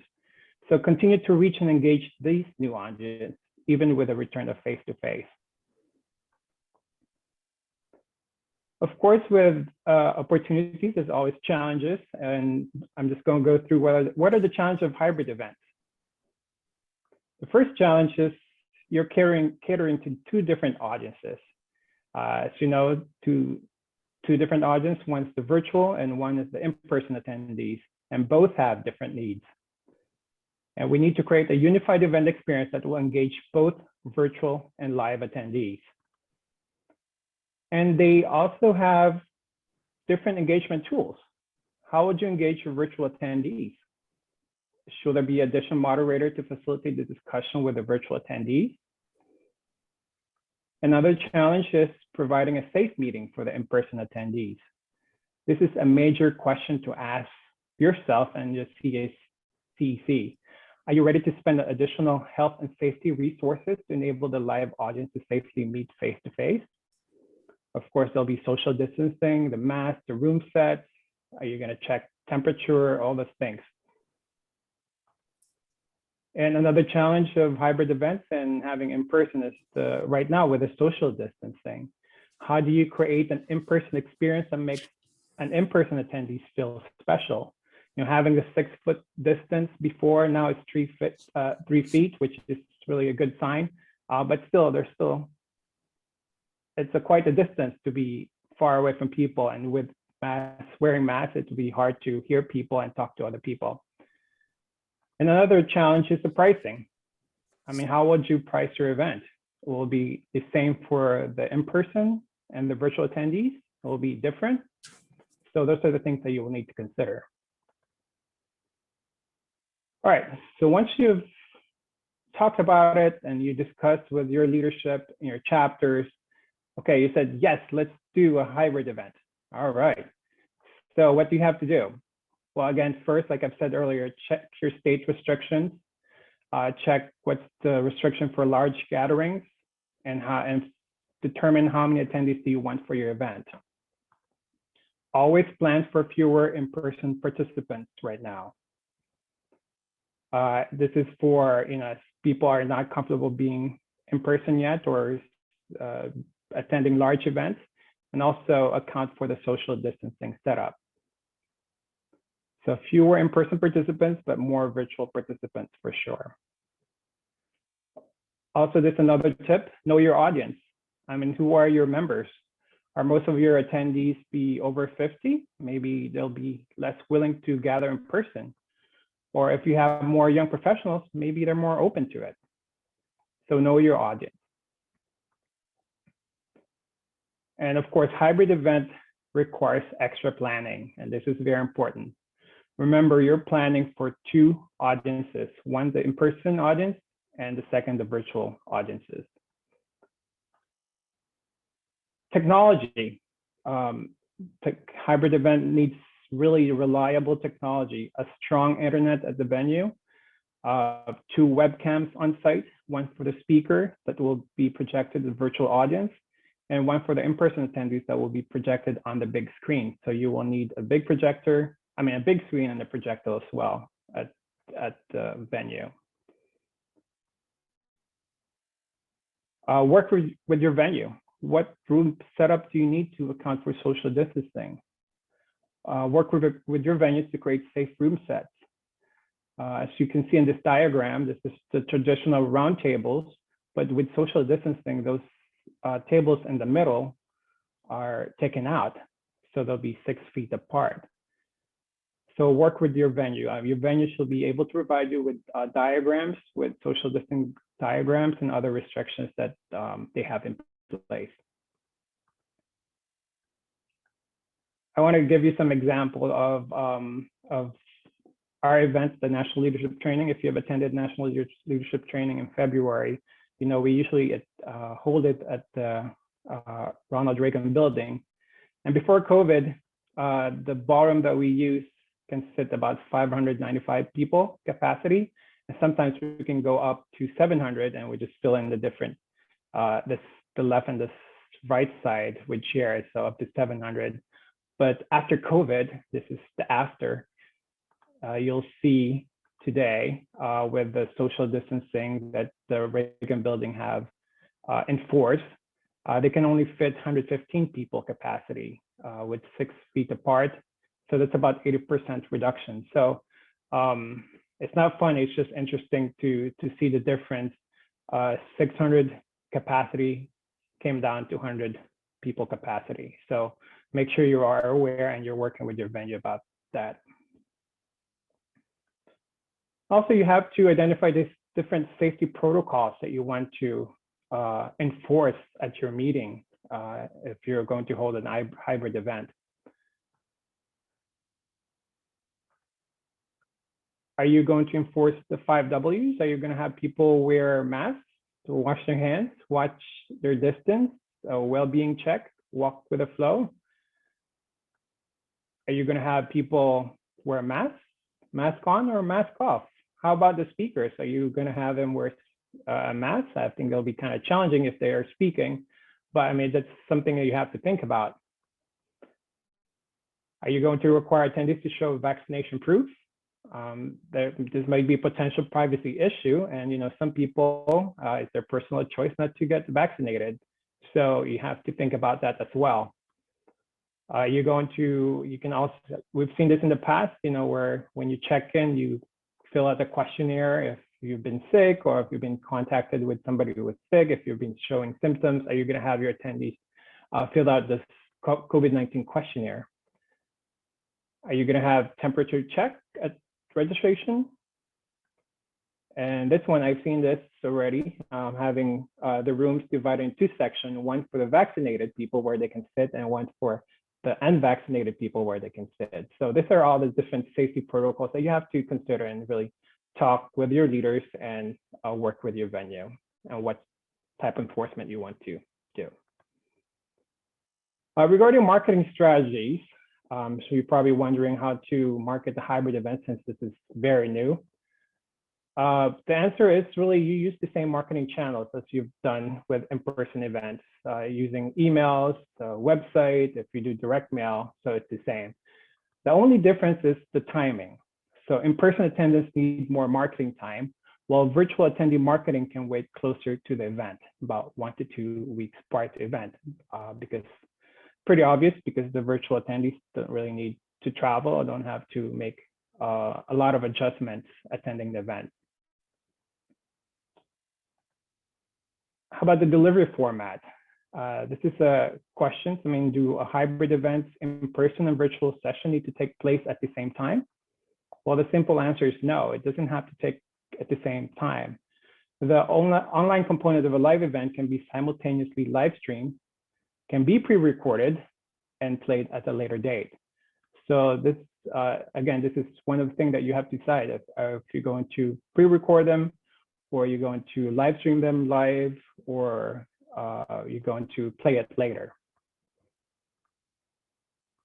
And this is very important for everybody, for me and for all of us. Communicate, communicate, communicate. Make sure to communicate what to expect for the attendees. If you're enforcing some protocols, make sure you tell them, put it in your website, update your website for the latest information, use your website for, this is an important tool that you can use to communicate what you want to enforce, and make sure that everybody's aware. If you do a know before you attend email, a confirmation email, make sure you put everything there that they need to do. If you have to, if you're going to do a temperature check, or if you want them to wear a mask and all those things. So again, communicate, communicate. Another marketing strategy that we've seen from other chapters is collaborating with other chapters. There's always strength in numbers. So if you have a chapter that you want to collaborate with, maybe do the same events, I mean, you can definitely do that. There'll be more help for you. And this is just the COVID-19 questionnaire that an example for you. And for the virtual attendees, I know we've pivoted last year, and we used the platform, the virtual platforms, and these are just the engagement tools that I want to relay to you and just remind you that these are available, whatever platform you're using, whether Zoom, GoTo, Webinar, or WebEx. Most of them have polling features. They have a question and answer. They have survey. Use SurveyMonkey, make sure you survey the attendees after the event, just to get some feedback so you can improve next year's event. And most of the platform have live chat. Make sure you utilize that and have some of your chapter members really engage people in the chat room, because it's the only way to communicate with them. Gamification, you can play games. If you've attended NLT and PDT, we've played many games at our events, and we just encourage you to make sure you engage your people by playing games. And of course, the social feed, make sure you have people who are tweeting or on Facebook or on LinkedIn, just promoting your event and engaging with attendees. And we've seen networking happy hours that sponsors or corporate members sponsors. And also this is peer-to-peer conferencing. It means like a business connection for exhibitors and sponsors. So I leave you with this, the willing to embrace constant change. Don't get too focused on the old way versus the new way. This is how we've done it in the past. Remember, some of those things might not probably won't be irrelevant, will probably be irrelevant today, sorry. especially with last year's, before the pandemic when we were meeting in person, and now we pivoted to virtual, and now this hybrid events. It's a whole new world that we're embarking into. So we must always be willing to embrace change. We should always be ready, be adaptable, be resilient. And, you know, as the saying goes, change is the only constant, occurring continuously, and it's an always to be expected condition. So we just have to simply embrace it. And again, we're here to help. This is my contact and a couple of members of my team, Kia and Monica. They're great people and they're very helpful. So shout out to us. Again, thank you. Thank you, Jerome and Anne. We will now enter our final breakout room.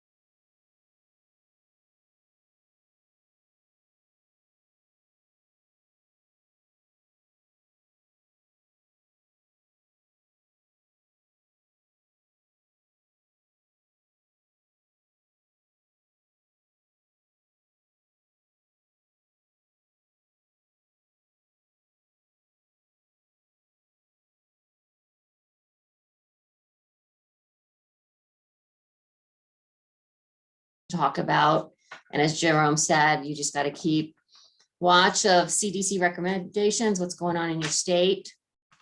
I mean, that's what we're doing, right? And then surveying your members to see what their appetite is for going back in person. Your state could open up, but people may not be comfortable. So you definitely need a lot of data, right? We talk about data. This is definitely one of those exercises in data and analyzing that data and determining the best course forward. But it's not all gloom, right? You know, it's going to work. Hybrid's going to work for some. It's not going to work for some. Definitely, we still have the virtual option available, and we've learned a lot. I think everybody's learned a lot over the last year. And I don't know. That's pretty cool. Oh my, I don't remember. Oh, look, somebody magical says I could start my video. There we are. So Lindsay, we're in Virginia. Remember. Given that we're one of the original 13 colonies, there's bound to be a president that was born in Virginia. Virginia is the birthplace of 7 presidents. We should get 7 days off. A week off. That'd be awesome. Get Washington's. You get our President's Day. There you go. Yeah, we all get that one. That's not quite fair. Yeah. Okay, home stretch. So who's planning an event, or who had an event this year? Anybody? Mark, okay. Yep. We had our one-day PDT, and it was held virtually. It was my first experience with hosting, since I was the education director, well, still am, and hosting via WebEx and also using Conference.io. Good. Now I just heard today through texting with people that supposedly you could integrate WebEx and Conference.io. Now I got to learn how to do that. So, well, you know, I think during this whole last 15 or so months, I think a lot of these kind of individual, capabilities are figuring out how to work together to make just what you're saying, something easier for the attendee experience. So, I mean, that makes sense that they would start to make things a little easier. I know it was with Zoom and something else, it's like, well, I'm using WebEx because we got authorized to use it, so through the state, so. Does anybody think they will have an in-person event in the next, say, 6-9 months? What are the feelings of your chapter members, or have you surveyed them yet?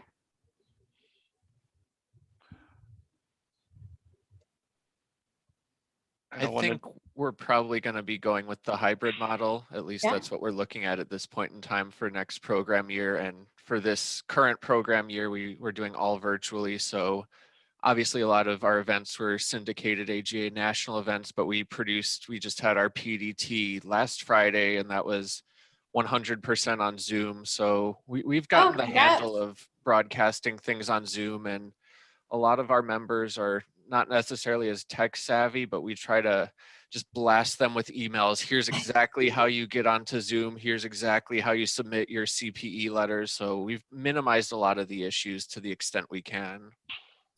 No, that's great. I mean, actually, AJ's been having hybrid events since 2014, where we live streamed the first PDT live stream one room. So we had people that were virtual as well. And every year we get more and more virtual attendees. I think that first year we had maybe 45, which might have been the break even for paying for the production company to, video. But I think the highest we got before we ended up going 100% virtual was maybe about 170, 180 people doing the live stream, because when you think about it, it's not time away from your family and it's no travel required. So it makes the whole thing a little bit less expensive from a PDT perspective. But you miss out on the interaction with people. Do you think you all will survey your members, or how do you think you'll get a pulse on whether they want to come in person or not?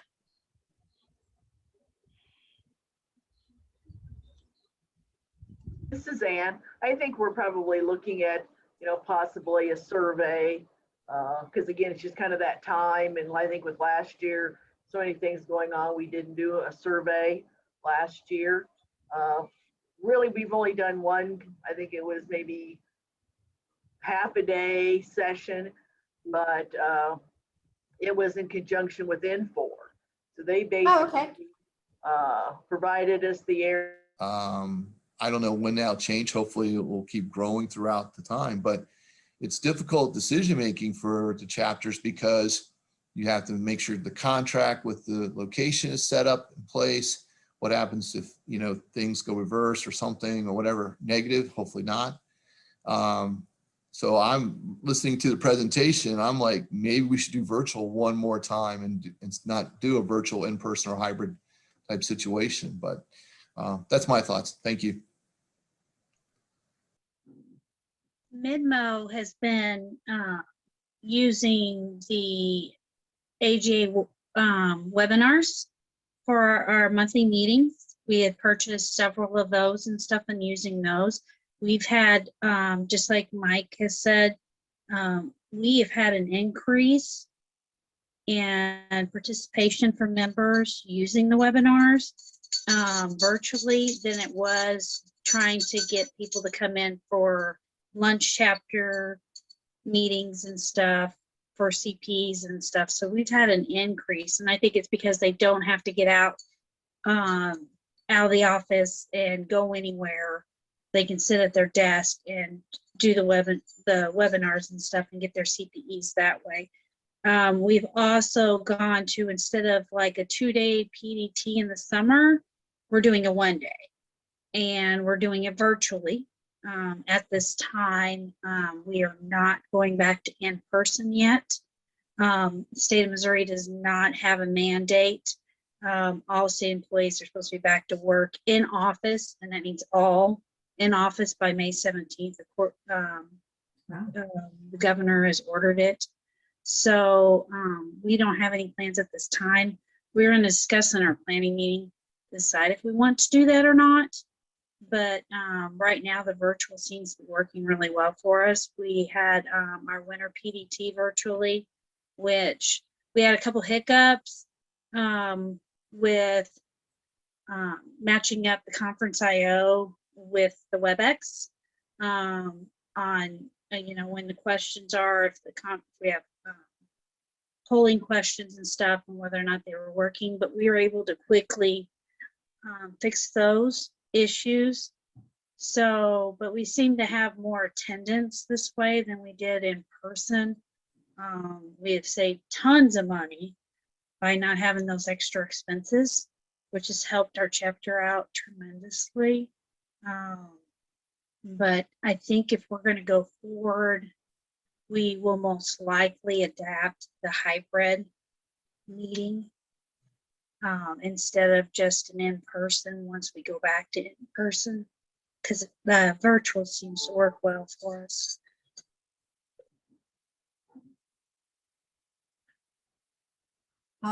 So this is Suzanne Bump in Boston. I expect that we are going to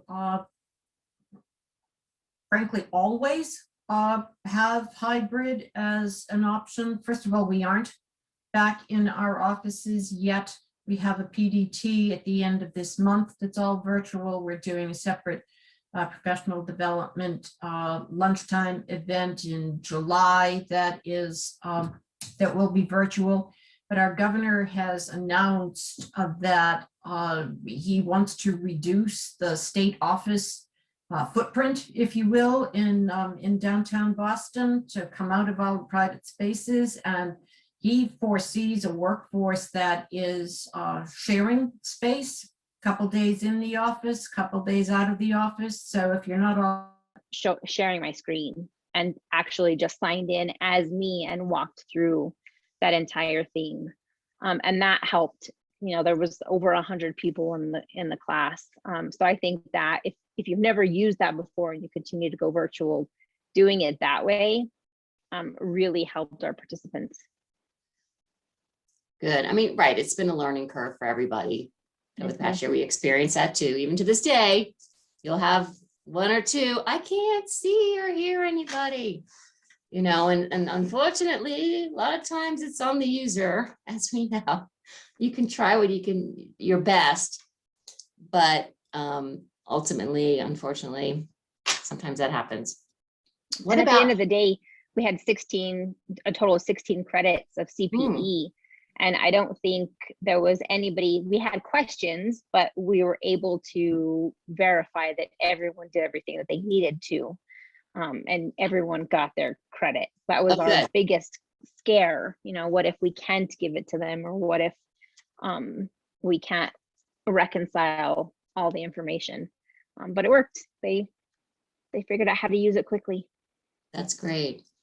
When we think about this virtual world, and I'm sure you get all the emails that I mean, every day I'm getting a marketing email about a webinar or, training event, virtual. And so there's a lot of competition that has sprung up this past year. Do any of you connect with other associations to do some virtual events like the IAA or ASMC or GFOA? Just wondering if anyone's done that. To sort of spread the resources over more people, more hands, right? Make light work. I mean, obviously there's not as many expenses with virtual events. And so, if you're lacking in manpower, that could be a way to get more hands on deck to deliver an event. Anybody? I don't know if anybody's done that this past year. I know in the past, in person, people have co-sponsored events with other like associations, but we haven't done it with other associations.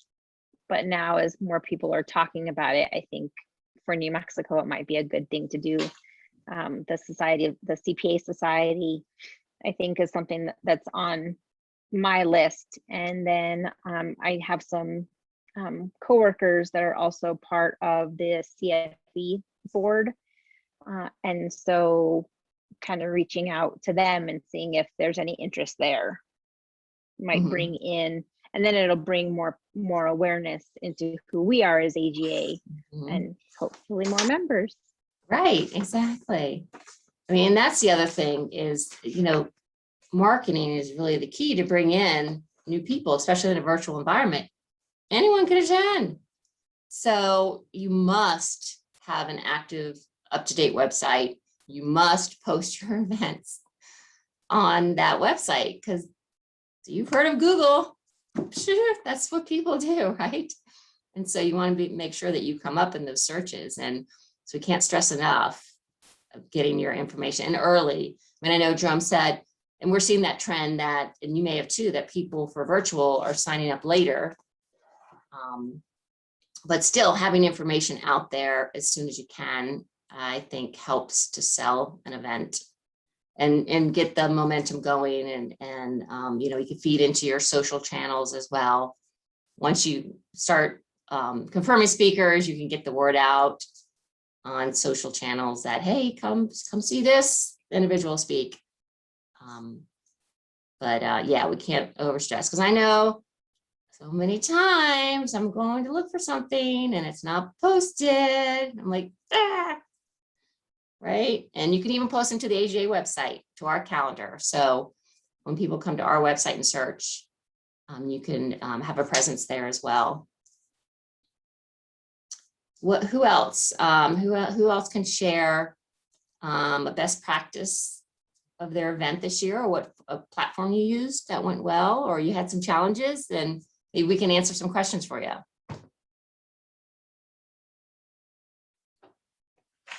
Let's see, I'm going to start calling on you guys again. What about Aaron? New Orleans, right? You're with New Orleans chapter? Yes. We actually had a training. It was one of our regular meeting trainings. We teamed up with I think it's the Women in Government. I don't know the actual name. I forgot their name and abbreviation. But in the federal government, everything is abbreviation. Acronym, right? But we teamed up with them, and that was very interesting because they were looking for members and we were looking for members as well. So that was a good thing. And we did have our spring PDT, and there actually was a problem when everybody started to log in.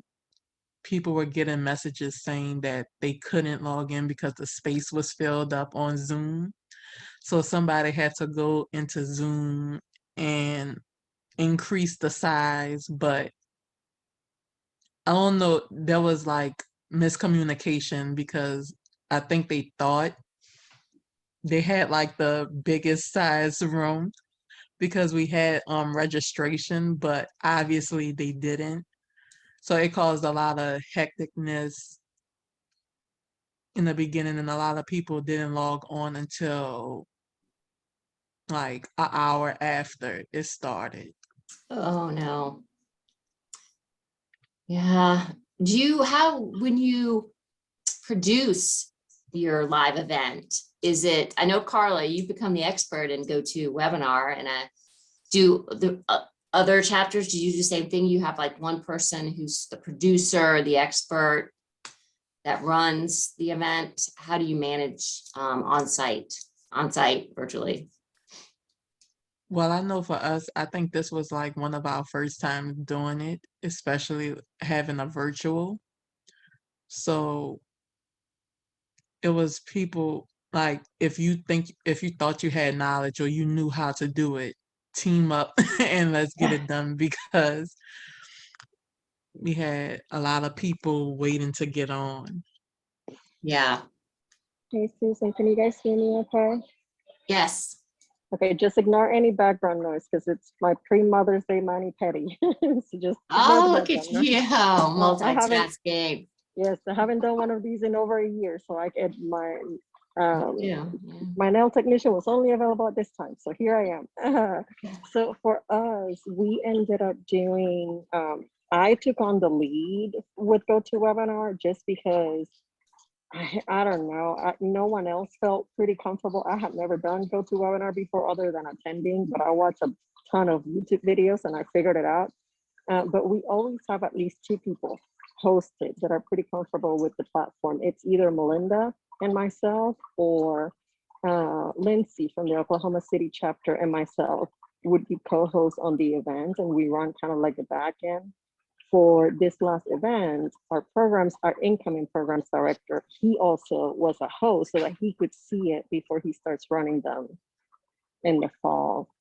So we were able to do kind of like learn it. The first one was a trial and see how it goes, but then we got pretty used to running it, and we run it pretty successfully. But I am curious with Elena, like, how do you guys use Conferences.io? Because I know for us, we do the letters embedded on the slides like National does. We thought about using the polling function within GoToWebinar, but then that can get really confusing. So with Conferences.io, I always worry if my speaker doesn't have a poll, are my attendees gonna miss the fact that they had a check-in to do because it's on a separate device? So we actually did a hybrid, which ended up working out in the end, but it was hard to muddle through the process. So we used Zoom, but within Zoom, we had the polling questions. So our polling questions were not in Conferences.io. So the attendee was required to register that they were in that class during Conferences.io, and then everything else happened in Zoom. When we were logging out of the class, then they had to go check out and then fill out the survey, and then they'd have to check back in.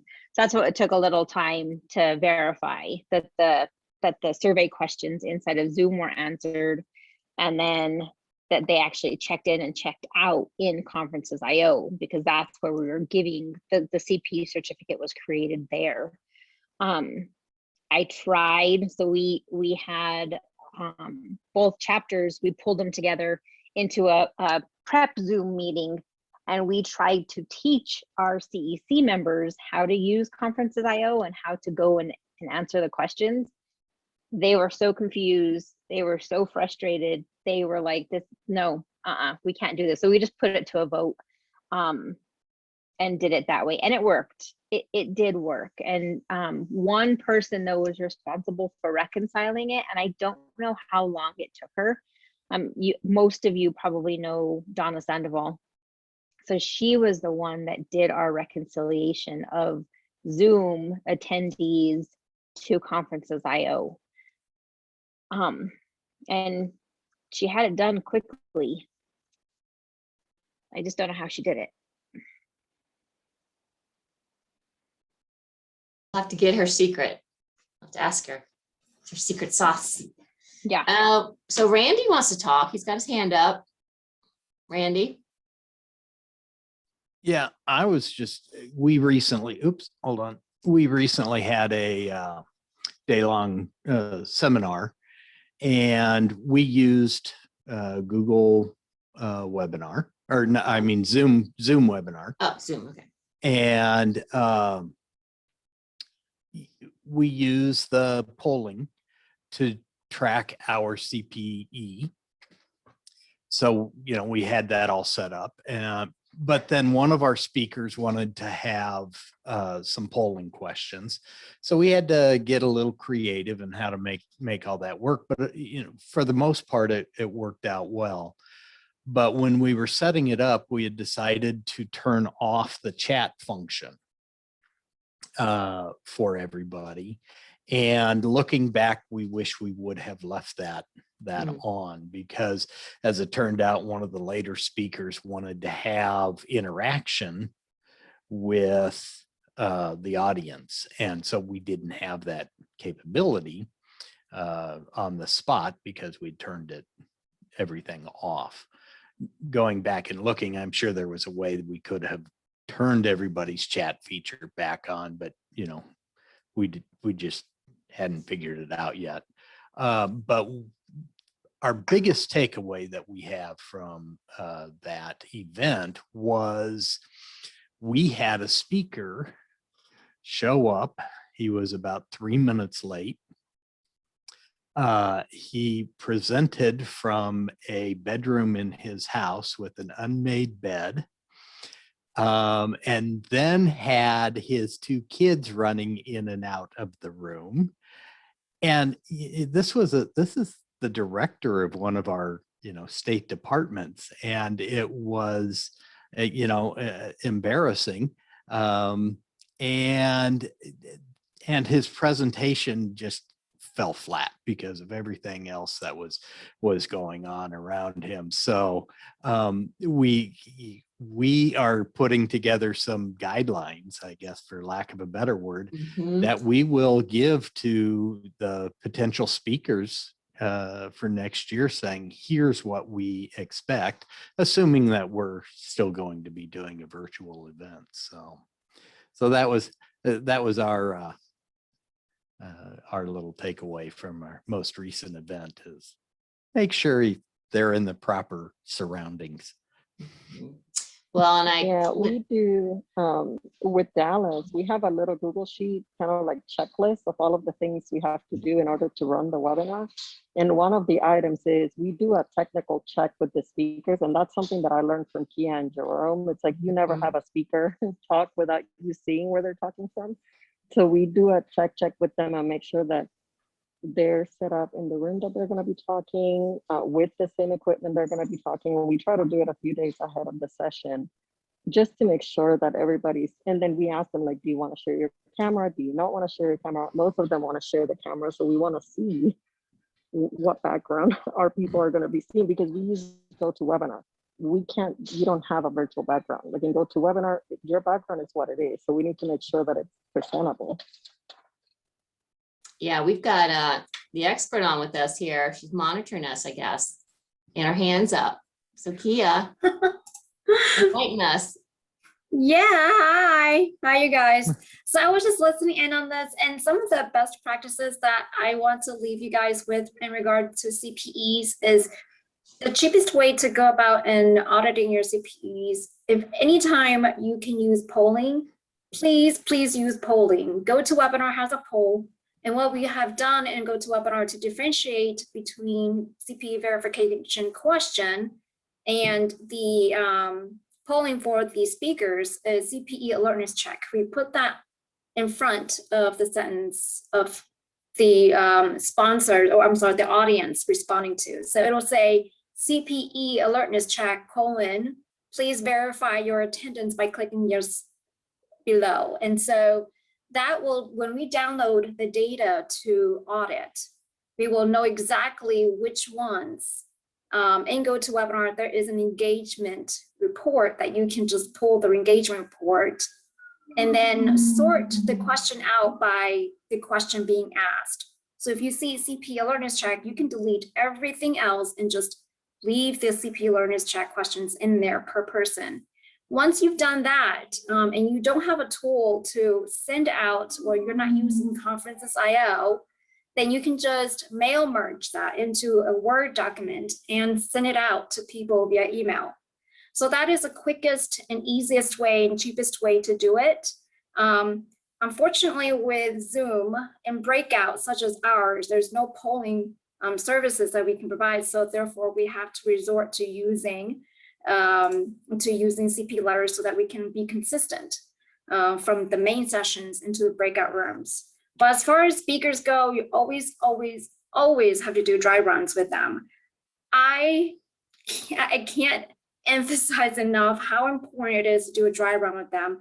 Whether if it's best to do a dry run with all of the speakers who are speaking for the session together during the dry run. But if you cannot have all the speakers together, then you can do it individually with them. But each speaker who is doing virtually, right, they have to do a dry run. And I can't, for PDT, I don't care how many speakers, it's over 200 speakers. If they don't feel comfortable in front of the screen, I ask them, that specific question. I said, if you do not feel comfortable, let's do a dry run. And I really, really emphasize that for them and with them. And so I do a lot of dry runs with them. I go through every little details up to their eyeballs and make sure that, nope, your camera is not, I can't see your eyeballs. I have to see your eyeballs. I have to look at you in the eyes, because you have to look in the eyes. You can't be looking like this while we're looking at you, right?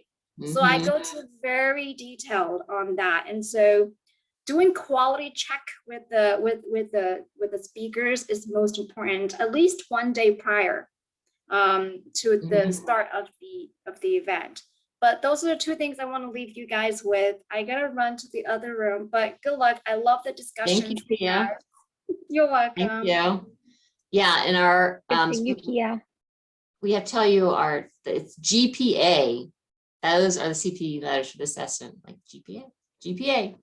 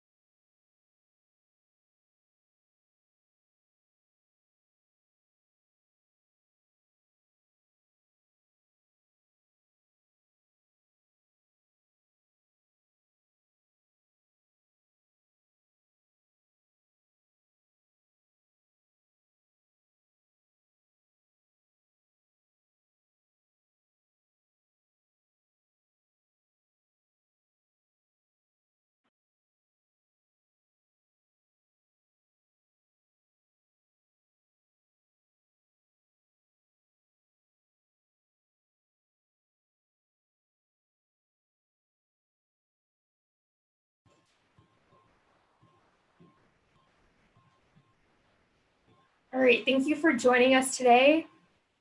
I believe Ann Everts will now have our closing remarks for the day. Sure, I'm standing in for Jerry. He wished he could be here this afternoon at the end of the day, but wasn't able to make that in his schedule. But I just want to thank everybody for your time and attention, your contribution during the breakout sessions. I know I took a lot of notes. We're going to be compiling information so we can, push it back out to you as far as a lot of the ideas that we heard today. So we'll certainly be hearing more from us. And I want to make sure that, you know that we appreciate you volunteering, for leading your chapters, for all that you do in making AGA look good, certainly beyond the Washington, D.C. area. But thank you all for all that you do and for all of your capabilities and all your good work.